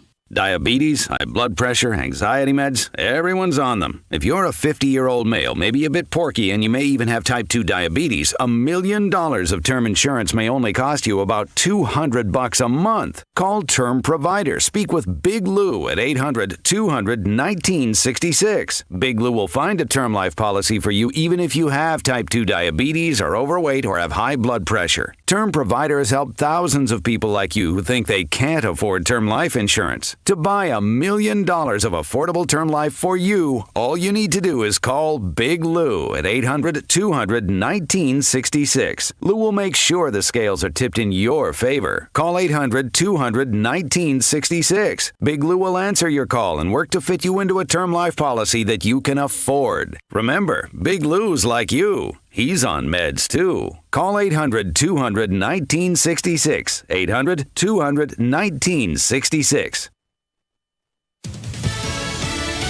News, I'm Mary Corsetti. California Republican Kevin McCarthy won Speaker of the House in the 15th round of voting. McCarthy agreed to some spending cuts, 3 seats on the Rules Committee for House Freedom Caucus members, and the ability for members to more easily oust McCarthy if they don't like the job he's doing. Fox's Alexandria Hoff and lawyers representing former President Trump are arguing that a fraud lawsuit against him and his company is all political, but a New York State judge isn't letting that excuse fly. The lawyers were seeking dismissal of a $250 million lawsuit brought by New York Attorney General Letitia James, who says the Trump organization misled banks about the value of certain properties. State Judge Arthur Engoron denied their motion and said the Trump attorneys should have known better than to recycle frivolous, meritless arguments, that the lawsuit is part of a politically motivated witch hunt. Fox's Roger Stern. America is listening to Fox News. Hey, it's Rob. After years of struggling with thinning hair, I was ready to grow my hair back. That's why I went to We Grow Hair Indie. Here's Darren Andrews to tell you more. For over 20 years, we've been restoring hair for men and women with every type of hair loss and every ethnicity. No matter the reason for your hair loss, we're here to help. And our friend Rajiv Ram, 2-time Olympian and tennis professional, can attest to this. I wanted more hair, and they have the best technology there is for it.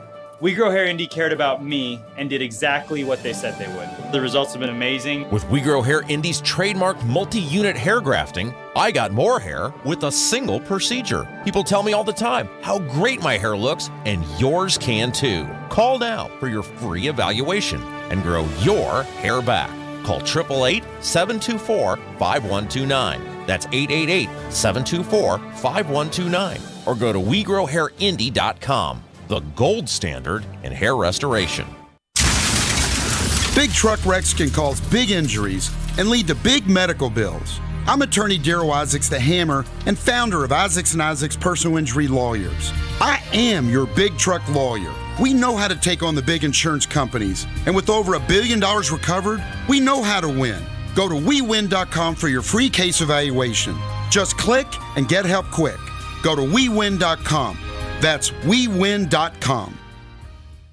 So I have a mouse. No big deal. Actually, mice contaminate food and spread disease. Bed bugs? In my suitcase? No, our hotel was spotless. Actually, bed bugs like any place there's people and cause itchy red welts. So I saw a cockroach. Okay, 3. It's no emergency. Actually, cockroaches can trigger asthma and spread disease. Household pests are a health threat. Learn how to protect your family at pestworld.org. A public service message from the National Pest Management Association and the CDC.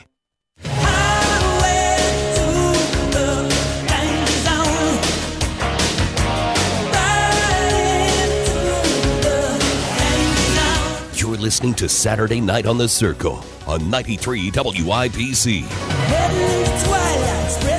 Welcome back to Saturday Night on the Circle.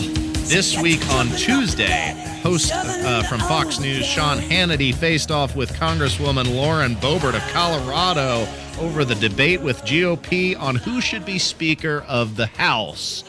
It's Saturday. We know how that argument turned out. The Never-Kevers went down in flames, much to their own disgrace. And this clip is illustrative, like one of the clips we played earlier, of the disarray the Conservative Freedom Caucus found itself in this debate. You're listening to Saturday Night on The Circle. I'm your host, Ethan Hatcher. Producer Carl, beep, beep, beep, beep, beep, pushing those buttons and doing the things necessary to make the show function. Okay, I'm fine with opposition to Speaker Kevin McCarthy. I thought that was great. He is an establishmentarian all the way, certainly going to be leading government spending contrary to the promises as outlined. We know how this is ultimately going to go down. So I'm fine with the opposition, but only if it is coalesced and organized, if there is a direction and a point. But these conservative members of Congress couldn't even coalesce around a leader. They couldn't identify, they couldn't pick who they wanted for the job. Ultimately shifting between Donald Trump, Jim Jordan, Byron Donalds, none of whom wanted the position. Byron Donalds ultimately caving, supporting Kevin McCarthy. Jim Jordan never wanted the gig, always supported Kevin McCarthy. Donald Trump also supported Kevin McCarthy. Any of these random names assembled by the Freedom Caucus ultimately didn't want the position, so it just sends the signal that your movement is disorganized when you can't even pick a leader. And that's the point that Sean Hannity was attempting to make on Fox News, getting the Congresswoman to just make a selection, which ultimately seemed to be impossible to do. For the motion to vacate. So my question is this. Nancy Pelosi's You haven't answered my question. So if you have... You cannot demand more responsibility. Yesterday you supported and Jordan. Want less Today you're supporting Sean. Donald. That's not the way this works. We need a check and a balance on the third in line. Who to is the your presidency. Let's have a final answer. Who do you want to be Speaker of the House? Maybe that's for the conference to decide. We need to come together. Who do you want? I'm asking who you want. What does it look like life after Kevin? We need to find somebody who can actually unify the Republican Party. I have offered plenty of things. Let some other folks start offering other alternatives. There are 203 people, and you have 20. I respect the 20 of you. I respect all of you. But I'm asking you, based on your own words, you as well. Who is your final? Let's have a final answer. Who do you want? Who will you only support to be Speaker? It's not that hard.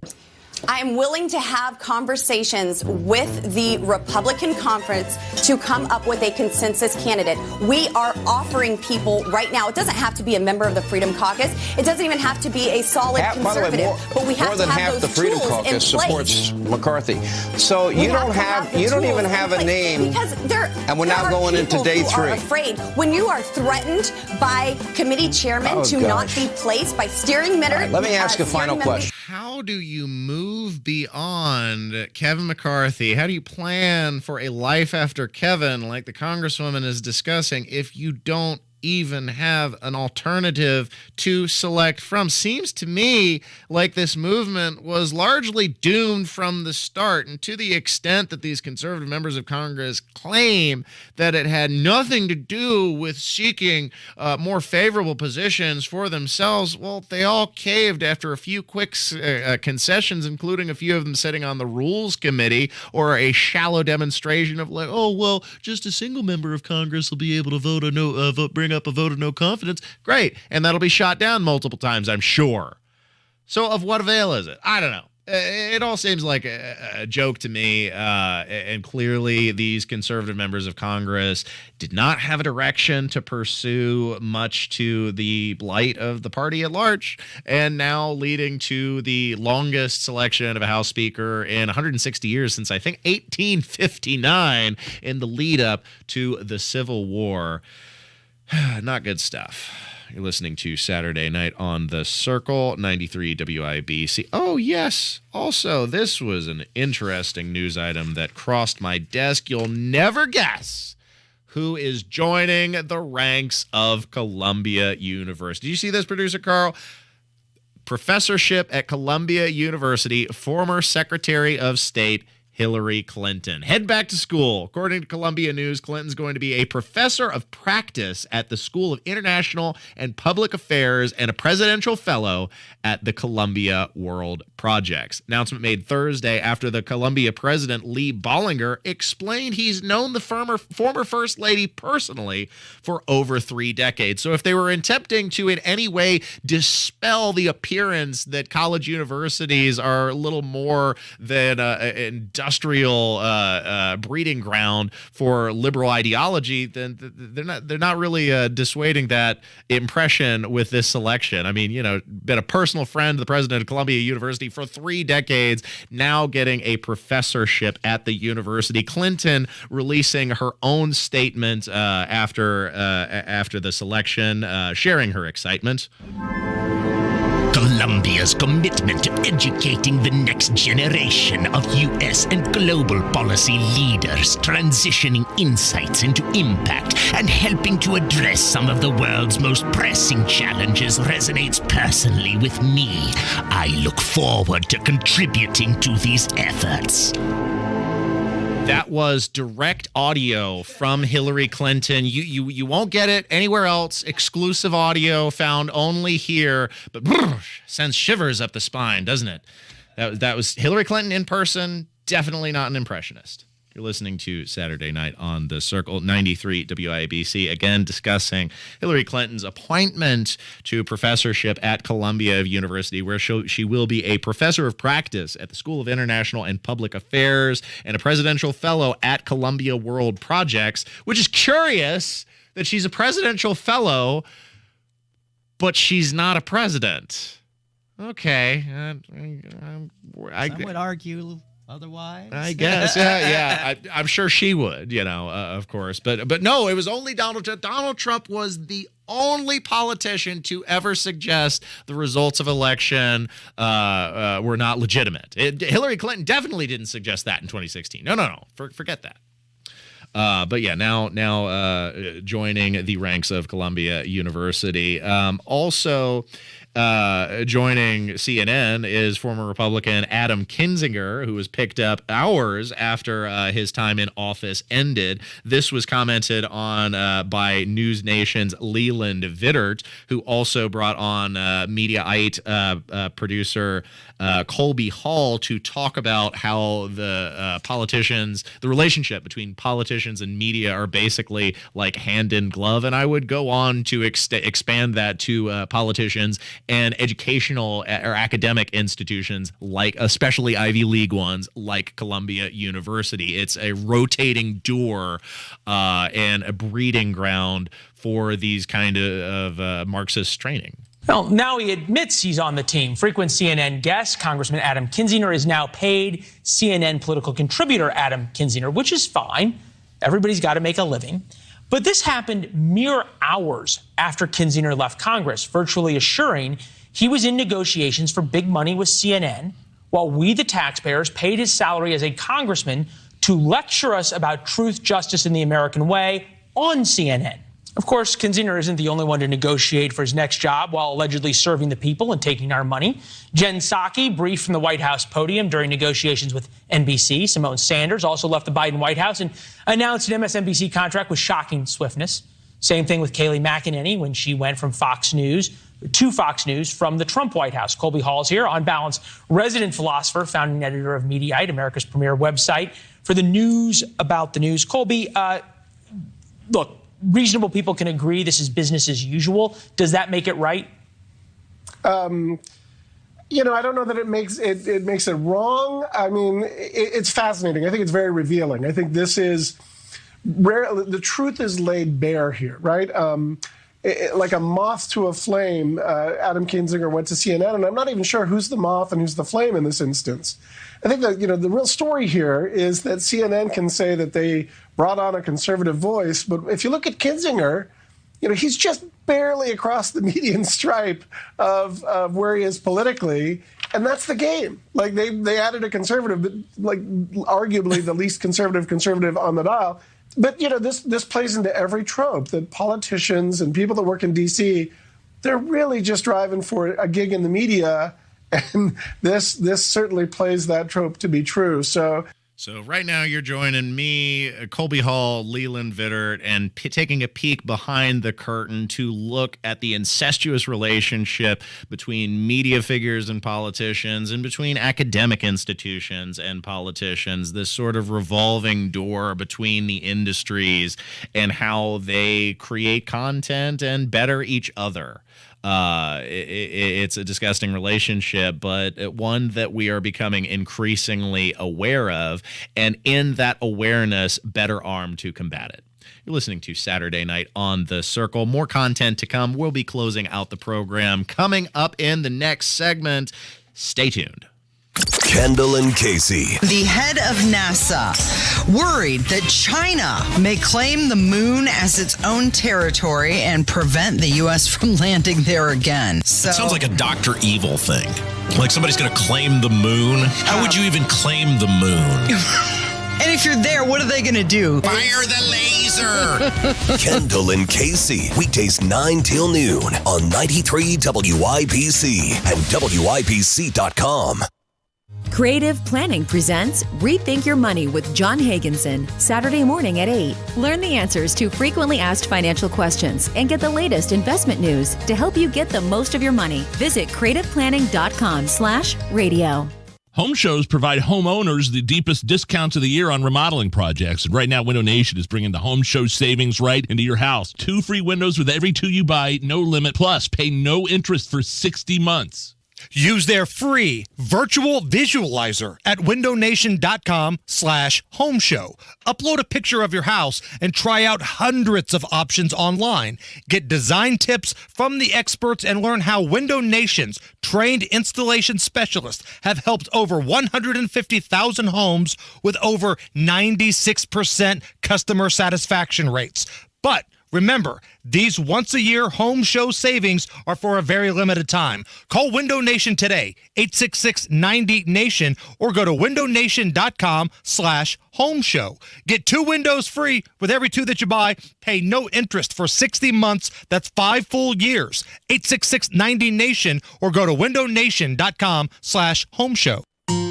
Nobody cares for you like family. Family Heating and Air.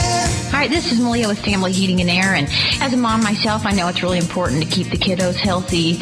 Air quality, humidity, those are super big issues on my concern list. If you share any of these concerns, give family a call, 317-577-8077. Family Heating and Air is your trusted local independent American Standard heating and air conditioning dealer.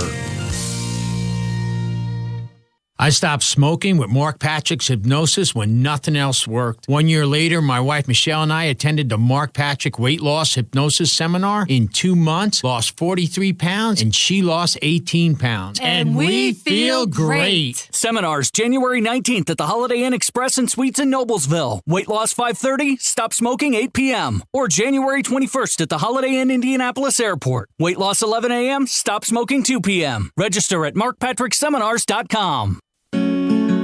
Accumulation, preservation, generation. At Busey Bank, these are the principles we use to build meaningful financial partnerships with our clients and their families. With sound advice and vast resources, partner with Busey for a personalized approach to your legacy. Busey Bank, building business, growing wealth since 1868. Member FDIC. There's a lot of sexy content on the internet. And there's WIBC, full of faces meant for radio. Hammer and Nigel, Kendall and Casey. Okay, Casey could be on TV. Now streaming every day on YouTube. Go to youtube.com/WIBC. If you should ever leave me, the life would still go on, believe me. The world could show nothing to me. This is Saturday Night on the Circle on 93 WIBC. God only knows what I'd be without you. Welcome back to Saturday Night on The Circle, ladies and gentlemen. I'm your host, Ethan Hatcher. Thanks for tuning in and spending the evening with me and producer Carl on the board, working dutifully as always. Catch my podcast uploaded to SaturdayNightOnTheCircle.fireside.fm. We're ending off the program this evening commenting on Avatar: The Way of Water. Avatar 2 coming off 13 years since the last movie was released in theaters. Crazy stuff. Edie Falco, one of the stars, evidently didn't know that it wasn't released, thought the movie had been released several years ago and flopped. Is how long this production process was. She appeared on The View December 16th and recounted after its release, people were like, "Oh, Edie, I'm so glad you're part of this Avatar: The Way of Water 2. It's such a cool movie. Wow, isn't that cool?" She said, "Oh, I filmed that years ago. I thought it just came out, was released and flopped because nobody ever talked about it." They've been sitting on those film reels for like years. I'm not sure what the purpose of releasing Avatar 2 is, especially since the first one was kind of mediocre, better known as Dances with Smurfs in Fern Gully was the first Avatar, basically. Nevertheless, it has smashed through box office records, breaking even Maverick's Top Gun Maverick's box office take, thus cementing the fact that James Cameron will be producing sequels for these moronic movies for years to come. But a commentary on the state of cinema currently, that such a mediocre movie rockets to this meteoric popularity because a lot of the films coming out right now are just jam-packed with woke nonsense, and there is a shocking lack of good old escapist fantasy fun, and that is what Avatar 2 is chock full of. Just good old escapist fantasy fun. No political messaging being jammed down your throat. No woke messaging. Just a movie. I know it's almost a novelty at this point. I suspect part of the reason why Avatar 2, again, performing so well in the box office. But sad state on cinematic affairs when that's what's bringing home the bank. You're listening to Saturday Night on The Circle. Rounding things out, I also wanted to talk about Abigail Laker, 23, from Salford, UK, who spent more than £7,000 on her kitty Moose, only to be told that the cat's just a bit weird. Taking in for a normal procedure, the vet was concerned with what appeared to be shallow, rapid breathing and unusual activity, and suggested to Abigail that they do a deeper investigation before performing the procedure. Well, that ballooned into $7,000, 7,000 pounds worth of investigation, and the specialist concluded the cat's just weird. I would not be spending. I love cats. I'm a fan. I have several at home, but I would not be spending £7,000. I do not have that kind of disposable income at my beck and call to lay down on such things. But I mean, I guess I'm glad the kitty was okay. It's just they settled on it was a learned behavior. It's just a cat who wants to pant. And it'll do it. Nothing, physiologically wrong. But yeah, that goes to show the connection that some people feel with their animals. They really are part of the family, because I'm not spending $7,000 on somebody who's not part of the family. I'll say that. That is the definition of a cat lady. Yeah, no kidding. Unfortunately, that brings the program to a close. Thanks for tuning in, ladies and gentlemen. I appreciate your support as always, and leave you with my parting words of wisdom. Wherever you are, whoever you're with, whatever you're doing, remember that life is a state of mind, and I'll see you next week on 93 WIBC.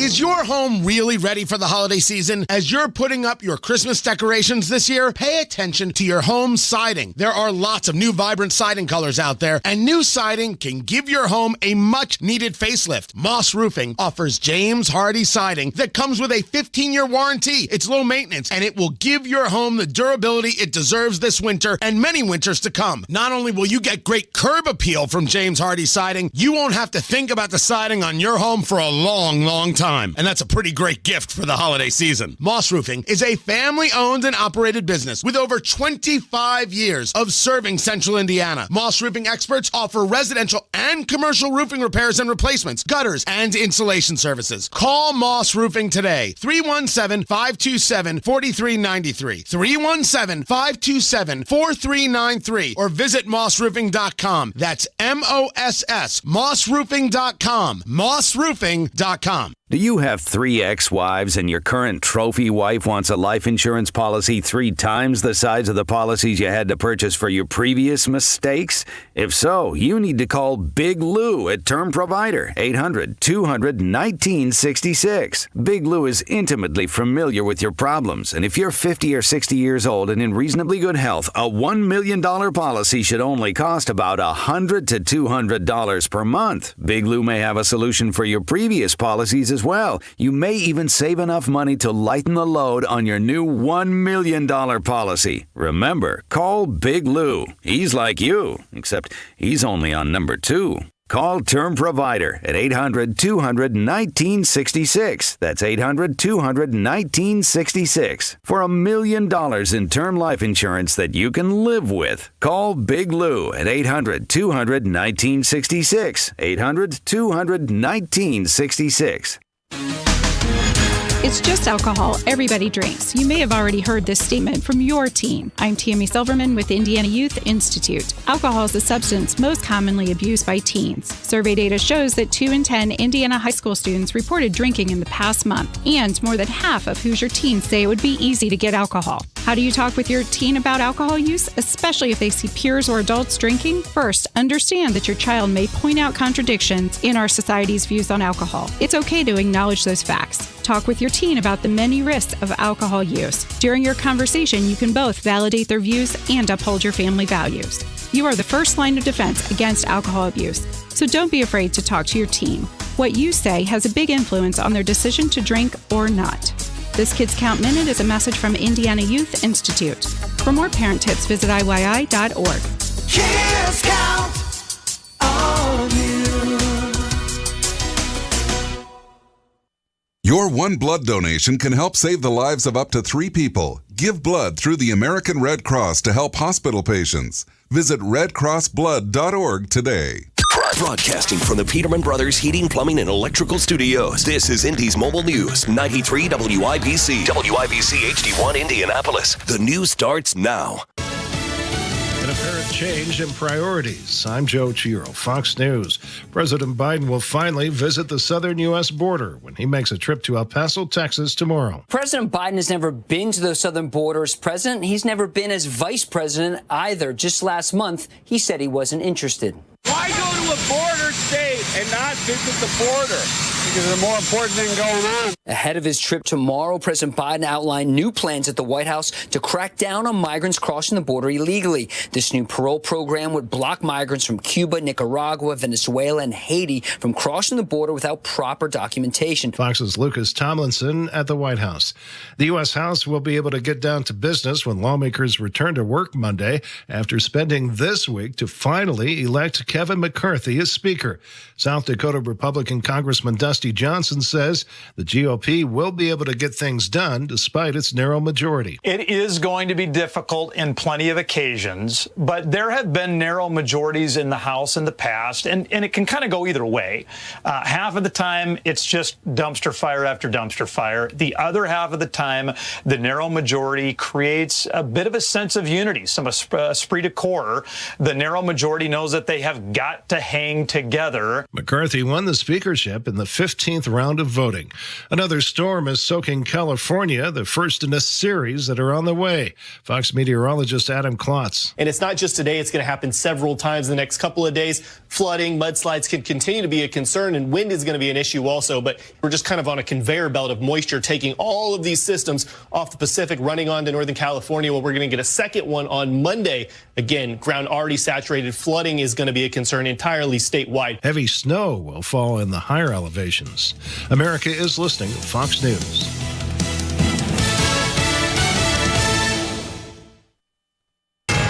'93 WIBC Mobile News. On the level, on the go. He didn't make it. Cloudy overnight, headed into a possibly rainy or snowy Sunday. I'm Sasha Nixon. Here's what's trending this hour. A 70-year-old man has died after being rescued from a home fire Saturday morning. Indianapolis firefighters went to a home on East 18th Street around 7 a.m. Inside, they encountered a significant amount of smoke. After a few minutes, firefighters found the man who was rescued from the home and revived with CPR. He was taken to Eskenazi Hospital in extreme critical condition, according to the Indianapolis Fire Department. Saturday afternoon, the IFD sent a message saying that he had died. The cause of the fire was not given. No firefighters were hurt. A 16-year-old boy was shot and killed outside of the Castleton Square Mall last Tuesday. Harrison Silcox reports on why Marion County Prosecutor Ryan Mears may not be on the case. Mears filed a motion seeking a special prosecutor in the case because of a conflict of interest, though he didn't give the details on what that conflict was. Michael Mason Jr. is the boy who died in the shooting. A 21-year-old was also shot in the legs, according to his father, and is recovering. An arrest in the case has not been announced yet. Harrison Silcox, 93 WIBC Mobile News. Another Hoosier K-9 officer will be sporting some new gear this year. Echo, a pup serving with the Hamilton County Sheriff's Office, has been given a vest to protect against bullets and other dangers. Each of these guards is worth about $2,000. The Hamilton County Sheriff's Office got this donation from Vested Interest in Canines, Inc. Learn more about the organization at WIBC.com. On the level, on the go, and on WIBC.com. Now here's the forecast from the American Standard Heating Weather Center. For tonight, clouds increase, isolated chance at a wintry mix in the early morning hours, low temperature in the upper 20s. Tomorrow, cloudy with another spotty chance at rain or snow, high temperature in the upper 30s. I'm Wish TV Storm Track 8 meteorologist Ryan Morse for 93 WIBC. I'm a veteran. We hit a mine in Vietnam. When I came home, I didn't know where to turn. As America's veterans face challenges, DAV is there. My victory's been never giving up hope. My wife is always there to remind me we have a life to live. DAV provides a lifetime of support, helping veterans of every generation get the benefits they've earned. I am a veteran, but after I got out, I spent 2 years alone and homeless. Every year, DAV helps more than 1 million veterans so they can reach victories great and small. My victory was finding the support to get back on my feet. Now I'm getting things right with my family. I finally admitted, with my PTSD, I wasn't doing well. But there's more to be done, and more victories to be won. Now I wish I'd found DAV sooner. I am a veteran. My victory is just enjoying each day. Help support more victories for veterans. Go to DAV.org. I'm a veteran. My victory was admitting I had PTSD and getting help. As America's veterans face challenges, DAV is there. I no longer see it as a weakness, but as a sign of strength. I call it post-traumatic growth. DAV provides a lifetime of support, helping veterans of every generation get the benefits they've earned. I am a veteran. I lost both legs in Vietnam. Every year, DAV helps more than 1 million veterans so they can reach victories great and small. My victory was getting my benefits and a good education. I'm a veteran. When I got out, I felt like nowhere was safe. My victory was finding the help I needed. But there's more to be done, and more victories to be won. Thanks to DAV, now I feel like I'm human again. Help support more victories for veterans. Go to DAV.org.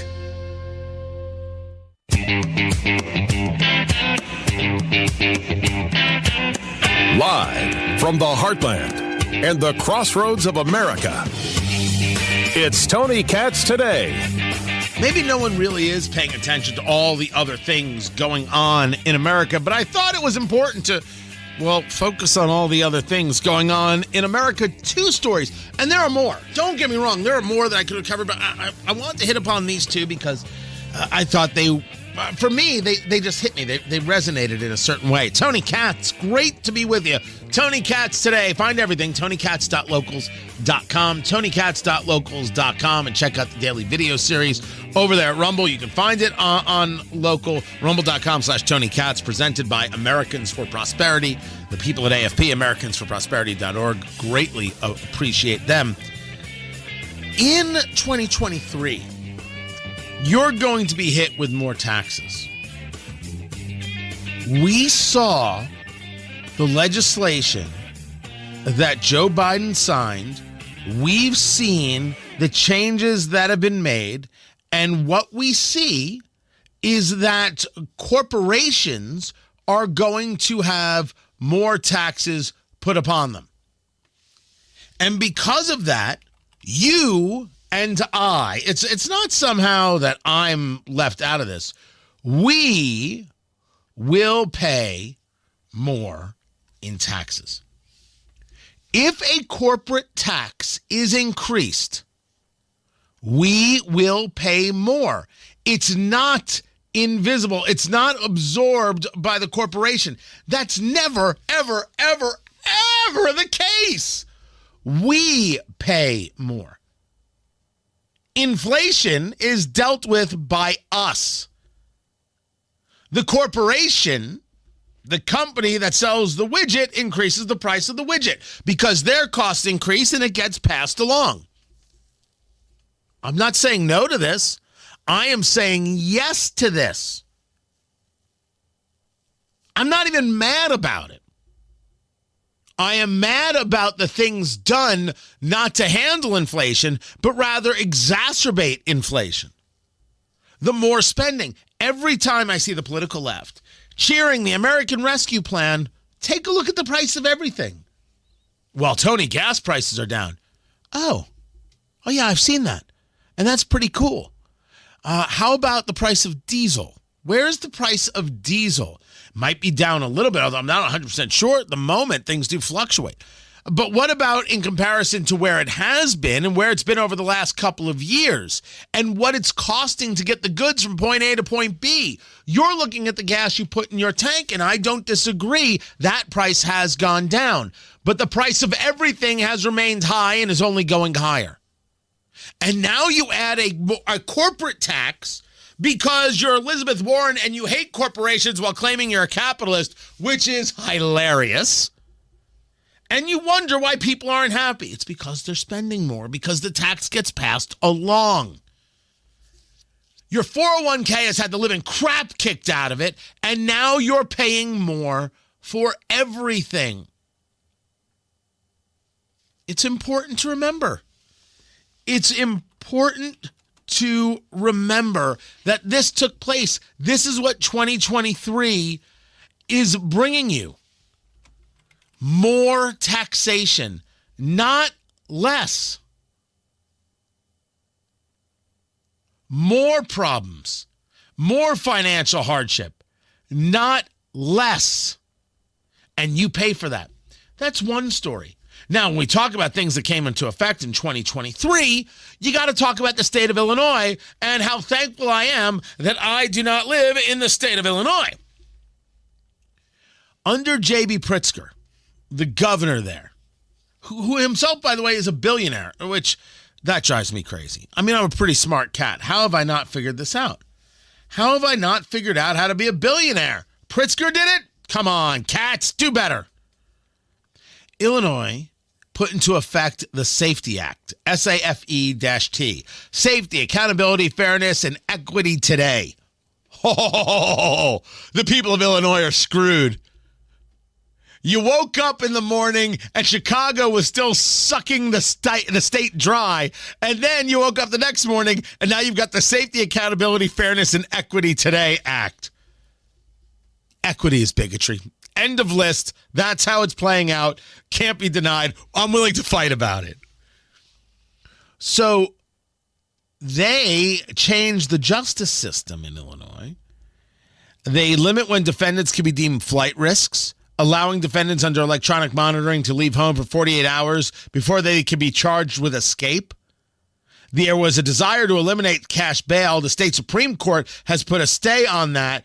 Pritzker and team, they want to keep going. They want to get rid of cash bail altogether. Cops are like, we have no idea what we're supposed to do now. We are not sure. One of the interviews I saw was with Fox, Kyle Bacon, Franklin County Sheriff. Quote, "We've spent a lot of time trying to prepare for what's coming, trying to sift through 1,000 pages to determine where our role is and what's going to change and how we can best serve the citizens that we protect has been first and foremost for us." But the state has just told you they are not as interested in protecting the citizen as you are. They're interested in protecting the criminal. Now, let's be clear about a couple of things. We always have to measure everything with innocent until proven guilty. We need to measure everything with innocent until proven guilty. I absolutely believe in this in all cases. Even if I've watched the video, I believe in innocent until proven guilty. What you are arguing, Illinois, is that you should make it harder for police to be able to do something about the guilty. You want to make it harder for the police. I'm not talking about somehow reducing the rights of citizens. I am saying that if you are witness to a crime and you're a police officer, if you're responding to a crime, if you're responding to an act of violence, a whole series of things, you should be able to act upon that. And what this says is, maybe not. Or if they do act upon it, find ways for the suspect and for the system to get around it. Prevent police from doing their job. I didn't say not to focus on the job police do and make sure they're doing it right. I am discussing the proactiveness in preventing the police from doing their job. That's what we're seeing here. That's what's happening. Trespassing is no longer a Class A misdemeanor, it's Class B. So police will not be able to arrest nonviolent trespassers and can only issue them a citation.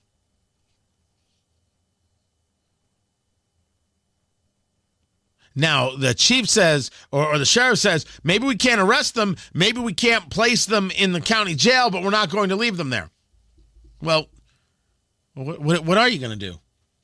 And what if the citizen decides to act? Are they not allowed to act when someone's trespassing? Those who want to engage in threatening activity or criminal activity are given more and more leeway, and the citizen is told they have less and less options, and the police are told, you just watch, which is exactly what we saw in the world of George Floyd. Police stand down here, police stand down there. I'm still convinced that in my beloved Indianapolis, police were told to stand down for 2 nights of riots where people were killed and banks were set on fire. If you ask me, they were told to stand down. I'd love it if some police officers would finally come out and say, Mayor Joe Hogshead of Indianapolis said stand down, or the chief of police said to stand down. By the way, don't make it up. Only if it's true. Stop holding that one in. That's Illinois. That's taxation. But yet the story that happened most recently is Times Square, New York, where cops were attacked by a man with a machete. I mean, it was a pretty damn big knife. The suspect is a 19-year-old, and he has ties to Islamic extremism. He, of course, was on an FBI terrorist watch list, because being on a watch list, well, that solves your problem. Nobody's watching the people on the watch list. That's obvious to me. The guy is 19, converted to Islam, and had expressed interest in going to Afghanistan, and engaged in this attack as an act of jihad. One of the officers who was slashed in the head, a rookie, first day on the job, literally graduated his training the Friday before. So is this being investigated as terrorism? Of course it's being investigated as terrorism, or it should be investigated as terrorism. The guy had a manifesto urging his family to repent to Allah and accept Islam. This was done based on religious ideology. Sometimes things are done based on political ideology, like a guy who tries to kill Republicans at a softball game, or a guy who comes to the home of Brett Kavanaugh to try and kill him. See, that's done on political ideology. This was done on religious ideology. He's an Islamist, and he wanted to kill in the name of Islam. That's who he is. That's what he did. This story has gotten zero coverage. Zero coverage. Nothing. Like it didn't happen. Like it didn't exist. You got a guy with a knife attacking cops in Times Square, and we're going to act like it was nothing. We're really going to act like it was no big deal, like it was just one of them thar things. You know, not even that it was one of them thar things. We're going to turn around and pretend it didn't happen at all, because we can't be talking about radicalized Muslims. We can't be talking about Islamic extremism. That's bigoted. What do you call not discussing something that actually happened? What do you call avoiding a story? And the press avoids stories all the time. All the time they avoid stories. They're never so happy as when they're avoiding a damn story. 24/7, 365. They're not paying attention. And they don't want you to pay attention. They are incensed when you pay attention. They're incensed when you note things and notice things. They're bothered that we're talking about this story right now. They're upset that we're talking about this story. They think we should just keep our damn mouths closed. My advice, let's not do that. Let's not do that at all. Find everything, TonyKatz.locals.com. By the way, that was only 3 stories. There's so many more things going on out there. Holy cow. TonyKatz.locals.com. Be a part of the community that we're growing over there. TonyKatz.locals.com. Should I say it again? Sure. TonyKatz.locals.com. Keep it here. This is Tony Katz Today. When traffic's a bear,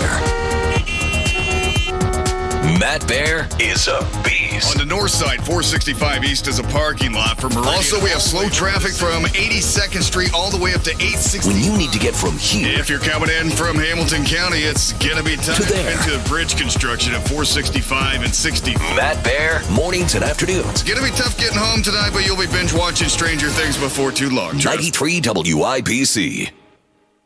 The Alzheimer's Association and the Ad Council present the story of Tom and Levi. Tom is the smartest man I know. He's been a professor at 2 major universities, been a teacher for over 40 years. One day, he told me that he was having problems in his classes. I think one of the students had asked the question and he didn't remember the answer. And I also noticed that he was letting his class out earlier than they were supposed to let out. And he was telling them that he was doing it as a favor to them, but I think in reality, he just wanted to get out of there. I was really starting to worry because I saw something was wrong. Levi and I talked about how it would change our lives, but he was there beside me, and my love for him was just immense. When something feels different, it could be Alzheimer's. Now is the time to talk. Visit alz.org/ourstories to learn more. A message from the Alzheimer's Association and the Ad Council. Before I was adopted, I felt alone. I felt nervous that I wouldn't have a family. I was getting older and older. I didn't think I was going to get adopted. With help from the Dave Thomas Foundation for Adoption, Lexi, Connor, and LaShawna now have a forever family and the foundation for a bright future. When I was adopted, it was like, wow, I get to settle, and this is permanent. After I was adopted, I felt happy. Adoption changed me for the better. I feel like I can be whoever I want to be. Every child deserves a safe, loving, and permanent home. Help the Dave Thomas Foundation for Adoption find forever families for children who have been lingering in foster care the longest. Learn more at davethomasfoundation.org. First, I hold my hands out like they're on a steering wheel. Then I look over my shoulder. 1, okay, cool guy. 2, 3 times. Next, I put it in reverse. Meep, meep, meep. Then I take it up and down, up and down. And that, kiddos, is called the forklift. Dance like a dad. It's a great way to make a moment with your kids. Now that's dancing. Sure beats flossing. Visit fatherhood.gov. Brought to you by the U.S. Department of Health and Human Services and the Ad Council.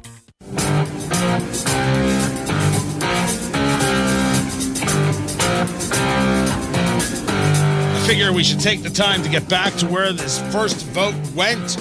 201 for McCarthy, 212 for Jeffries, 19 for Donalds, 1 for Donald John Trump, and 1 present. That's right. Victoria Spartz voted present. And Matt Gaetz voted for Donald Trump.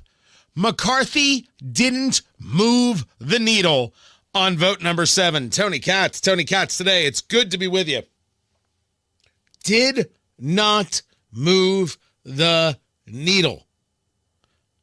Right? That he didn't win in his 7th try, Kevin McCarthy. I get. Right? I understand how people are going to talk about that. I think there's something else to talk about. He didn't move the needle. He didn't gain any votes. None. What happened to all the deal making? I mean, I started texting people immediately. Here, I'm doing it right now. What happened to all the deal making?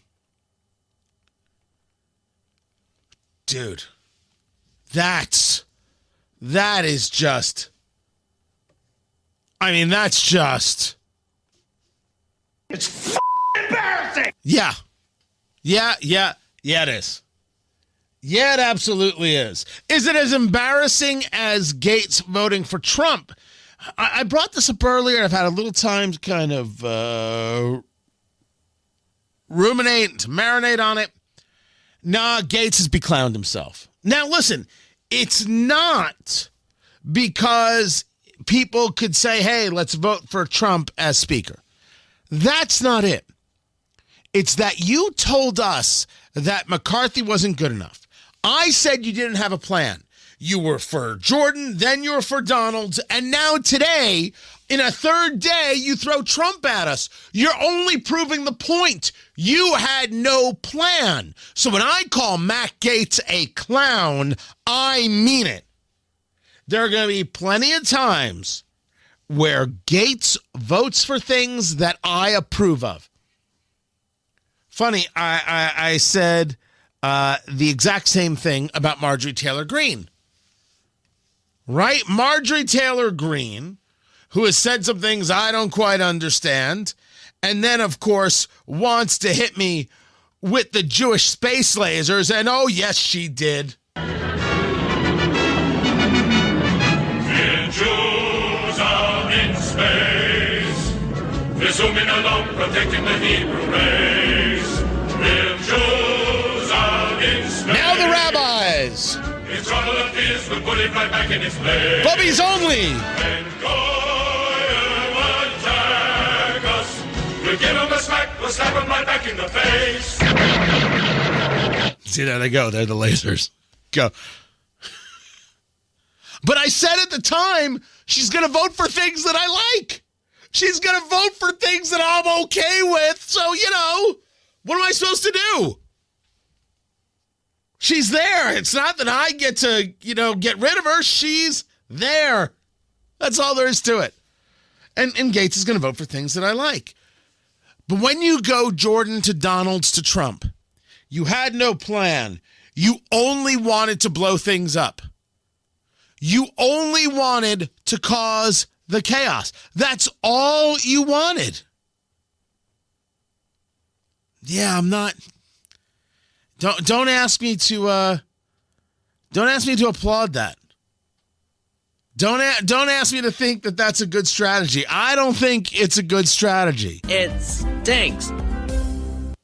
It's really bad. And it makes you look bad. And you didn't have to look bad. You actually could have led a real principled argument against McCarthy. You chose not to.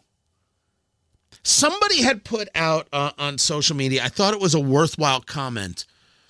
Republicans really are afraid of the majority. There's seemingly a fear, a serious fear of being in charge, of being in control. It's ugly. It's ugly, and it lacks value.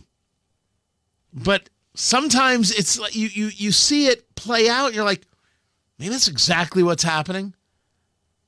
That's what's happening, I believe, in the case of Gates, because he had no plan. And he could have. That's the part that I'm most bothered by. He could have. But 3 different people in 3 different days, that's no plan. And the people opposed to McCarthy may want to take a long look at that this time around. Oh, I have no idea if the 8th time's the charm. But we're going to number 8. And may I suggest something not too high proof for this round, because it's going to be a long night, too. Find everything, TonyKatz.locals.com. This is Tony Katz Today.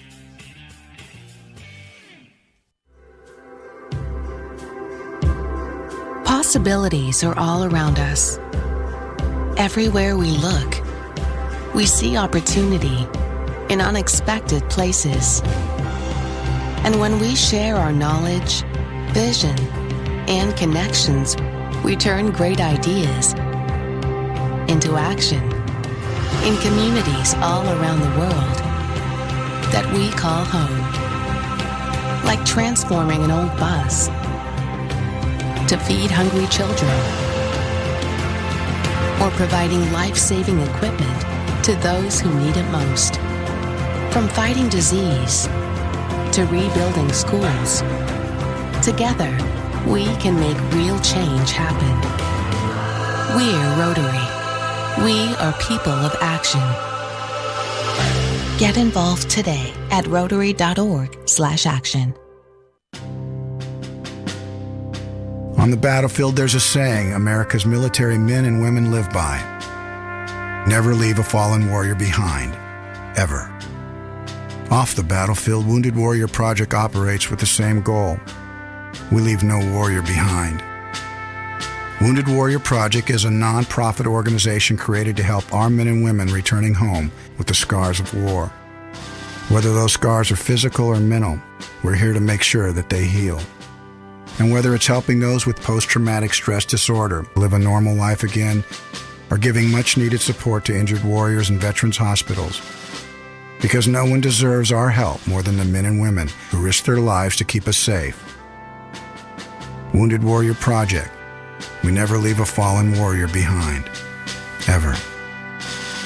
Learn more about what we do at woundedwarriorproject.org.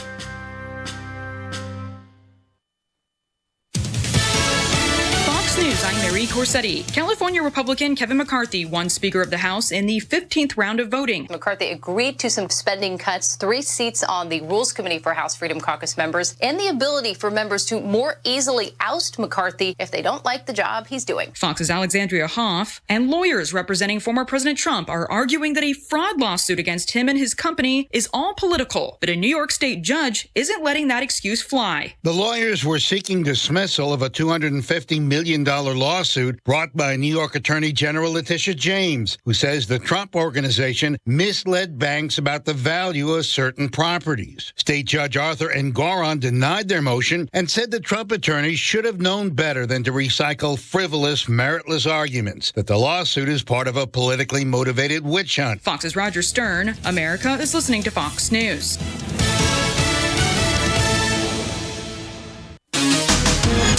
We see it every day online. tragedy of some sort, and our kids see it too. This message is brought to you by the Indiana Youth Institute. Now more than ever, our youth need our support, even if they don't experience an event firsthand. Talking about what is going on can help them understand and feel safe. When talking to our youth about tragedy, use gentle words, offer comfort, and encourage them to share their worries. And remember, our youth could be experiencing fear, shock, anger, anxiety, and grief. These reactions are all normal, and their age will likely affect how they handle the stress. Be patient with support as your child grieves. However, if the child continues to display strong reaction for more than 2 to 4 weeks, they might need more help coping. This Kids Count Minute is a message from the Indiana Youth Institute. For more parent tips, go to iyy.org/kids. Kids count on you. As in all human conflict, adults fight and children suffer. Today, 7.5 million children in Ukraine need to find water and shelter. They need safety in school. They need a place to sleep and comfort in the dark. Show them the world cares. Support UNICEF on the ground in Ukraine. We won't stop until every child is safe. UNICEFUSA.org/action. Hi, this is Martina McBride. With online news, social media, and texting available 24/7, the world seems to be spinning faster and faster every day. And it can be overwhelming. Sometimes we just need to unplug and take a break from our electronic devices. It can help reduce stress and allow us to reflect on the things that are really important in our lives. This message brought to you courtesy of the United States Air Force.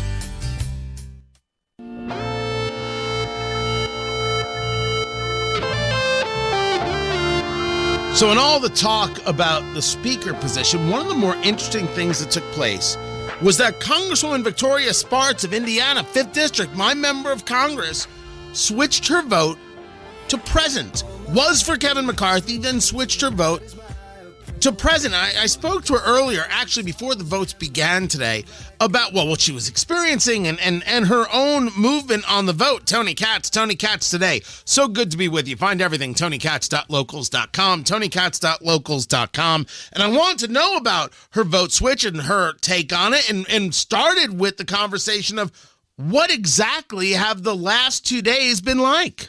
Well, I think we can see democracy at work. I think our brain should be deliberating, but to deliberate, we need to talk to each other. And grandstanding, is not going to help us, and stalemate is not a good way to do it. And I'll be honest with you, people hate it or love it, but conservatives or Republicans are tough people, and they are not going to be pushed top down like Nancy Pelosi could push her people. So you have to engage with people in good faith and have to work with people in good faith. And I think it doesn't make it look good. When you get on the floor and don't have the vote and continue this show, because it's become like a circus and it's a waste of everyone's time. And it's, if things don't work out, try to make it work and figure something out. So I think Republicans need to figure out, because it's wasted a lot of time and energy. But you know what? It's not happened the first time. And sometimes, you have this tough debate. Sometimes you have to. But we have a constitutional duty to elect the speaker. And to be able to do it, we have to collaborate, not abuse people, not call people names, and not start fighting with each other. So I think that is important. And there are a lot of things happening that were not healthy to the process. So we try to revamp it again. Let's take a step back and go through some of the things that you just discussed. What is the healthy part here? How is it that people come together in the determination of a speaker? Because it seems that there are a group of people, Freedom Caucus members and others, who have simply planted their flag, not just drawn the line in the sand, planted their flag and said, we are not voting for Kevin McCarthy, period. How do you change their minds? Well, I think the only person who will have to make the case, because you'll have to govern these people, is Kevin McCarthy. And he needs to be able either to make his case in a good faith and go meet one-on-one of these people and have a discussion and to see what concerns. Here's a lot of history with some of the people, and some people, rightly so, don't have much trust because Kevin really was not with conservatives. He spent a lot of money to defeat conservatives in primaries. He did a lot of things. So he now needs to figure out how he needs, now when he needs their vote, how he can get them on board and make sure that he can address concerns. There are some people maybe he cannot address, but he needs to be able to show he can get to that number and he can unite it and lead the conference. But how does he show that? Not going to get. Representative, Well, hold on. How does he show that? Because they've said no. He has given up a lot of things, seemingly in terms of number of votes to challenge the speaker, and conversations about who's on committees and conversations about rules and how rule packages are created. There comes a moment where you can't give anymore, I would assume. So what is left to give? Well, I'll be honest with you, and what I asked both sides, and I'll be honest with you, that's why I vote present. I said, this cannot continue. I asked both sides to go back to the table and try to have another discussion because, to tell you the truth, at the beginning of negotiations, a lot of rules were not really done in a good faith. They were gutted, not enforceable, just kind of half done, okay? I think at the last moment he made better rules, and I think this rules, but I think there was already a lot of bad blood before that, a lot of history. So as a speaker and as a leader, you need to have a backbone, and you need to go and meet with the people. In your position, you personally be able to address that. You have to do it, and I was very disappointed that Kevin didn't go after our first day vote when I asked, we have to go and recess, we have to adjourn, we cannot continue this show, and he didn't do it. I asked him, you need to do it, you need to meet with these people, whether you like it or not. As a leader, you have to be able to do it. So I'm going to see that at least they having some meetings, because if we don't have the meetings, if we don't have this deliberation and discussion, we will never move anywhere. I think it's important to help, but ultimately, he will have to be able to figure out there are a variety of people in that group of 20. There are some people that probably will never do that. There are some people, they have true concerns with how the process functions, and they don't believe that if some rules are not really changed to be enforceable, like, for example, to have an open amendment on the floor, that Republicans can challenge uncontrolled spending and appropriation processes. If there are some rules that the Speaker's Committee, which is Rules Committee, that can decide almost everything, if there is not more presence of conservatives, it's a very fair concern. He needs to look at that and see what he can sway, who can people can go on his side. But ultimately, he needs to figure it out. That's what the job of the speaker, because then you have to govern. You have to govern a small, majority, and it's tough. But that's where leaders are tested in situations like that. And if he's not able to figure out, then he needs to figure out another path. Talking to Congresswoman Victoria Spartz of the Indiana 5th District, that's Central Indiana, my member of Congress. Full disclosure, earlier in this conversation, you discussed, the idea of getting the work done. You discussed the idea of coming to the deal. Then you just discussed Kevin McCarthy not reaching out to people and trying to find the way forward so you can get to the governing. Is that why you decided to go from voting for McCarthy to voting present? What was the mathematics you went through there, and are you sticking with that decision today? Well, I'll see how things are changing today, but I said to both sides, and I asked both sides, we can be digged in here forever, and no one is going to move. It's not healthy. It doesn't help the cause. I asked both sides, and I said, until we figure something out, we shouldn't be continue this show. I asked both sides to come to the table and have a good faith discussions. What can be addressed? What cannot be addressed? Because I do not think American people want us, like some remember talking about, talk to Democrats. I think it would be a terrible, terrible precedent if we do that, because people will not trust us anymore, and people already have problems trusting our party. So I think it's important that we figure out internally the path forward, and we'll find a speaker. And if Kevin can make the case, he needs to sit down and do that. That was my ask for both sides. And, It takes a little bit of political capital and heat, but at least both sides will agree to meet with each other, because after a lot of things that happened in the last few days, and from this handle, everyone was so digged in. No one even wanted to talk to each other. Grandstanding and stalemate is going to get us nowhere. We're going to look even more embarrassed. And I don't think it's going to be the discussions that we need to have. Discussion needs to happen internally, and then people need to make their case. So I'm going to see today. I want to ask you a question. You are my member of Congress. We have been able to, over the past years, we've met up in certain groups and said hello, and always lovely. Allow me to ask the question as directly as I can.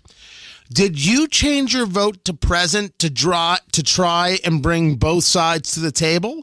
Or did you change your vote to present to see if there was an opportunity for you to get something out of the vote?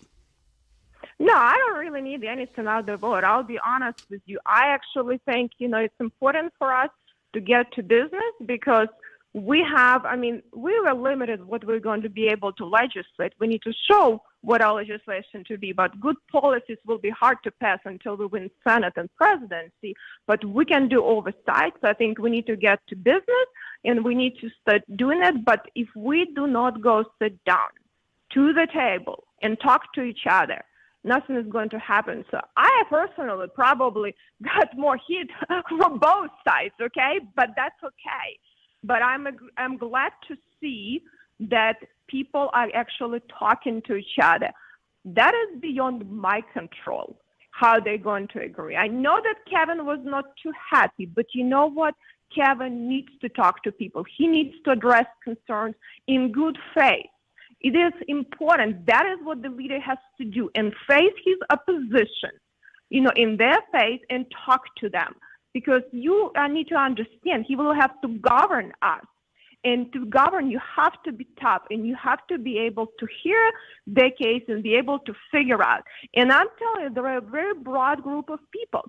Trust is not built overnight. There is a lot of bad blood. A lot of things happen. But I ask both sides, can we just sit down and try to not look back who said what said, because a lot of things were said, unfortunately, including in the conference this week, they should have never been said. This is not how things work. You are not going to push people top down. That is something that Republicans hate about our establishment leadership, and that's why you lose doing trust like that. But I ask, can we sit down and have a conversation? This is beyond my control. The sides, have a valid argument. They have valid reasons. I'm going to hear out today.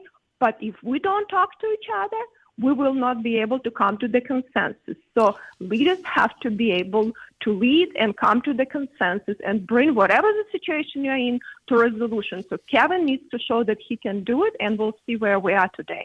So if Representative McCarthy, this is the part that mind scrambles me, Congresswoman, if Kevin McCarthy needs to show the leadership, and over the last 2 days he hasn't shown the leadership, why does anybody think that he can? Well, he's been doing things right now, so I'm glad that things are moving in the positive direction. But it's a challenge, it's a challenge, and it will be a tight majority. It will be a challenge for Kevin. So he will have to show what he can do, he cannot do, and ultimately people are going to decide. But it's going to be very difficult for him because, as I said, there is a lot of bad blood, and a lot of these people have history with each other. So they're rightly so. There are some concerns that they do not believe that are going to happen. And I think he needs to figure out how to address, and how we can move forward. But I think it's important for us, it's our constitutional duty to elect a speaker. I think it's very important that Republicans are going to come to agreement, because this deals with Democrats. It's a terrible idea, and we should never go there. And I don't appreciate that some members are going to try to do all this and already talk about all of these deals, because American people are going to lose trust. But to be able for us to do it, we need to go and collaborate together and figure it out. Who can do it? I think Kevin needs to give a second chance to try to do it again. And I said, and ask other side to give him another chance. I'm glad they're at least talking. Where they're going to land, that is beyond my control. But I'm telling you, we're going to have Republican speaker. It might take us a little time. It's okay. Sometimes we create, when we're not here, we actually do less, harm to the Republic. But definitely on oversight side, it's important for us to get to business so we can hold the other branch accountable because it's out of control. But we need to have a processes to be able to do it too. Congresswoman Victoria Spartz joins us right now. Before I let you go, is there any amount of time that can take place without the election of a speaker that would have you say to Kevin McCarthy, you need to stop this, you can't win, we need to go in another direction? No, I'm not afraid to say if I feel that I need to say. I'll tell you there's something, for the good for this republic, we'll have to reach this point. But I think Kevin worked very hard. I mean, honestly, in some things, I very not aligned with Kevin. I'll be honest with you. And I disagree with some of things, but he wants to make his case. And from my personal perspective, I'm willing to give him a case, but he needs to make other people trust him. And he has a lot of history with these people. So I think, maybe some point, but I think he can maybe have another chance to try to make his case, and we'll see where we're going to do. But I think it's important for us also to listen to both sides, not just to one side. And I actually reached out to other side and I said, I want to hear your case because there are a lot of great Americans, strong, patriotic Americans there. And what people say it's selfish, it's actually not true, that love the country and willing to do whatever it takes. And they have a strong belief. And I think it's important for us not neglect and hear to their side too, not just to one side. I think it is part of healthy process. And I think Republicans will get to the resolution, and we'll see where we are. But I think at least we're talking to each other. That's a good step forward because, as I said, a stalemate is not somewhere, and bickering and grandstanding is not where we want to be. Were you really not talking to each other on day one and day two? Well, I think there was something after day one, that things were not happening in a healthy process because I understand people are frustrated. People are not, and it's very difficult to do that. And sometimes, few things could be mishandled. I do not think it was by intention. Not intentionally, some things were said that made process even worse. This is human beings. Everyone exhausted, everyone tired, and I understand that. But sometimes you just have to, as human beings, go back to the table and look at back, not looking back all these differences, and go not look at your bad blood, but look at the issues that are important and have a conversation with each other. And I appreciate both sides for willingness to do that. And I appreciate that Kevin did. I appreciate the guy from opposition did. That is a good step forward. So I'm happy to see them talking to each other. But whatever they agree, that is not within my control. Congresswoman Victoria Spartz, speaking to you before the votes take place on day 3. This first vote, you're going to be voting present?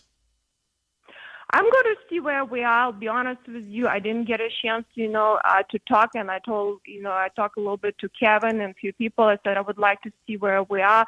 So ultimately, listen, I don't see that there is something that it make a difference in some of the things, where I vote, it's not going to make much difference where we're going to end. But I think we need to continue pressure that we're going to be talking to each other. Congresswoman Victoria Spartz, I appreciate you taking the time. Indiana 5th District. Keep it here. Much more ahead. I'm Tony Katz. Tony Katz. They don't stop. They don't rest. They don't quit. They don't care how much they lie to you. In the city of Indianapolis, you've got a statement from Joe Hogsett saying, hey, doing great on the violence, guys. Good year on the violence. You want to make the claim that the city is safer? You're ridiculous. Tony Katz, mornings 6 to 9 on 93 WIBC and WIBC.com. When my landlord said rent could be cheaper if we were friends with benefits, I'd heard of sexual harassment in the workplace, but at home? That is housing discrimination based on sex. I'm legally blind. A landlord recently said that he didn't think I'd be able to take care of an apartment on my own and refused to rent to me. That is also housing discrimination based on disability. A real estate agent said that we'd be more comfortable living in a different neighborhood with people like us. Luckily, we know our rights. It's illegal to steer prospective homeowners away from or to certain neighborhoods based on race or national origin.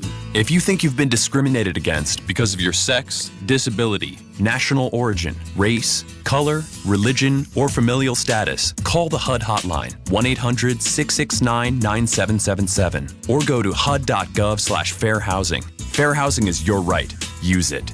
A public service message from HUD in partnership with the National Fair Housing Alliance. I asked what kind of family she wanted. She said, a family like yours. Learn more about adopting a teen at adoptuskids.org. You can't imagine the reward. Brought to you by the U.S. Department of Health and Human Services, Adopt U.S. Kids, and the Ad Council. The new year is here. Time for a change. Start a recession-resistant new career in the high-demand IT field with My Computer Career in just months. Already in IT? Build your cybersecurity skills and prep for thousands of open positions employers nationwide are desperate to fill. Attend classes live online or on campus, and financial aid is available to those who qualify, including the GI Bill. Make this your year. Go to mycomputercareer.edu and take the free career evaluation today. That's mycomputercareer.edu. As a caring adult of a 7th or 8th grader, you may see their college plans as a distant process, but in reality, it'll be here in no time. Think about it. Your child could be heading to college by the time you pay off your next car. There's a good reason for middle schoolers and you to start planning their path to college today. This message is brought to you by the Indiana Youth Institute. Indiana's 21st Century Scholarship provides eligible students with up to 4 years of paid college tuition. So here's what you need to know. It is key that we make sure every eligible child is enrolled in the program. Requirements vary dependent upon age, and early sign-up is available for 7th grade students. For more information on the 21st Century Scholarship, visit learnmoreindiana.org/scholars. This Kids Count Minute is a message from the Indiana Youth Institute. For more parent tips, visit IYI.org. Kids count on you. 50 years ago, Brown versus Board of Education outlawed segregated schools, promising the American dream to everyone. The dream of Oliver Brown was quality education for all children. But in many schools, children are being left behind. The responsibility of educating Indiana students rests on us all, from educators and administrators to parents and community leaders. Brown's dream of a quality education is the birthright of every Hoosier and a civil right guaranteed to us by the state of Indiana. If you feel your civil rights or those of your child have been neglected, or that your child has been purposely denied access to the education resources, you have options. Call the Indiana Civil Rights Commission at 1-866-FAIR-FOR-YOU. That's 1-866-332-4748. Or visit our website at in.gov/ICRC. This message is brought to you by the State of Indiana Civil Rights Commission.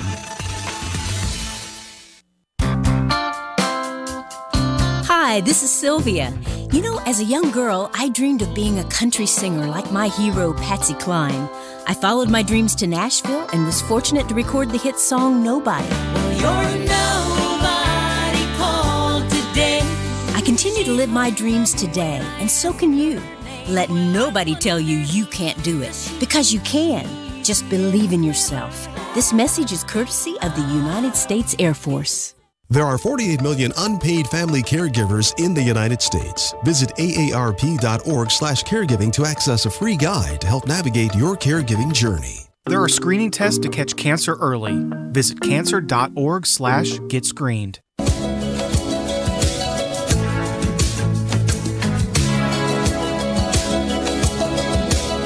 I hear the drums echoing tonight. She hears only whispers of some quiet conversation. Needed to reopen, and the American people wanted vaccines. They said no.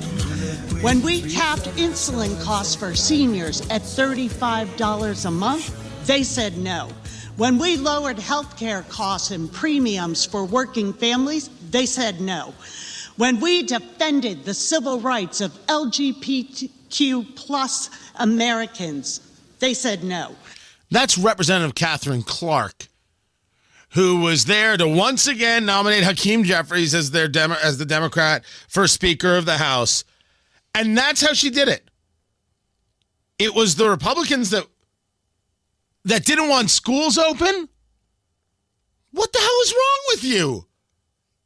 Republicans didn't want lower drug prices? At the expense of what?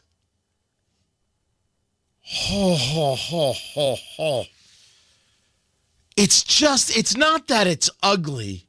It's that it's just damn well obscene.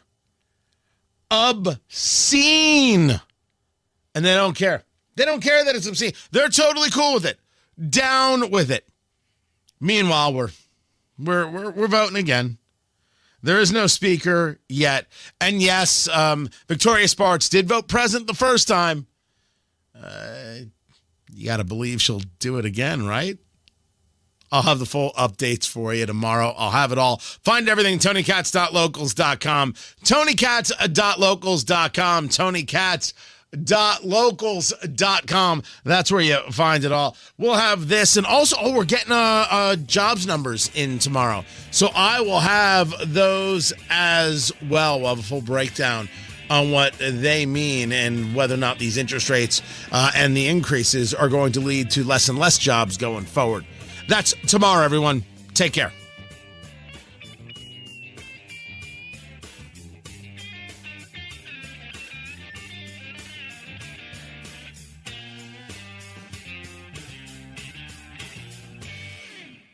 A team that brings energy. Matherin loads a three. He's got it going. A crowd that brings electricity. Nembhard to the goal with a layup.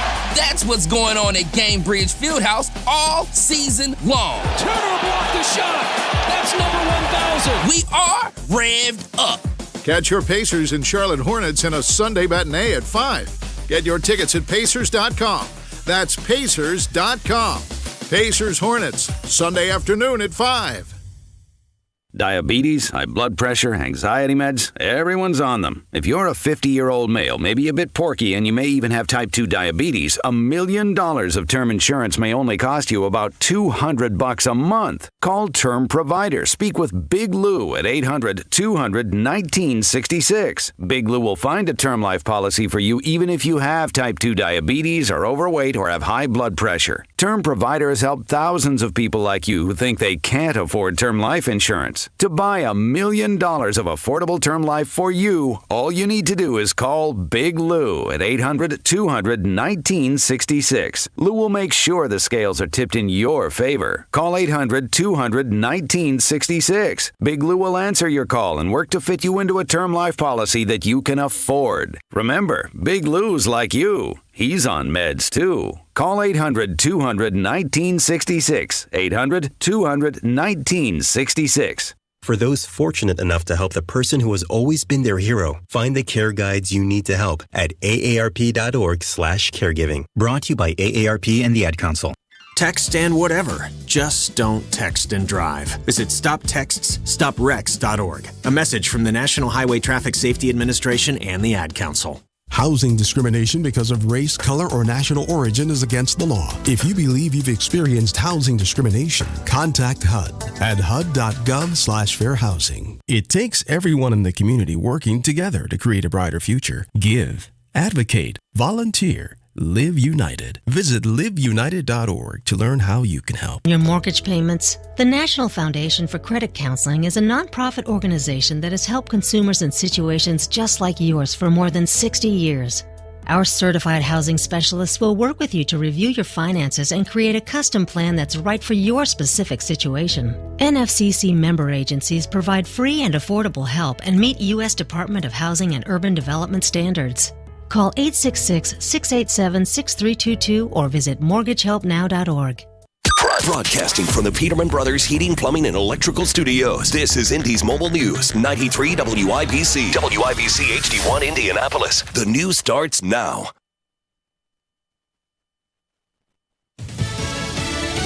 Going to El Paso, Texas. I'm Laura Cantor, Fox News. That's what President Biden is scheduled to do Sunday in his first official visit to the U.S. southern border during his presidency. The president recently announced new immigration restrictions, including harsher punishment for those trying to enter the country unlawfully, along with the expansion of a humanitarian parole program. On Fox News Live Saturday, National Border Patrol Council President Brandon Judd gives his take on what he hopes to hear from President Biden's visit. What I will say is if he does implement the travel ban, that will be a game changer. That will end catch and release. And if we end catch and release, then we can go after the criminal cartels. And if we can go after criminal cartels, we can save American lives. I'm just not going to hold my breath. He just has not kept the promises that he's made to the American people. California Republican Kevin McCarthy securing the House Speaker position during the 15th vote. Speaking Saturday with Fox's Griff Jenkins on Fox News Live, Texas Republican Congressman Lance Gooden expresses his relief over McCarthy's victory. I think everyone finally got on the same page, whether they voted president or for Kevin McCarthy. But at the end of the night, what was best actually came through and happened. I'm so pleased. Many Ukrainians celebrating Orthodox Christmas Saturday as Russian attacks continue. Fox's Alex Hogan reports from Kyiv with the latest. Despite Russia's claimed ceasefire for this holiday, and in Moscow, Russian President Vladimir Putin attended a church service all alone. They're praising the influence of the Russian Orthodox Church. Meanwhile, in Kyiv, in another means of severing ties from Russia, crowds gathered at one of the country's holiest sites for a historic first ever Christmas service in Ukrainian, not Russian. Meanwhile, the U.S. recently announcing a more than $3 billion aid package for Ukraine. America's listening to Fox News.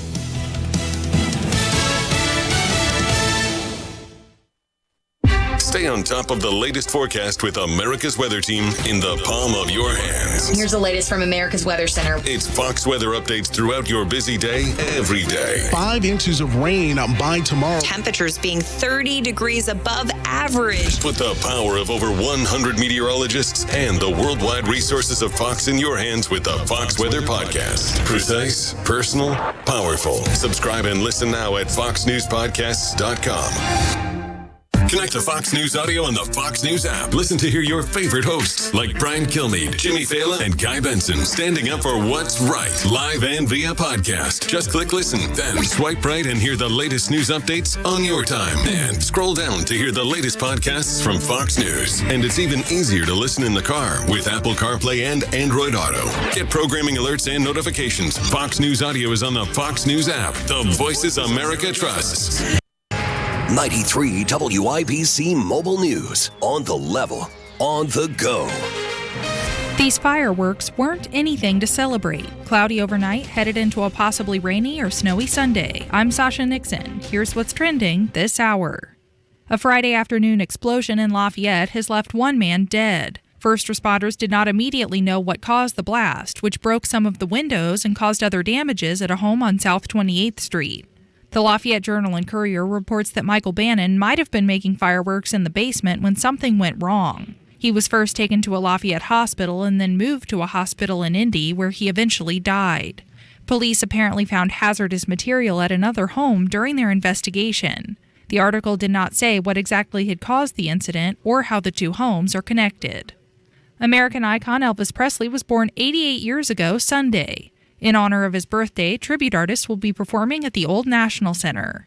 The so-called king of rock and roll is known for many reasons, including hits like Jailhouse Rock and Hound Dog. In the Egyptian Room at the Old National Center, tribute artists will be taking the stage starting at 7 p.m. to celebrate the late legend on the day of his birth. Learn more at WIBC.com. Friday was National Cuddle Up Day. In honor of the occasion, the Indianapolis Zoo tweeted a fun fact about meerkats, along with a picture of one of the animals piled on top of another.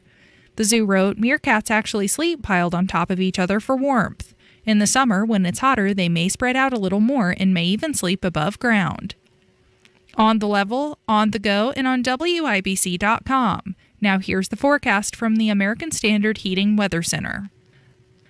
For tonight, clouds increase, isolated chance at a wintry mix in the early morning hours, low temperature in the upper 20s. Tomorrow, cloudy with another spotty chance at rain or snow, high temperature in the upper 30s. I'm Wish TV Storm Track 8 meteorologist Ryan Morse for 93 WIBC. Is your home really ready for the holiday season? As you're putting up your Christmas decorations this year, pay attention to your home siding. There are lots of new vibrant siding colors out there, and new siding can give your home a much-needed facelift. Moss Roofing offers James Hardy siding that comes with a 15-year warranty. It's low maintenance, and it will give your home the durability it deserves this winter and many winters to come. Not only will you get great curb appeal from James Hardy siding, you won't have to think about the siding on your home for a long, long time. And that's a pretty great gift for the holiday season. Moss Roofing is a family-owned and operated business with over 25 years of serving Central Indiana. Moss Roofing experts offer residential and commercial roofing repairs and replacements, gutters, and insulation services. Call Moss Roofing today, 317-527-4393, 317-527-4393, or visit mossroofing.com. That's MOSS, mossroofing.com, mossroofing.com. We can.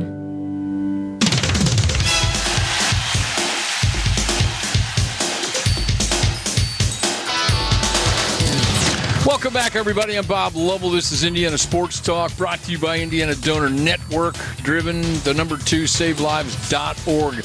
High school basketball, girls basketball tonight. Zionsville, #2 in 4A, 71-32 winners over Pike tonight. Coach Andy McGuire joins me. Coach, first of all, I love the McGuire family, dating back to my days at Franklin College, so I know the family, love the family, love your uncle. I've known him for a long, long time. What a nut job he is, but you know that better than I. And thank you so much for calling me. It means more to me for you to call. I need to get more of your colleagues to call me because I actually really do care about girls basketball. I'm hosting the pairing show later this month. I want more coaches to call and talk about what great things their ladies have done, like what your guys have done to go 17-0 on the year with a good win over Pike tonight. Well, Bob, thanks for having me on. And I talked to Uncle Jerry just a little bit ago, so I appreciate the shout out to the family. But yeah, it's we've had a really, really good year. I'm sorry I haven't called in sooner because the girls that I'm coaching. That's all right. Yeah, they deserve a lot of publicity. They've done beyond what we thought they could, and they continue to get better, and it's just a fun group to coach. Well, it's a talented group to coach, too. That doesn't hurt. No, for being sure. fun and talented. Yeah, we talked about that tonight. I said, as a coach, there's really like 5 things that I look for, and number one on those things would be talent in terms of success. And we've got our top 6 are all capable of scoring in double figures, and Layla Hull is, I think, should be the top candidate for Miss Basketball, and she just is so efficient and just outstanding every night. But then we have really 5 other girls around her that can all score the ball, so that makes it easy to coach when you have that. Yeah, it makes it hard to match up with you, too. But you're more than just being able to put the ball in the hoop. Your ladies are pretty solid at both ends of the floor.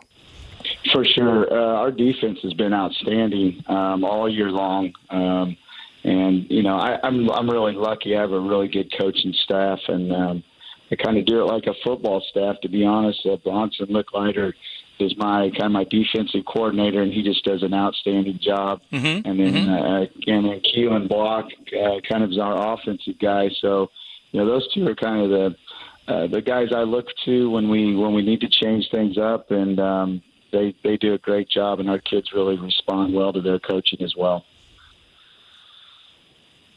All right, who's coming up for you this week? Because we're getting close to pairings time, are we not? I know it's later this month. Yeah, we're getting really close. We have some good games coming up. I mean, our conference. I think the Hoosier Crossroads Conference is the best conference in the state. We're 4-0 right now, but we have North Central on Tuesday, which is going to be our senior night, and they're a really solid team. Mm-hmm. And then we turn around and we go to Noblesville on Friday, which will be just an excellent game because right now in our sectional we're ranked second I believe that HSE was third going into this week, and Fishers was fourth, and Noblesville was fifth. Right. So you're talking about four of the top, 5 teams in the state, all in the same sectional, which is too bad, but it is what it is, So, but we still have Hamilton Southeastern left, and then we finish up with Brownsburg. So, really good schedule left to play. Zionsville's girls team tonight. 71-32 winners over Pike. Andy McGuire, thanks so much for the call. Best of luck to you and the ladies next week. Yeah, thank you very much, and I'll do a better job of calling in the future. And, we appreciate all your coverage and what you do for high school sports in Indiana. So, we're looking forward to the rest of the season and the tournament ahead of us. Well, you're very kind. I appreciate the good words. Good luck, Coach. Okay, thank you very much, Bob. Appreciate it. Thanks very much. Indy today, 76-89 winners over Drury. With me, the head coach of the Hounds, Paul Corsaro. Coach, thanks so much for the call. Congratulations on the win. Hey, thanks, Bob. I appreciate it, man. And we're on the bus on the way back to Indy right now. We're probably about an hour and 45 out, so we're looking forward to getting back home.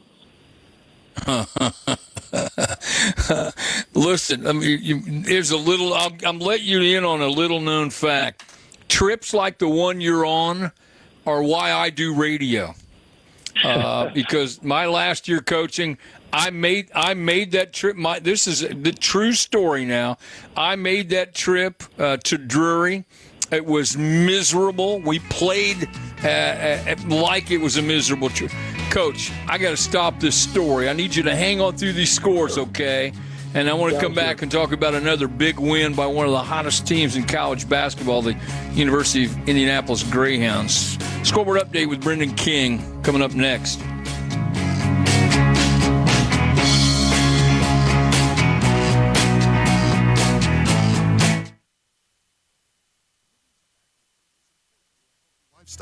Make this your opportunity to break free. Are you ready to quit? Quit Now Indiana is now offering a new customizable quit plan called Pick Quit. Pick Quit allows you to choose from a variety of tools that work best for your quit journey. Pick Quit is a better way to break free from tobacco. Get the help you need. No lectures. No pressure. Just free help. Go to quitnowindiana.com today. America respects our first responders and veterans, the brave whose business is taking action when calamity strikes. It's dangerous work, often surrounded by sirens, shouting, even gunfire, so hearing loss is probable. First responders can turn to Relay Indiana. If you have trouble hearing on the telephone, visit RelayIndiana.com for voice recognition technology phones that allow the hearing impaired to have normal phone conversations. And there's loaned equipment for those who qualify. Get clarity back on the phone. Visit RelayIndiana.com. It's Terry Stacy, and if you are really ready to take charge of your health and well-being in 2023, make Exercise Inc. a part of your life. Because the truth is, Exercise Inc. will change your life. Research shows that we gain about 5 pounds over the holidays, and then we work really hard for about 6 months to lose it. It's hard to lose extra weight on your own, but with an Exercise Inc. coach by your side, 20 minutes once a week, you'll lose the extra holiday weight much quicker, and you'll get stronger. And not to brag, but I can carry 2 20-pound kitty litter containers all around the store now, no problem. I think you're going to feel better than you ever have in years, and the change begins with that first 20-minute strength training session at Exercise Inc. I think most clients would say Exercise Inc. becomes a really good habit, and they stick with it for years. Try Exercise Inc.'s slow movement strength training method. Do something good for you 20 minutes once a week. Exercise Inc. 4 locations, exerciseinc.com. That inflatable reindeer in your yard could be an Easter reindeer, right? And Christmas in July is a thing, so you might as well leave the lights up until then? Whatever excuse you tell yourself, you know it's time to take down those decorations. If taking them down means storing them in your basement or crawl space, you might spend the next 11 months wondering if they'll stay dry enough to use next time. Nobody wants a soggy, moldy reindeer. You owe it to Rudolph to get in touch with Indiana Foundation Service. Indiana Foundation Service will waterproof your basement or crawl space. Waterproofing your basement or crawl space does more than just protect your stored belongings. It also protects the structural integrity of your home and improves the air you breathe. Give new meaning to a happy, healthy new year with a waterproofed basement or crawl space from Indiana Foundation Service. Schedule a free inspection at indianafoundation.com. Indiana Foundation Service. Reliability from the ground up. When was the last time you practiced your home fire escape plan? Be sure everyone in your family knows what to do if there's a fire. Get out, stay out. It's your fire safe response. You by Hills O'Brown Vacation Rentals. Check out great weekday specials on secluded stays in the woods of Brown County. Over 100 secluded cabins. BrownCountyLogCabins.com. BrownCountyLogCabins.com. I'm Brendan King with this Network Indiana scoreboard update here on Indiana Sports Talk. We're up to 5 overtime games played tonight in high school ball around the state. We'll tell you about them. North Putnam edged Fountain Central in OT, 56-54. Lewis Cass over Peru, 54-47 in extra time. Shortridge by a penny, 57-56, another OT game. We go to Hammond Knoll by a deuce against Andrean, 59-57 in overtime. Connorsville topped Newcastle, 54-48 in OT. We do have some county tournament winners to talk to you about. We mentioned the Hendricks County Tournament.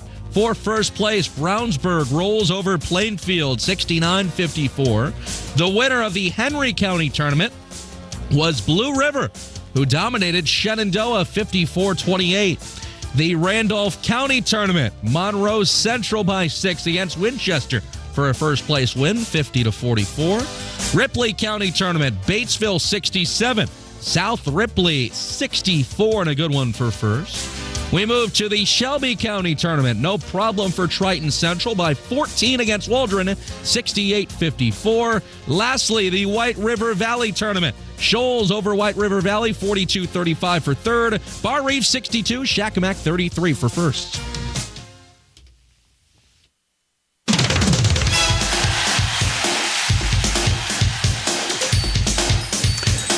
Welcome back, everyone. This is Indiana Sports Talk, brought to you by Indiana Donor Network. Before the scoreboard update, I was talking with Paul Corsaro from the University of Indianapolis. They've won 6 of their last 7. They beat Drury on the road tonight, 89-76. Coach, you're in that miserable trip. And to finish my story, recognizing that we were going to be an independent in Division II for a while, and putting together a schedule was dreadful. And the Drury one was one that probably underscored it more than any. So that's why I'm doing radio. I'm glad to talk to a guy like you. You guys are really, really good. What's going on with your bunch right now? Well, I'll tell you this much. As you know, the win makes the trip home a lot more enjoyable, especially on 7.5 hours. So, right. But that said, we're playing some good ball. We got great kids who work hard. We're a really deep group. But the unique thing about us is, everyone. We played 11 guys today, and we play guys between 20 and 25 minutes. We really don't have anybody that plays over 30 right now, except for the son of your former players, Jesse Bingham. Aside from that, everyone's right in the 20-25 range, and but that takes a high character, unselfish group that's all about winning, because it's a different guy every night. We had a guy go off for 22 tonight that scored, I think, 5 points in our last game. So, but that makes us dangerous. I think, 'cause I think we can come at you a lot of different, I think we can come at you a lot of different ways.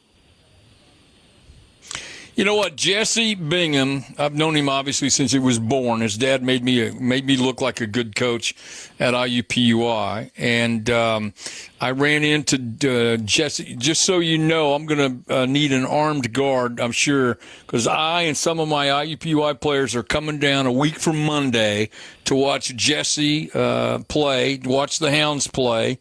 That is one of my least favorite venues. Just so you know, I was cheated in your venue more times than I can count, and also won my share. But there were times, to be honest, I was thrown out of a game in that building that was technically over. Okay, and you wonder how that happens. Your scoreboard operator let the clock just tick down and nobody noticed. The horn sounds, they come over and throw me out, and I go to the officials.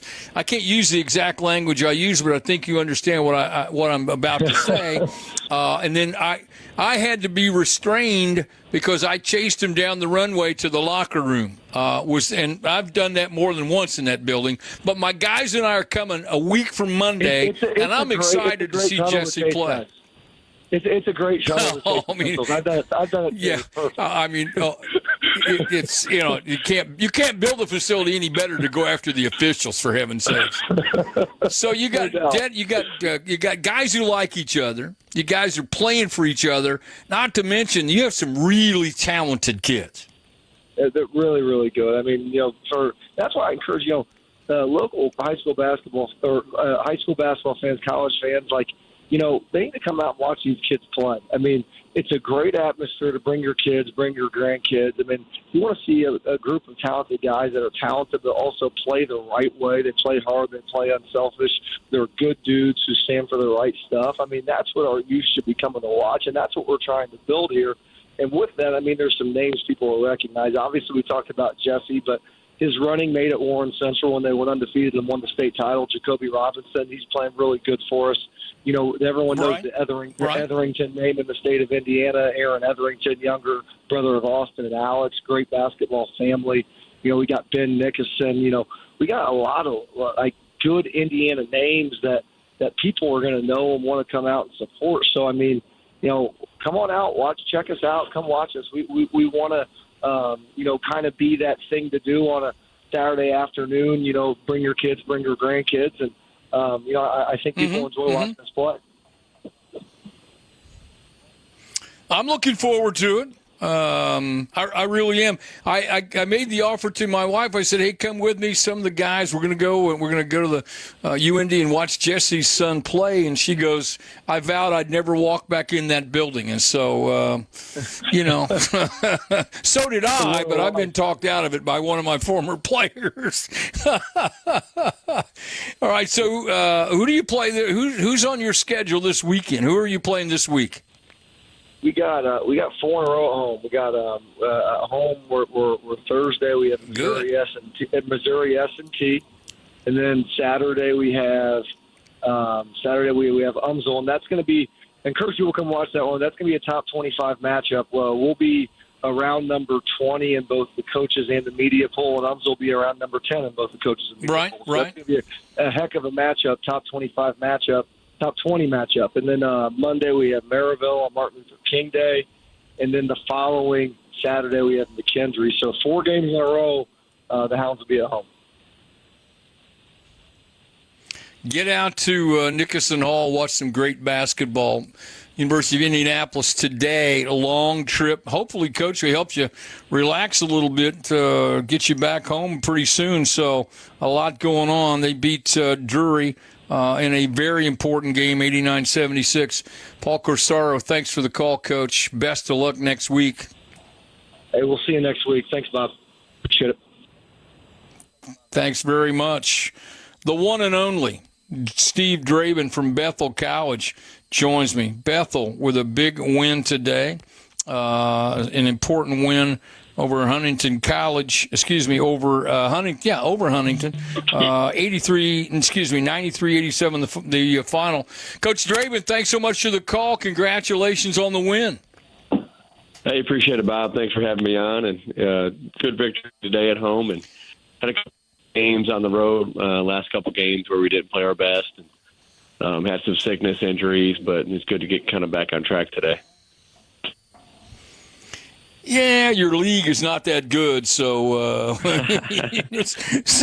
sometimes it happens. I mean, it's a meat grinder every week, every year. You talk about you have to play at the highest level possible, or you'll get blown out. That's how good your league is.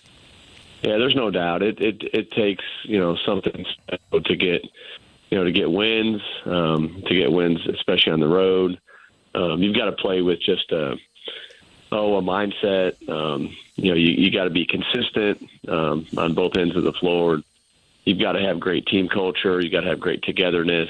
You got to play with great effort. And it takes all that to find ways to win games. And but it's a challenge for us and to find wins. But my big reason for coming to Bethel was it's going to prepare you to be a better coach, to be a better team. And if we're able to finish top half of our league, we're going to make the national tournament.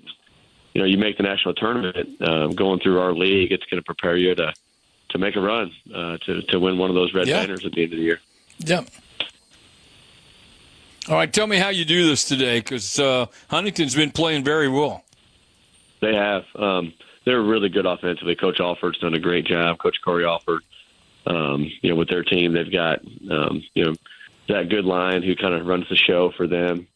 Averaging 20 points, about 7 assists a game, and just does a great job of managing the game and getting the other guys involved. And I thought our game plan today was good. We made it tough for him. He finished with only 2 assists, and can't remember how many points he scored. He scored plenty, but we just made things difficult for him, and just in our coverages. And I thought our guys played with great energy, great effort. We had a great crowd today, which helped us, and got off to a good start. In the previous couple games, we did not, and that really helped get us going and get the crowd into it. And our best player, Drew Lutz, didn't have his best game, 3 for 14 from the field. But he had 9 assists and a bunch of rebounds, and we had a bunch of other guys step up. Chikara Tanaka, Tanguy Tuze, both having 18, and Chikara Tanaka did a great job on Zach Goodline, and Nate Ayers had 13, Brandon Hunt 16. So we had really good balance. And my favorite stat of the game was 25 assists on 33 field goals. So guys were sharing the ball and playing together and getting great shots. Steve Draben, great job. Bethel College over Huntington College today. Coach, I appreciate the call. Thanks so much. I really do appreciate it, and good luck next time out. You got it, Bob. Thank you very much. Thank you. The one and only Greg Rakestraw will join me when we come back. We're going to talk with him and Brent Dalrymple from North Davies. Got a lot of basketball to talk about on Network Indiana's Indiana Sports Talk. What separates high school sports from other athletic programs? We keep education in front of athletics. I'm Paul Knighty, Commissioner of the IHSAA, and I'm thrilled to introduce our new Assistant Commissioner, Janie Elmer, because I know she shares the same passion for education-based athletics. That's right, Paul. As a former principal, teacher, and Hoosier student-athlete myself, I understand firsthand how high school sports provide a complete educational experience for students. The real benefit of playing in the second classroom of high school sports isn't just about teams becoming better athletes. It's about them becoming better people, building character and developing the habits they need to be successful adults in life. Accountability, teamwork, respect, perseverance. These are just some of the life lessons learned on the playing field. It's good to have another passionate advocate for education-based athletics on the team. Welcome aboard, Assistant Commissioner Elmer. This is the second classroom. This is education-based athletics. This is your IHSAA. Maintaining a healthy weight can be difficult at any age, but as adults, it's important we set our youth up for success by practicing a healthy lifestyle. This message is brought to you by the Indiana Youth Institute. 1 in 3 Hoosier children ages 10 to 17 are considered overweight due to their body mass index. Factors such as poor diet, low physical activity, stress, and more can contribute to a child's weight and overall health. So, what can we do? Well, first, get active. Kids should participate in at least 60 minutes of moderately intense activity most days a week, preferably daily. Second, balance calories and encourage healthy eating habits. Provide plenty of veggies, eat lean meats, and try low-fat options. By changing a few habits, we can all benefit from better health. This Kids Count Minute is a message from the Indiana Youth Institute. For more parent tips, visit IYI.org. Kids count on you. What good is faith? Pastor John Gable of Tabernacle Presbyterian Church in Indianapolis. Faith in God is a wonderful gift. At TAB, we desire to be a resource for those who want to grow deep and strong in their relationship with God through teaching, worship, and prayer. But we also know that faith does no one any good if it doesn't help them to become more Christ-like by engaging and serving our neighbors, the community, and the world. TAB has a long history of putting hands and feet to faith through active service and ministry, just as Jesus did. If you'd like to learn more about having an active faith, stop on by or visit us at tabpres.org. Tabernacle Presbyterian Church, 34th Street and Central Avenue in Indianapolis, invites you to worship Sunday morning at 8 or 10 a.m. If you can't make it in person, tune in to Sunday with Tab, Sunday mornings at 6:30 on WIBC, or find us online at tabpres.org.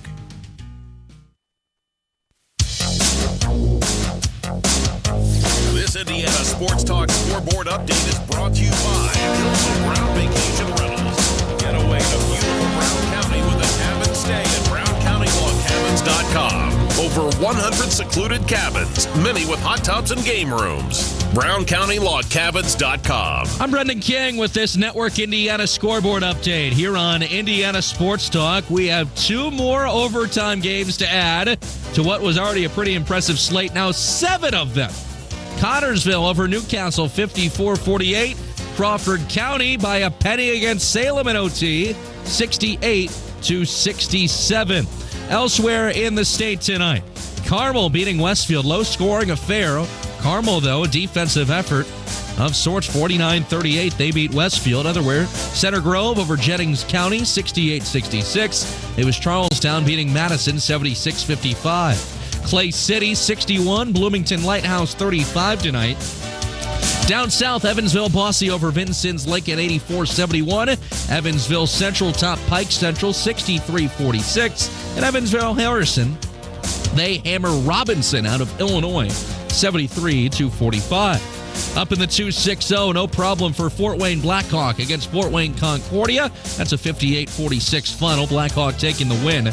High scoring, though, between Fort Wayne South and Marion. Fort Wayne South escapes with a nickel win, 86-81. Frontier beat Tri-Township 51-45. Gibson Southern tonight over Evansville Mater Dei 59-52. Some girls scores as well. The Madison County tournament of note. Anderson over Anderson Prep Academy, big 70-24 in overtime for third place. Alexandria topping Frankton 55-48. And for first, it's Lapel beating Pendleton Knights 42-38. I'm Brendan King.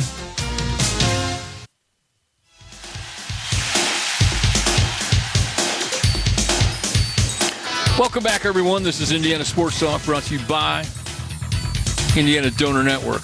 Greg Rakestraw joins me. I told James Adams and Nathaniel Finch after the fact, because I knew you were going to call me about the Hendricks County finals. My Quakers didn't win, and I said, in the future, if he's going to call and tell me that my Quakers don't win, tell him that we're having technical difficulties and we're not taking incoming phone calls. But they weren't able to do it. So okay, I'm stuck with you now. But Brownsburg's really, really good, are they not? They are, and Plainfield played well. And for as nice as they win tonight would have been for the Quakers, Andy Weaver now has 32 minutes of experience saying, okay, you got to get past those guys in the sectional. Right. 5-team sectional. Those 2 teams, Avon, Terre Haute South, Terre Haute North. Terre Haute North won that sectional last year. And Terre Haute North's one of the other 2 teams that has beaten Plainfield this year. Carmel is the other. And so Plainfield played well.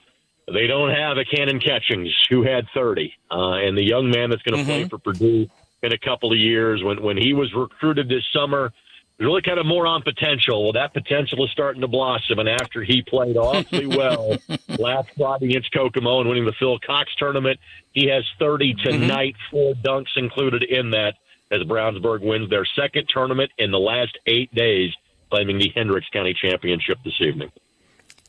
Well, Steve's teams notoriously will guard you. I mean, they will lock you up and make it difficult to do a lot of things. And then the added dimension of having some extremely talented offensive guys, there's a reason why they're ranked as highly as they are. Absolutely right. And El Haj Diallo, one of the 2 seniors on that team, doesn't get the recruiting accolades that Cannon Catchings does. And normally Cannon averaged about 19.5 points a game. El Haj about 15. Diallo had 17 tonight. Frankly, would have been more had he been able to play more. He kind of dealt with foul trouble. He was in and out of the game. But the fact that those two guys are as good at getting to the bucket and slashing as they are, but both are more than capable jump shooters. Those are two guys at the high school level that are almost impossible to guard. And the fact that Brownsburg has two of them is a big part of the reason why they are ranked third or fourth in the state, depending on what poll you're looking at. All right, you and I are back. They're getting the band back together on Thursday night for some IUPUI basketball, right? That is correct, and obviously a rough one for our Jags against probably Youngstown State teams. They've been in the Horizon League. 105-74. You have a chance against Robert Morris on Monday, but then the Jags are on and play Thursday, Saturday. Purdue-Fort Wayne coming to town on Thursday, and then Cleveland State coming up on Saturday. So, the Jags are playing better offensively. Defensively, the last couple of games have left a little something to be desired. So we'll see if Mark Renshaw's guys can get it turned around starting on Monday in Moon Township, Pennsylvania. I'm looking forward to it. It's always an honor for me to work with you, that's for darn sure. Greg Rakestraw calling on the Hendricks County Championship that goes to Brownsburg. They beat Plainfield in that one. Greg, good luck tomorrow. Have fun. I'll talk to you on Thursday. Thanks, buddy. Brent Dalrymple from North Davies joins me. North Davies beats Washington 47-31 in high school basketball tonight on the boys' side. Coach Dalrymple, thanks so much for the call. Congratulations on the win tonight. Hey, Coach. Thanks for having me on. It's a great weekend for the Cougars. We played Eastern Green last night and got a good victory, and then played county rival sectional opponent Washington tonight. So it was also good to be back home in the Cougar Den. It's been a while since we've been there, and we had two home games this weekend. It was a lot of fun. Well, it's an important win because it's the Hatchets, number one. And number two, like you said, bounce back, play some basketball. You're not bounce back, but back-to-backers are never easy, especially when you're playing good teams. So you got to be thrilled with where the direction you guys are headed. Oh, absolutely. We reached the halfway point of our season tonight, and we got a lot of work to do, but we're right where we need to be, and. So we're taking these 2 weeks here, this week and then also next week to implement some changes, some things we saw up at the Hall of Fame, Northwood and Penn, and we're trying to get better, and that's what we're trying to get done here in the month of January. All right, who plays well for you tonight? Well, we're as always we're led by our point guard Jalen Mullen. He had 20 tonight, and probably 6 assists and. But like I said, I mentioned some of the tweaks and changes we're trying to make, and we're trying to get some other guys involved besides Jalen and the Wilsons. Last night we scored 60, and Brendan Stickles, and Austin Brower had 40 of those 60. So it was really nice to see those guys step up. They've been role players. Right. We want to make them more a part of our offense and things we can get done. So kids are real receptive to that and see the need to improve, and that's what we're doing. North Davies, very impressive win at Washington tonight, 47-31. Brent Dalrymple, it's always great to talk to you. Good luck next week. Yes, sir. Thanks for having me on, Coach. You're welcome. Thank you. Hottest team in college basketball in the state of Indiana, quite frankly, in the Midwest. Indiana State Sycamores, another win today. Luke Martin joins me. Luke Martin, what in the world is up with these Sycamores? They just keep playing. They just keep winning basketball games. They are literally on fire right now. Well, to put it into perspective, my friend, good to be back with you. Hey, and into today's game before UIC, there have been 200 minutes played in the Valley for Indiana State. They only trail for 6 minutes and 11 seconds of the 200 minutes played. They've been outstanding, Coach. And today they just continue the dominance. It was a slow start, but they turned it on late, and there was a tie game at 23, and then a 25-3 run. Just was way too much for Illinois Chicago to overcome, and Indiana State was able to win it by 20. Well, we've talked about this before. The first year under new coach, new system, Josh Schertz's system is a proven winning system, by the way. And first year, growing pains, which you could just see there was something about this group. You could just see that, they have guys who they run the court, they space you out, they can all put it on the deck and make something happen. They can knock down shots. They'll guard you. How am I doing so far? Yeah, no, you're exactly right. I think Ryan Peden put it great. He's the head coach at Illinois State, who Indiana State saw earlier this week, and he said, you just cannot practice Indiana State's speed.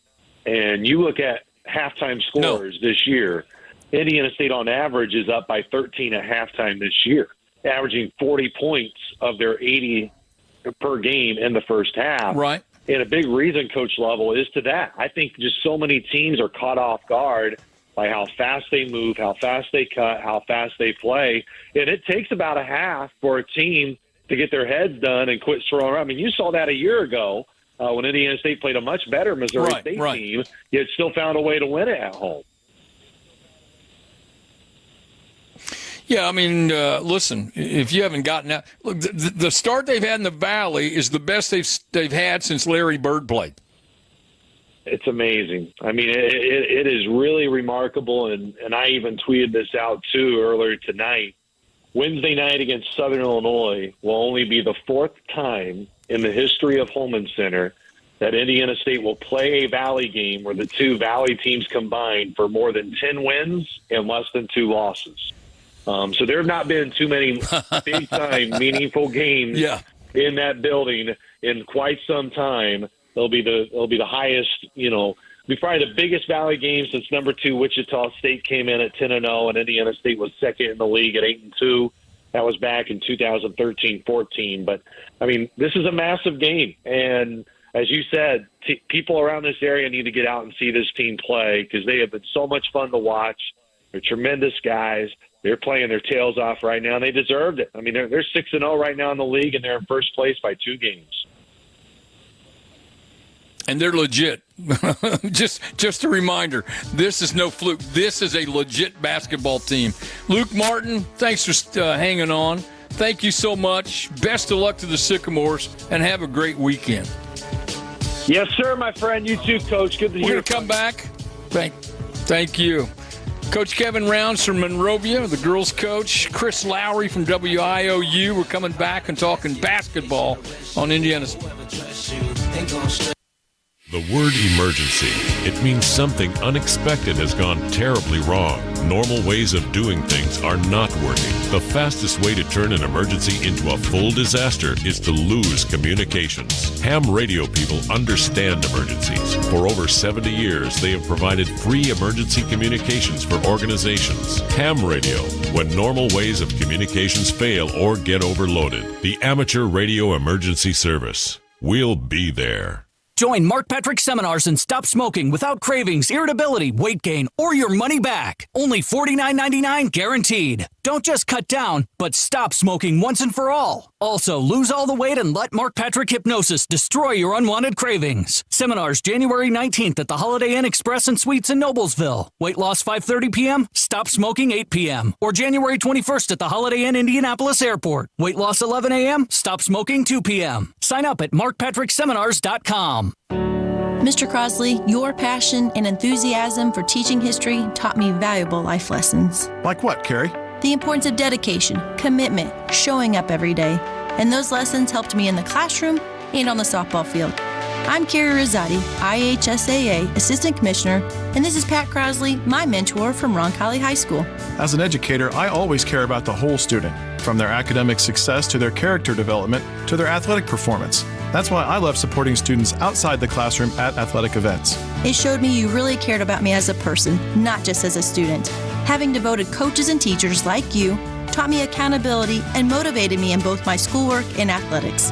I showed up every day because you did the same for me. Thanks, Carrie. We can all support hardworking teachers and coaches by buying a ticket to your high school's athletic events. This is meaningful mentorship. This is life-changing leadership. This is your IHSAA. To protect his family from disaster, Steve used his camera phone. Done.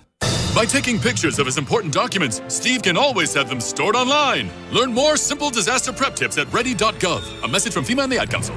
The new year is here. Time for a change. Start a recession-resistant new career in the high-demand IT field with My Computer Career. In just months. Already in IT? Build your cybersecurity skills and prep for thousands of open positions employers nationwide are desperate to fill. Attend classes live online or on campus. And financial aid is available to those who qualify, including the GI Bill. Make this your year. Go to mycomputercareer.edu and take the free career evaluation today. That's mycomputercareer.edu. Emmer and Nigel here, inviting you to join us as we kick off the weekend every Friday around 5:45 with Beer Sample Friday, brought to you by our friends at Thompson Furniture and Mattress in Columbus. We're all different. 1 in 5 of us live with a mental illness. Don't filter who you are. Talk to someone you trust. Learn more at bringchangetomind.org. Indy Humane, committed to helping Central Indiana's pets in need since 1905. Find your new best friend today. indyhumane.org. Uh-oh, Brad's buzzed. Oh, yeah? Yeah, he's starting with the woots. Good thing is, he knows when he's buzzed. Know your buzzed warning signs? Call for a ride when it's time to go home. Buzz driving is drunk driving. A message from NHTSA and the Ad Council. Sports Talk, it's a final from Newark. Seton Hall rocks Butler 76-51.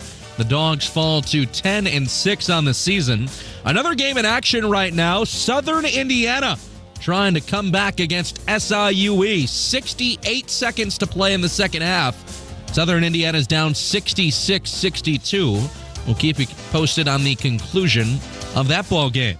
Other college hoops from earlier today. UNC beat Notre Dame in Chapel Hill 81-64. Bradley all over Valpo 88-66. Same case for Youngstown State. They rock IUPUI 105-74. It was Milwaukee topping Purdue Fort Wayne 74-70.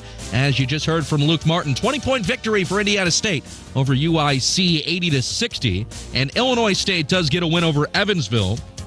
That's a final of 69-61. Back to high school basketball across the state of Indiana. It was Warren Central over HSE 65-39. 7-point dub for Washington Catholic. They beat Martinsville Tabernacle 57-50.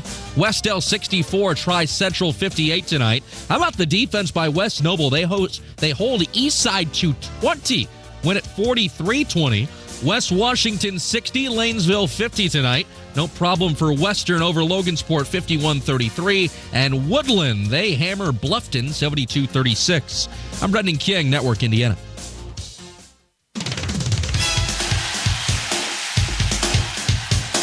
Welcome back, everybody. I'm Bob Lovell. This is Indiana Sports Talk, brought to you by Indiana Donor Network. Girls basketball tonight. Monrovia over Beech Grove 36-31. Kevin Rounds joins me. Coach, congratulations on the win tonight. Hey, thanks, Coach. Thanks for having me. I'm happy for you. I'm proud of you.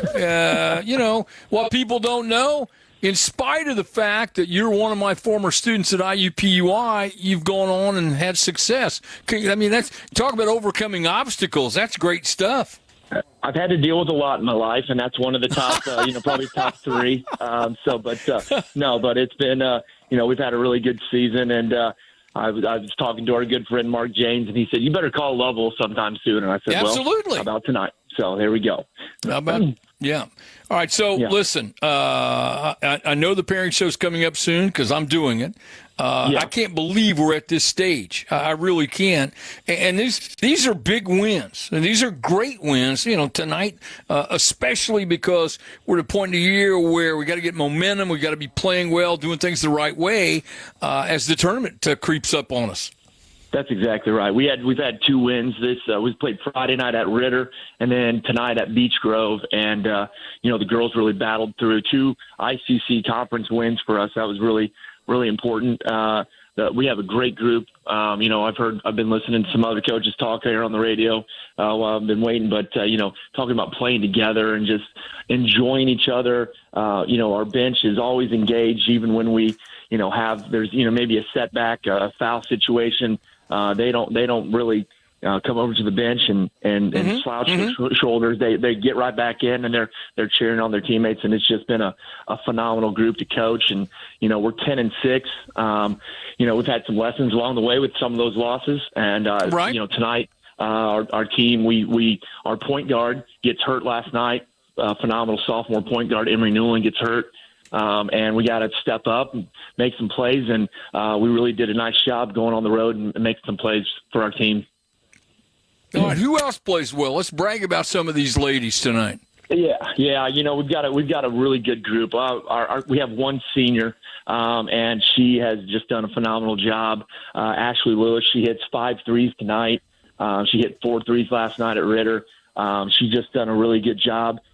She's just a great leader and does a great job for us. And she's kind of like, part of our coaching staff. She's always, anytime something's, going on, she's right there talking to us and how do we do this? And then she's right back with the girls, giving them, advice and talking to them and putting an arm around them if they need it and, kicking them in the pants if they need that too. So that's been a lot of fun. So she's been really great. Mary Cox, our junior point guard, she steps up tonight, had 3 unbelievable games in a row. And steps in when our point guard gets hurt, takes care of the ball. I think she had 4 turnovers tonight. Put her in a little bit of a different situation, but did a great job. She scores 12 points. Ruby Merle, a freshman guard, steps into the starting lineup, doesn't miss a beat. She steps in and just keeps going. And we just, I could go down the bench all the way deep, and just all the girls just continue to step up and make really, really great plays. It's been a joy to coach these girls. Girls basketball today, Monrovia over Beech Grove, 56-31. Kevin Rounds. Thanks for the call, Kevin. Congratulations, and good luck next week. Thanks, Coach. Thank you so much. Great basketball right now. Scott McClellan joins me from Noblesville. 59-45 winners over Muncie Central in boys basketball tonight. Coach, thanks for the call. Congratulations. Well, thanks for having me. Happy New Year, Bob. Thanks. Hope you're doing well. Doing very well. Yeah, doing well. All right. Hey, I need you to hang on, Coach. I'm sorry for this. I need you to hang on through this short break, and then we'll come back and talk about your team, okay? Okay. Thank you. Perfect. We'll come back and talk with Scott McClellan, Chris Lowry from WIOU. We're going to talk about the Kokomo Cats and their big win over Muncie Central. That's all coming up on Network Indiana's Indiana Sports Talk.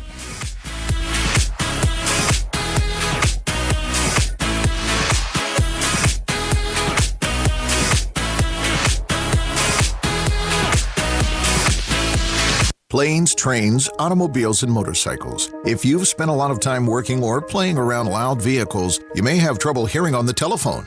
Get back in gear with Relay Indiana, providing telephone accessibility to the hard of hearing. Relay Indiana allows hearing-impaired callers to have normal phone conversations through voice recognition technology. And there's loaned equipment for those who qualify. Add clarity back in your phone conversations. Get the CapTel captioned telephone from Relay Indiana. Visit RelayIndiana.com.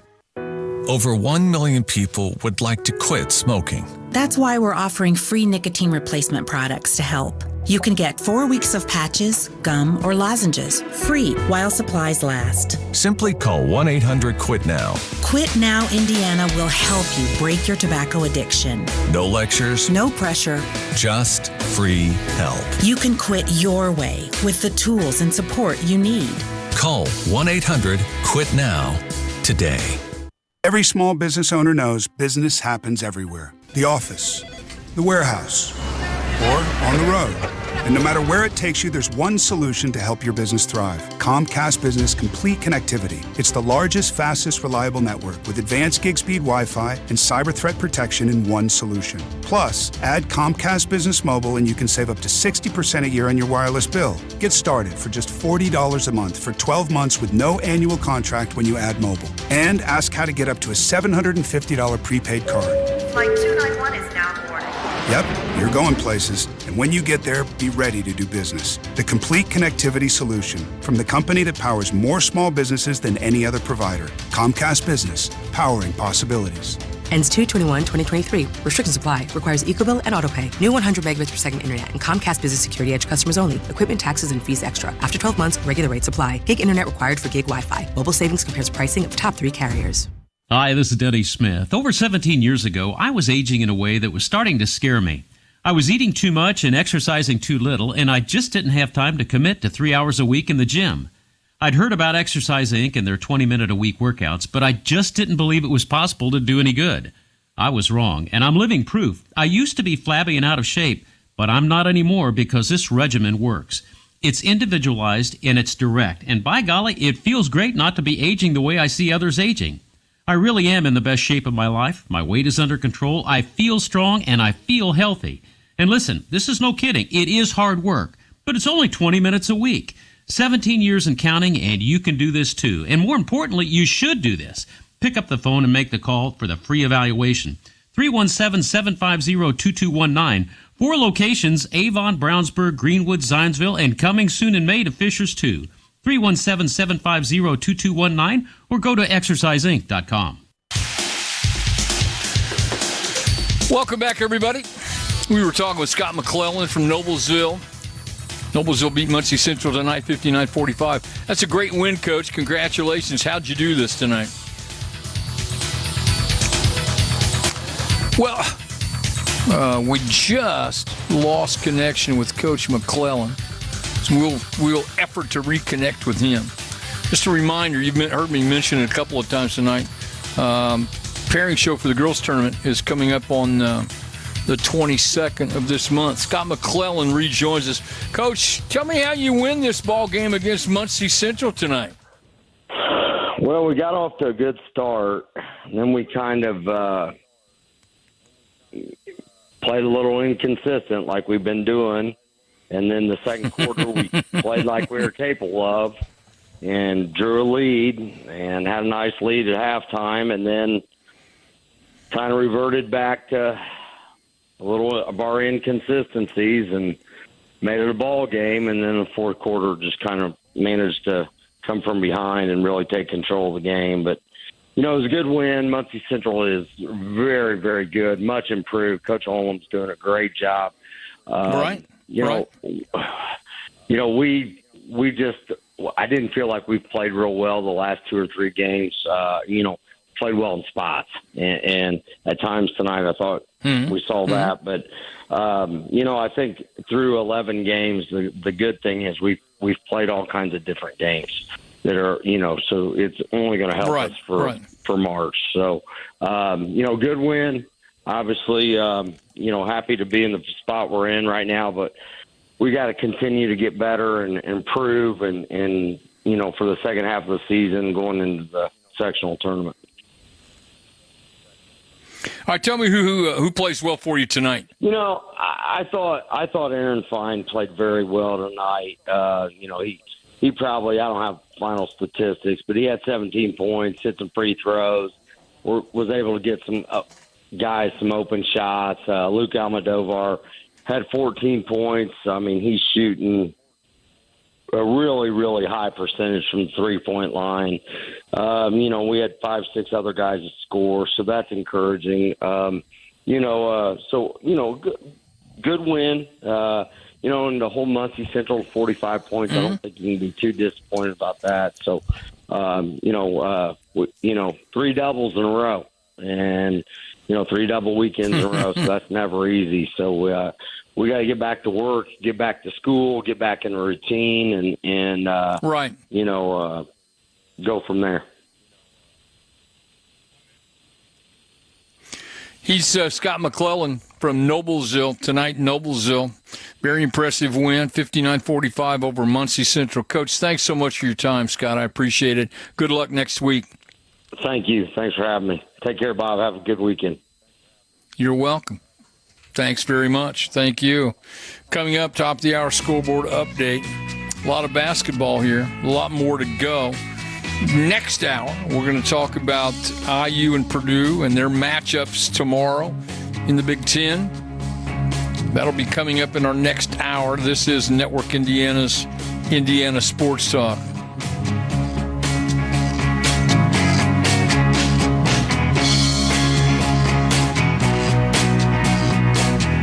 I stopped smoking with Mark Patrick's hypnosis when nothing else worked. 1 year later, my wife Michelle and I attended the Mark Patrick Weight Loss Hypnosis Seminar. In 2 months, lost 43 pounds, and she lost 18 pounds. And we feel great. Seminars January 19th at the Holiday Inn Express and Suites in Noblesville. Weight loss 5:30, stop smoking 8 p.m. Or January 21st at the Holiday Inn Indianapolis Airport. Weight loss 11 a.m., stop smoking 2 p.m. Register at markpatrickseminars.com.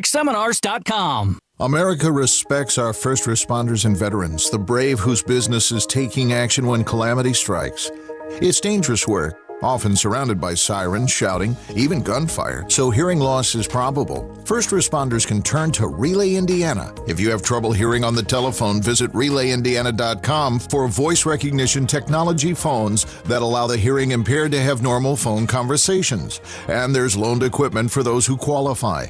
Broadcasting from the Peterman Brothers Heating, Plumbing, and Electrical Studios, this is Indy's Mobile News, 93 WIBC. WIBC HD1 Indianapolis. The news starts now. Dealing with the border crisis. I'm Laura Cantor, Fox News. President Biden is slated to visit the U.S. southern border Sunday to evaluate the growing migrant crisis and to call on Congress to take action on immigration reform. Fox's Lucas Tomlinson has more from the White House. He has never gone to the border as president or in the 8 years he served as vice president. President Biden outlining new plans here at the White House late this week to crack down on migrants crossing the border illegally. This new parole plan will attempt to block migrants from Cuba, Nicaragua, Venezuela, and Haiti from crossing the border without proper documentation. Border officials criticizing President Biden for not visiting the border sooner. Meanwhile, the influx of migrants coming from Cuba to the Florida Keys, prompting the state's Republican Governor Ron DeSantis to activate the National Guard. Fox's Charles Watson reports. The state says it will use air assets, including planes and helicopters from the Florida National Guard, and increase Marine patrols to try to help intercept and ensure the safety of migrants who are attempting to reach the Sunshine State. In his announcement, Governor DeSantis blasted President Biden and his quote-unquote lawless immigration policies. Democrats and immigration activists previously denouncing DeSantis for relocating a plane of migrants from his state to Martha's Vineyard. After days of negotiations, California Republican Kevin McCarthy winning his House speakership bid. South Dakota Republican Congressman Dusty Johnson tells Fox's Cavuto Live that he has faith in McCarthy's leadership skills. I know America's looking at what has happened over the last week and they wonder, oh my gosh, are we going to be able to get anything done in the next 2 years? And so I would just say this. Yes, the House Republican Conference is a raucous bunch, but I do think we're going to be able to pull it together and get some things done. And it's because of Kevin McCarthy. McCarthy elected House Speaker in the 15th round of voting. America is listening to Fox News.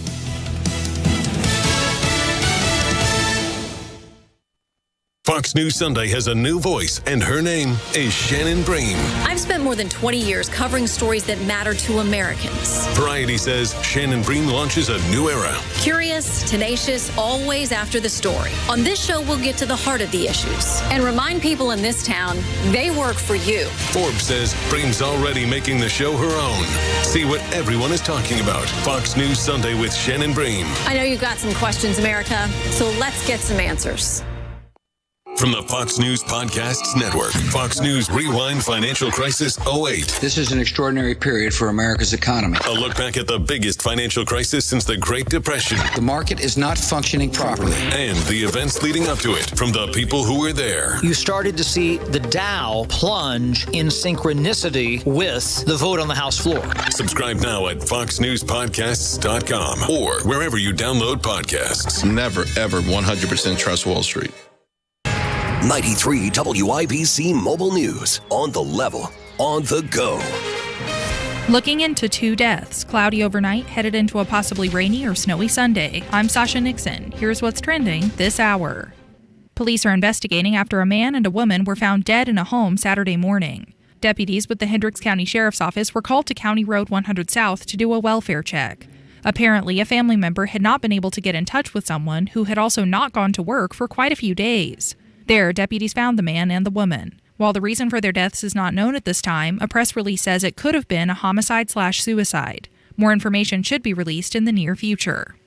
You often hear about fundraisers to benefit children during the holidays. John Herrick reports on one that raised money for kids in need.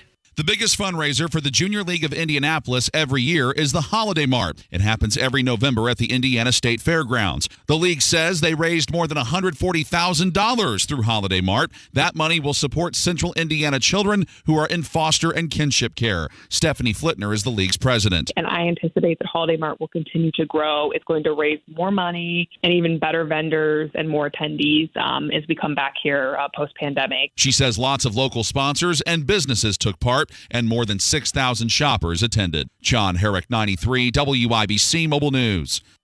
Indy Parks is encouraging you to visit the Ellenberger Park Family Center on January 16th. The organization tweeted Friday that the Sharing the Dream open house will be welcoming the public from noon to 4 p.m. This event is in honor of a special makeover that has happened at the park. On the level, on the go, and on WIBC.com. Now here's the forecast from the American Standard Heating Weather Center. For tonight, clouds increase, isolated chance at a wintry mix in the early morning hours, low temperature in the upper 20s. Tomorrow, cloudy with another spotty chance at rain or snow, high temperature in the upper 30s. I'm Wish TV Storm Track 8 meteorologist Ryan Morse for 93 WIBC. Home Shows provide homeowners the deepest discounts of the year on remodeling projects. And right now, Window Nation is bringing the Home Show savings right into your house. 2 free windows with every 2 you buy, no limit. Plus, pay no interest for 60 months. Use their free virtual visualizer at windownation.com/homeshow. Upload a picture of your house and try out hundreds of options online. Get design tips from the experts and learn how Window Nation's trained installation specialists have helped over 150,000 homes with over 96% customer satisfaction rates. But remember, these once-a-year Home Show savings are for a very limited time. Call Window Nation today, 866-90-NATION, or go to windownation.com/homeshow. Get 2 windows free with every 2 that you buy. Pay no interest for 60 months. That's 5 full years. 866-90-NATION, or go to windownation.com/homeshow.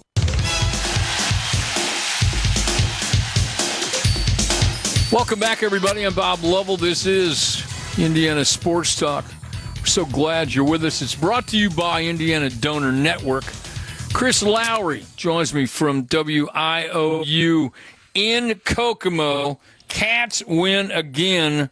And, Chris, I'm telling you right now, you guys got to be loving what's happening with the Cats, because another big win for everybody in Kokomo. And, frankly, this must be a great time for all of you right now.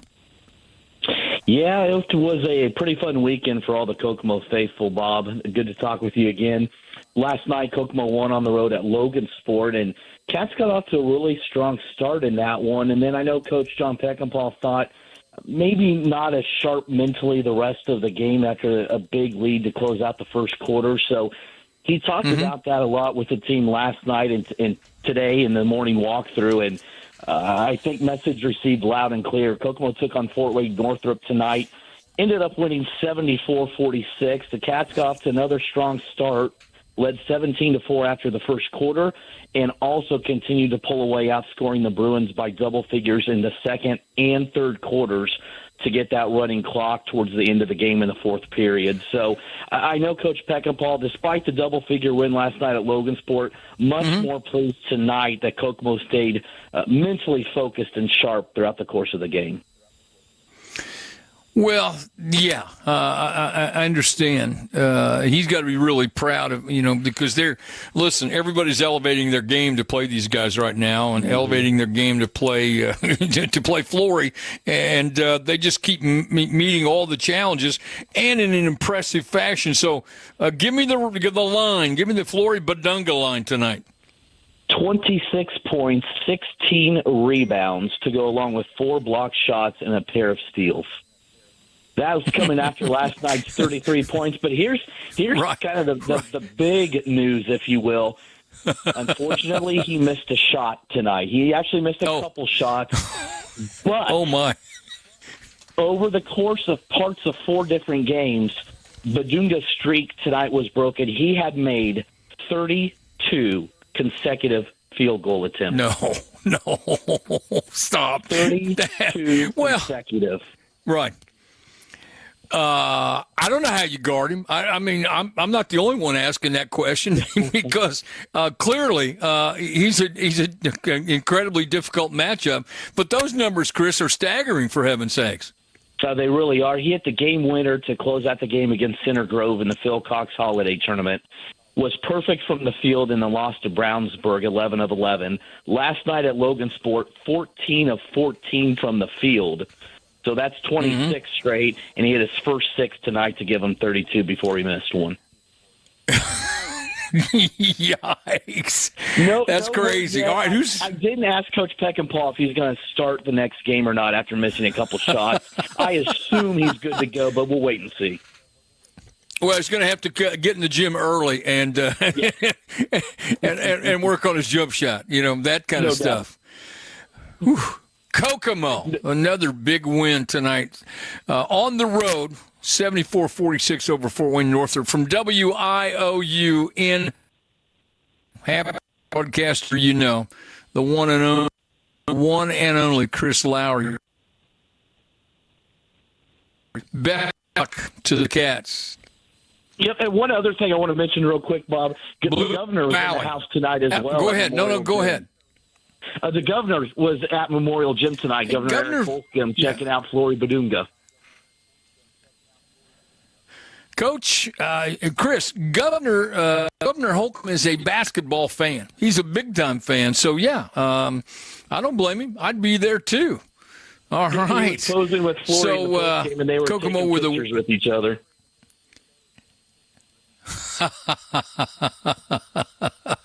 I like it. I like it a lot. Blue River Valley tonight. Thank you, Chris. Have a great weekend. The Blue River Valley with a win tonight. Coach, thank you so much. Brian Klein joins me. Coach, congratulations on the win, 54-28 tonight. A very impressive win. How you feel about this win tonight? Oh, it was fantastic, Bob. It was the Henry County Championship game. We had beaten Tri by 24 on Thursday night and played Shenandoah in the championship tonight. So great environment, big crowd, and county rival, county game. Shenandoah's won 7 consecutive. So it was a great team win by us, and guys really stepped up and defended, as you can see by the score. Yeah, absolutely. Quickly, tell me who plays well. We were led in scoring by junior Zach McAbee. He had 20 tonight. Our senior Wyatt Thornburg was in double figures with close to double-figure assists. Lake Leonard had another senior for us, had double-figure rebounds. Just a great effort on everybody that played 9 guys. They all contributed in some way. Just really proud of them. Blue River Valley with the county tournament win. And I appreciate the call. Brian Klein, congratulations. Best of luck to you and your guys. Thank you much, Bob. Appreciate it. Thank you. More basketball coming up on Indiana Sports Talk. In a strong, successful Indiana. That's because when we support education-based athletics, we're not only supporting Hoosier student athletes, we're championing the next generation of doctors, CEOs, and engineers, not to mention future teachers, first responders, and civil servants. I'm Brian Lewis. And I'm Chris Kaufman. We're both assistant commissioners of the Indiana High School Athletic Association.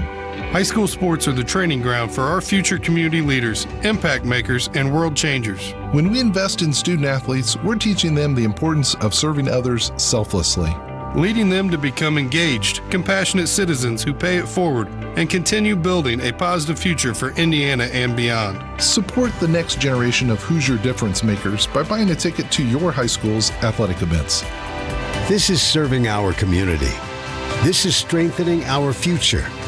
This is your IHSAA.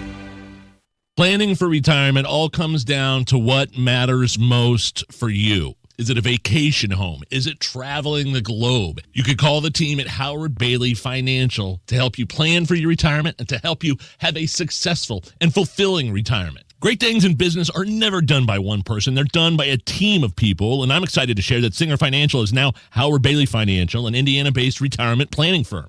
The Howard Bailey team possesses credibility at both an ethical and professional standpoint. They will deliver you a customized framework that allows you to create the meaning of retirement. Whatever you visualize retirement to be, let the Howard Bailey team customize a plan specifically for you. If you're ready for your best retirement, come forward and see the Howard Bailey difference. Investment advisory services may be offered through Howard Bailey Securities, LLC, a registered investment advisor. Working with Howard Bailey Securities, LLC cannot guarantee investment success or that specific financial goals will be achieved. Some people got COVID and thought, well, that wasn't such a big deal. But you can get COVID again, and next time it could be worse, especially for those 50 and older, or with a chronic condition like heart disease or diabetes. But with an updated vaccine, you have better protection from COVID's worst outcomes. And that's a big deal. Find updated COVID vaccines near you at vaccines.gov. We can do this. Paid for by the U.S. Department of Health and Human Services. You're never completely ready to adopt a teen. For late nights writing English papers. For your teen's music taste. For dinners where they talk more on their phone than with you. For the first time, they call you Mom.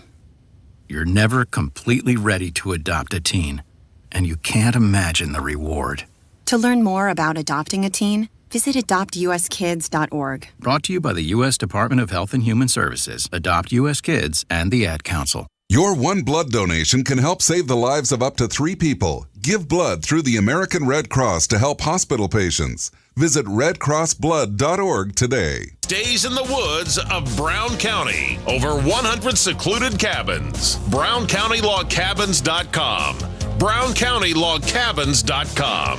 I'm Brendan King with this Network Indiana scoreboard update here on Indiana Sports Talk. We continue our coverage of high school basketball around the state. We'll begin with a close one between Michigan City and Kankakee Valley. Michigan City takes it 48-47. Mooresville tonight over Franklin by a nickel, 58-53. It was Mount Vernon Fortville topping Whiteland 74-62. New Haven 54 to Calv 40 tonight. New Palestine back-to-back wins, beating Southport tonight 73-68. They topped Delta last night. Noblesville 59, Muncie Central 45. It was Northwestern over Clinton Prairie 62-33. North White tonight, a 48-22 victory over South Newton. North Posey 58, Mount Vernon Posey 55. Paoli puts up 90 on Tell City. They take that one 90-35. Owen Valley tonight over Northview 70-55. It was Richmond edging out McCutcheon 45-38. Rochester crushes Oregon Davis 60-19. Rossville 54, Sheridan 41. Seeger, a 2-point victory against South Vermilion, 55-53. And Southridge over Northeast Du Bois, 66-57. By the way, in the NFL, the AFC South disaster that we knew of 2022 is over. The Jacksonville Jaguars have beaten the Tennessee Titans. The Jags, with a record of 9-8, just won the AFC South 2016. Jags in the playoffs. I'm Brendan King.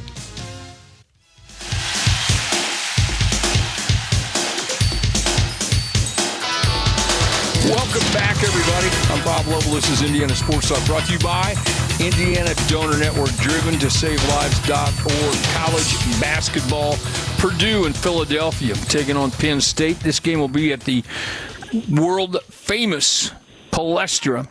Boilers with a dramatic win on Thursday night at Ohio State. With me to talk about it, the voice of the Boilermakers, Rob Blackman. Rob, hopefully everybody's come down from that exciting slug-it-out win over in Columbus. What a great way to win a basketball game. I tell you, Bob, it's been, and you understand this because you've been in this a long time, and we're in this for a long time from a coaching standpoint, but it's amazing how much just one shot in a basketball game can change your outlook on life. Purdue loses Monday night on what because had a wide open three from the right wing that was missed by Brandon Newman at home against Rutgers, a shot he normally makes, and Purdue loses, and you just feel like the world is crumbling all around you. And then basically the same situation, and for all intents and purposes, presents itself Thursday night at Ohio State. And this time Purdue makes the shot. Fletcher Lawyer makes the shot from the left wing.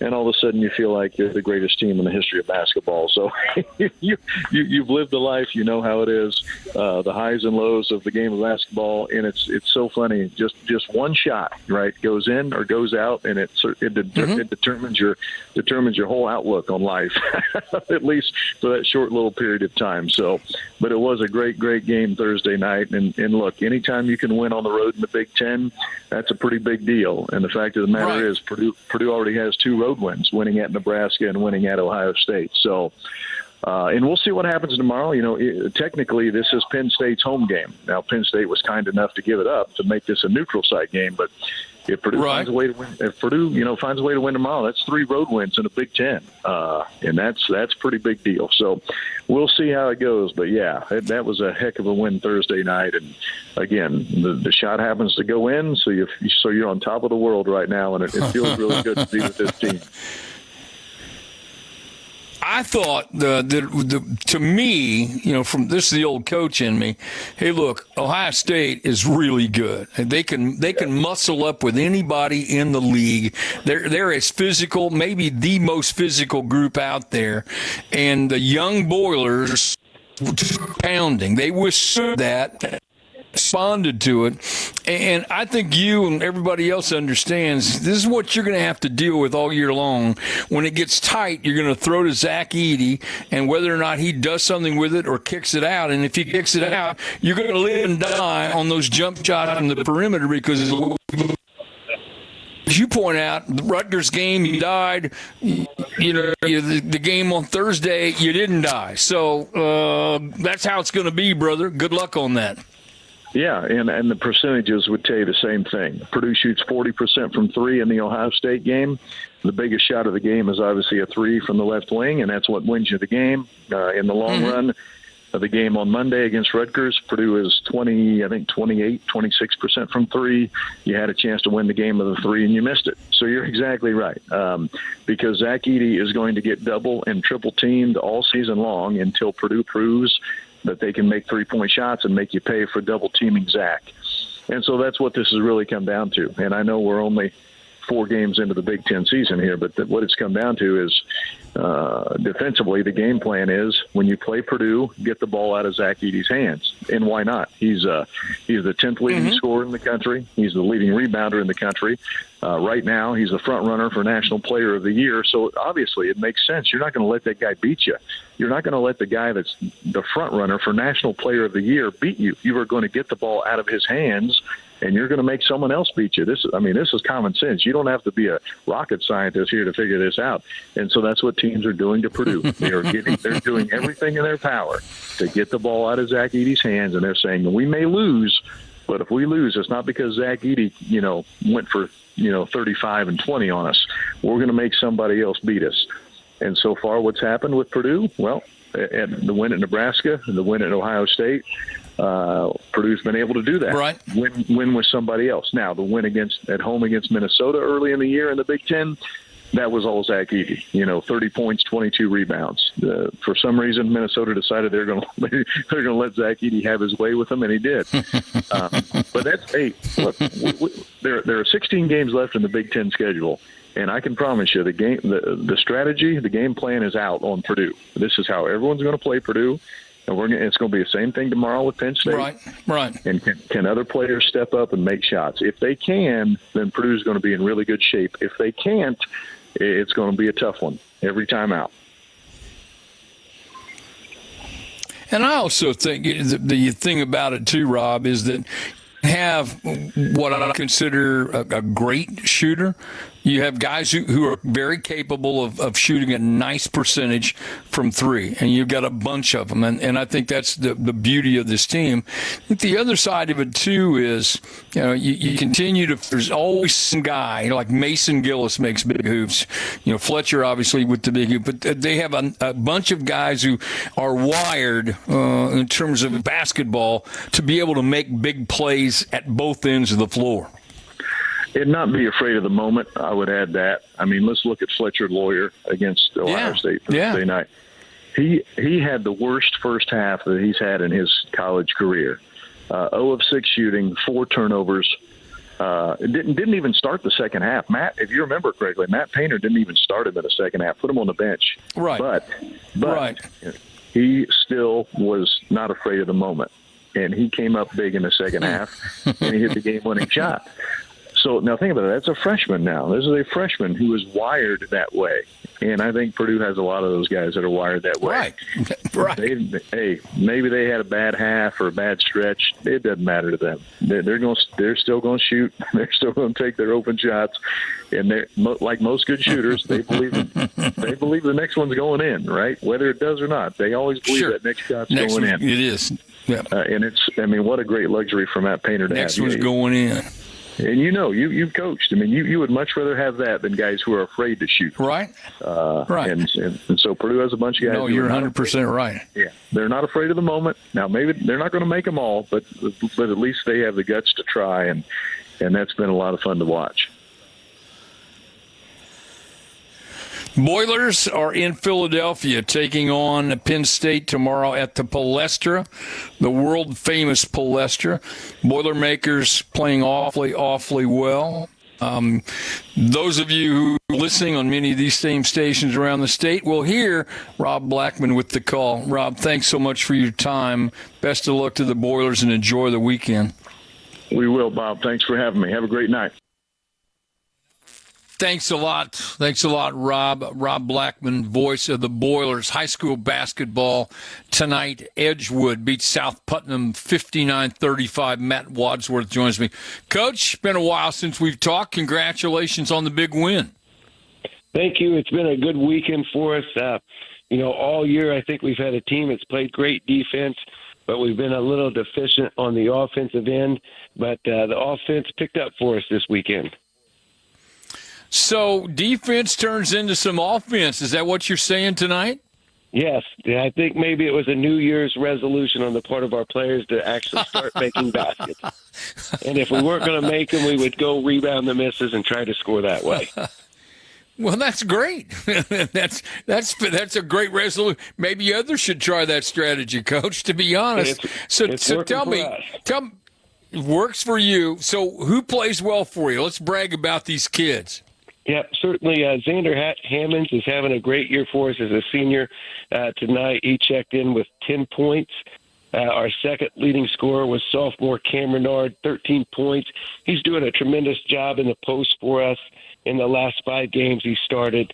And then junior point guard Mylan White had 16 points, and he was 10 for 12 from the free throw line, which is always good to see. Absolutely. All right, so who's up next for you? It will be Owen Valley, which is a big rivalry game between the two schools, and I think Owen Valley had a big win tonight against Northview, so there'll be a lot of excitement surrounding the game for the two schools. Edgewood, big win tonight over South Putnam, 59-35. Matt Wadsworth, thanks so much for the call, and good luck next week. Thank you, Bob. Thank you. Coming up, another scoreboard update with Brendan King. This is Indiana Sports Talk.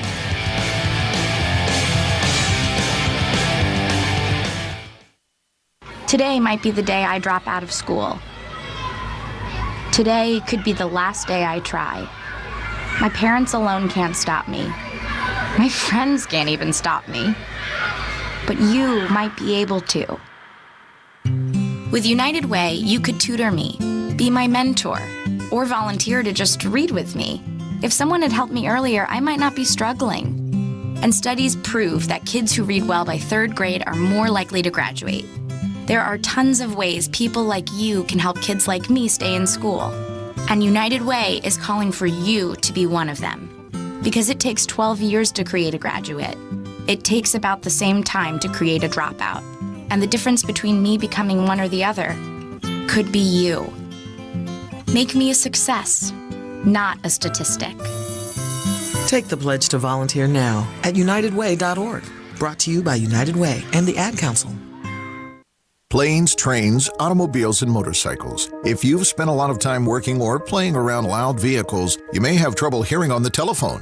Get back in gear with Relay Indiana. providing telephone accessibility to the hard of hearing. Relay Indiana allows hearing-impaired callers to have normal phone conversations through voice recognition technology. And there's loaned equipment for those who qualify. Add clarity back in your phone conversations. Get the CapTel Caption Telephone from Relay Indiana. Visit RelayIndiana.com.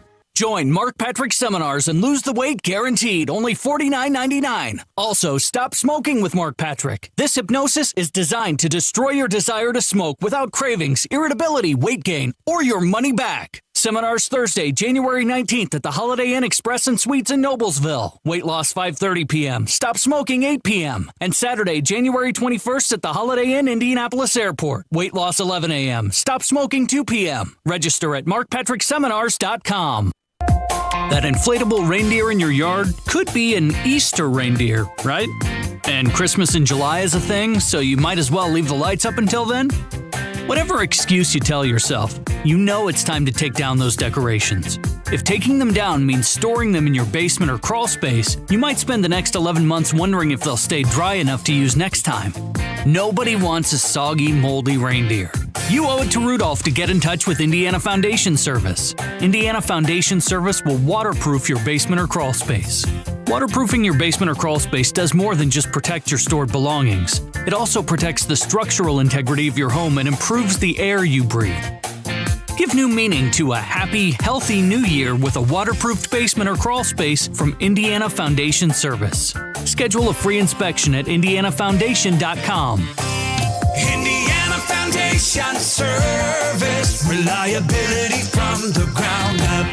This Indiana Sports Talk scoreboard update is brought to you by Hills of Brown Vacation Rentals. Get away to beautiful Brown County with a cabin stay at BrownCountyLogCabins.com. Over 100 secluded cabins, many with hot tubs and game rooms. BrownCountyLogCabins.com. I'm Brendan King with this Network Indiana scoreboard update here on Indiana Sports Talk. We will go through your high school basketball scores one final time tonight before at 11:45 as usual.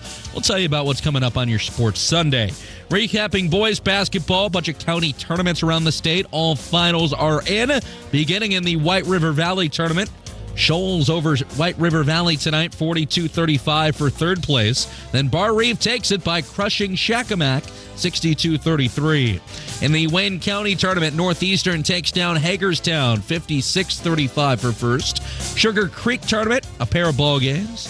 Western Boone beating North Montgomery 49-31, and Southmont locking things down defensively, giving up just 30, but they win the game 32-30. Over to the Shelby County tournament. Triton Central 68, Waldron 54. Rivertown tournament, that is. Rising Sun 62. Switzerland County 53 for third place. Lawrenceburg takes first with their 44-36 W against South Dearborn. Ripley County tournament. Jack Sendell topping Milan for third, 56-43. Batesville over South Ripley, 67-64. The Randolph County tournament, 6-point dub for Monroe Central over Winchester, 50-44. Henry County tournament, first place winners, Blue River, 54-28 over Shenandoah. The winner of the Hendricks County tournament for first, Brownsburg, topping Plainfield, 69-54. I'm Brendan King.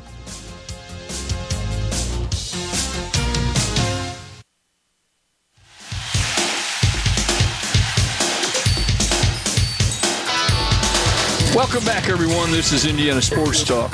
I'm Bob Lovell. Brought to you by Indiana Donor Network. IU Thursday night, a loss at Iowa. IU at home against Northwestern tomorrow. Who better to talk about the Hoosiers than Tom Brew, award-winning journalist and the media czar of Indiana Sports Illustrated Indiana. He's got a Purdue site, got more sites than you can count. They're all free. Tom, how are you tonight? I hope everything's well. Tough night in Iowa City earlier in the week. Yep, I'm doing well. It's Saturday night in Bloomington. There's no better places to be, so it's glad to be here. Excited for the game, home game tomorrow, and I haven't had a home game in a while, so I'm looking forward to that. But yeah, Thursday night was tough. Indiana has been a notoriously slow-starting team lately, and at Iowa, they just came out firing, scored 28 points in the first 6+ minutes. had a 28-7 lead, and it was just they were off and running. But then Iowa, they can really score the ball. They started working their way back into it, and then when Race Thompson went down, he and Tony Perkins, our Indianapolis kid, scrambling for a loose ball. Tony sort of dove in, purely accidental, but in diving for the ball, kind of hit the Race on the back of the knee and took him out for the game. He came back on crutches, and Indiana announced today that he'll be out indefinitely, so there's probably something serious there. And as soon as he went out, it became a real problem because Race is very good at guarding Chris Murray, Iowa's best player, and Chris had only scored 2 points in the first 12 minutes of that game, and he finished with 30 after Race went out. So it was Indiana didn't have anybody who could guard him, and it made it tough. And and then Iowa just kept working their way back in, and wound up winning the game. And I was obviously very frustrated that Indiana blew a 21-point lead, but I was probably even more frustrated that they, after falling behind, they had gotten back ahead by 6 with 3:29 to go. The final media timeout was there. They had an 80-74 lead and couldn't, or 84-78 lead, 6-point lead, but then couldn't hold that down the stretch and lost. But like I said, they just couldn't guard Chris Murray at the end. It's just Jordan Geronimo just got burned, repeatedly trying to guard him, and then Miller Kopp got the call, and Miller actually did a fairly good job on him. He got lost a couple of times on offensive rebounds, and that was about it. But but Chris Murray and Philip Rabaka did a lot of scoring late for them, and of course Iowa made their free throws. Man, they were 22 of 25 for the game, and they made 11 of 12 in the last 4 minutes. So it was a tough loss. But winning on the Big Ten is tough, especially when you're playing an Iowa team that had already lost 3 Big Ten games, and they lost. They've had some bad losses lately, but that was with Murray out. And when he comes back, it's a different team, and they kind of found their way at Penn State in the second half, and then when they got behind, they just they didn't quit. So it's a tough loss for Indiana for sure, and now that's 2 starters down with Xavier Johnson out for a month now too. So. And these are 2 crucial starters, too, Tom. You know this better than I. Your point guard, Xavier Johnson, is a guy who's been through the wars, got great quickness, can defend, is a great on-ball defender, can get to the rim and finish and find people. And as you point out, Race Thompson is a good on-ball defender. He gives you a presence up front in terms of the post. He's on the glass, can score in some traffic. And so 2 guys who are crucial to what you're trying to do. You weren't very deep up front anyway to begin with, and this is a big loss. Yep, and that's is the most important thing going forward now is that guys really need to step up to replace him. Obviously, the point guard spot, Jalen Hood-Schifino has been able to pick up all that load with Xavier out. And Tamar Bates has come in the starting lineup now. He didn't play particularly well Thursday night, but he's had 3 games of 19 points or more, and he can help, and Trey Galloway can help. You know what you get with all that, and you're kind of okay. But like now with Race out, Malik Renew, the freshman, he just has to step up. He came in as a highly touted recruit. He's had some good games early, but he's really struggled in the last month or so, and can't stay out of foul trouble. Is just kind of slow, a little slow to move. But now Indiana needs him huge. He has to step up, and Jordan Geronimo has to be better. And I'm real curious too. When Race went down, I thought maybe we might see some of Logan Duncombe the other night, and he didn't play at all. But I'll be curious on Sunday if we maybe see him a little bit more too. It's they need some sort of inside presence, but at the same time, as I was talking earlier too, is I think Northwestern's one of those teams that they can probably play small with. So I wouldn't be a bit surprised if Miller Kopp might just slide down to the 4 and maybe they use Trey Galloway more at the 3, or maybe C.J. Gunn gets a little bit more of a run. It's going to be real interesting to see what Mike does with his lineups and his rotations now, because obviously that's 2 huge pieces out. So other guys are going to have to step up for sure. Yeah, I mean, it's changed the composition of your team dramatically. I mean, it really has. And you're right. I think they have the numbers to play small if they feel like it or need to. And it's going to be very interesting to see how Coach Woodson juggles that lineup. Tom Brew with us from Sports Illustrated Indiana.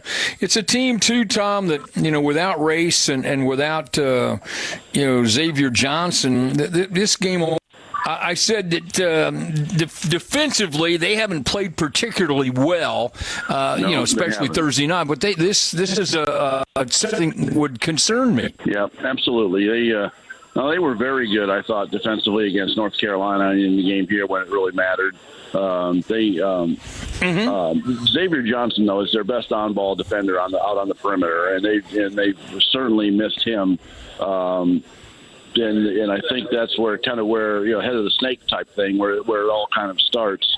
And then, like in certain cases, that was the big issue last year with those forwards who were just really good, who could shoot and drive and penetrate and play in the post. Like Keegan Murray, scored 30 against Indiana in the Big Ten tournament, and Davis at Wisconsin hurt them. Those guys who could play that, they don't really have great, small forward type defenders, and I think that hurts them. But they've also, Arizona is traditionally one of the highest scoring teams in college basketball. Iowa is traditionally one of the highest scoring teams in college basketball. It's like, to me, you score 89 points against Iowa and Iowa City, you should win that game. And it's like, they said the second half, yes. They couldn't stop Chris Murray, and then Iowa was hitting a bunch of threes. And it's a bad combination. But what concerns me the most is their just inability to finish a game again. It was a big problem last year, and that just really can't continue this year. They need to find a way.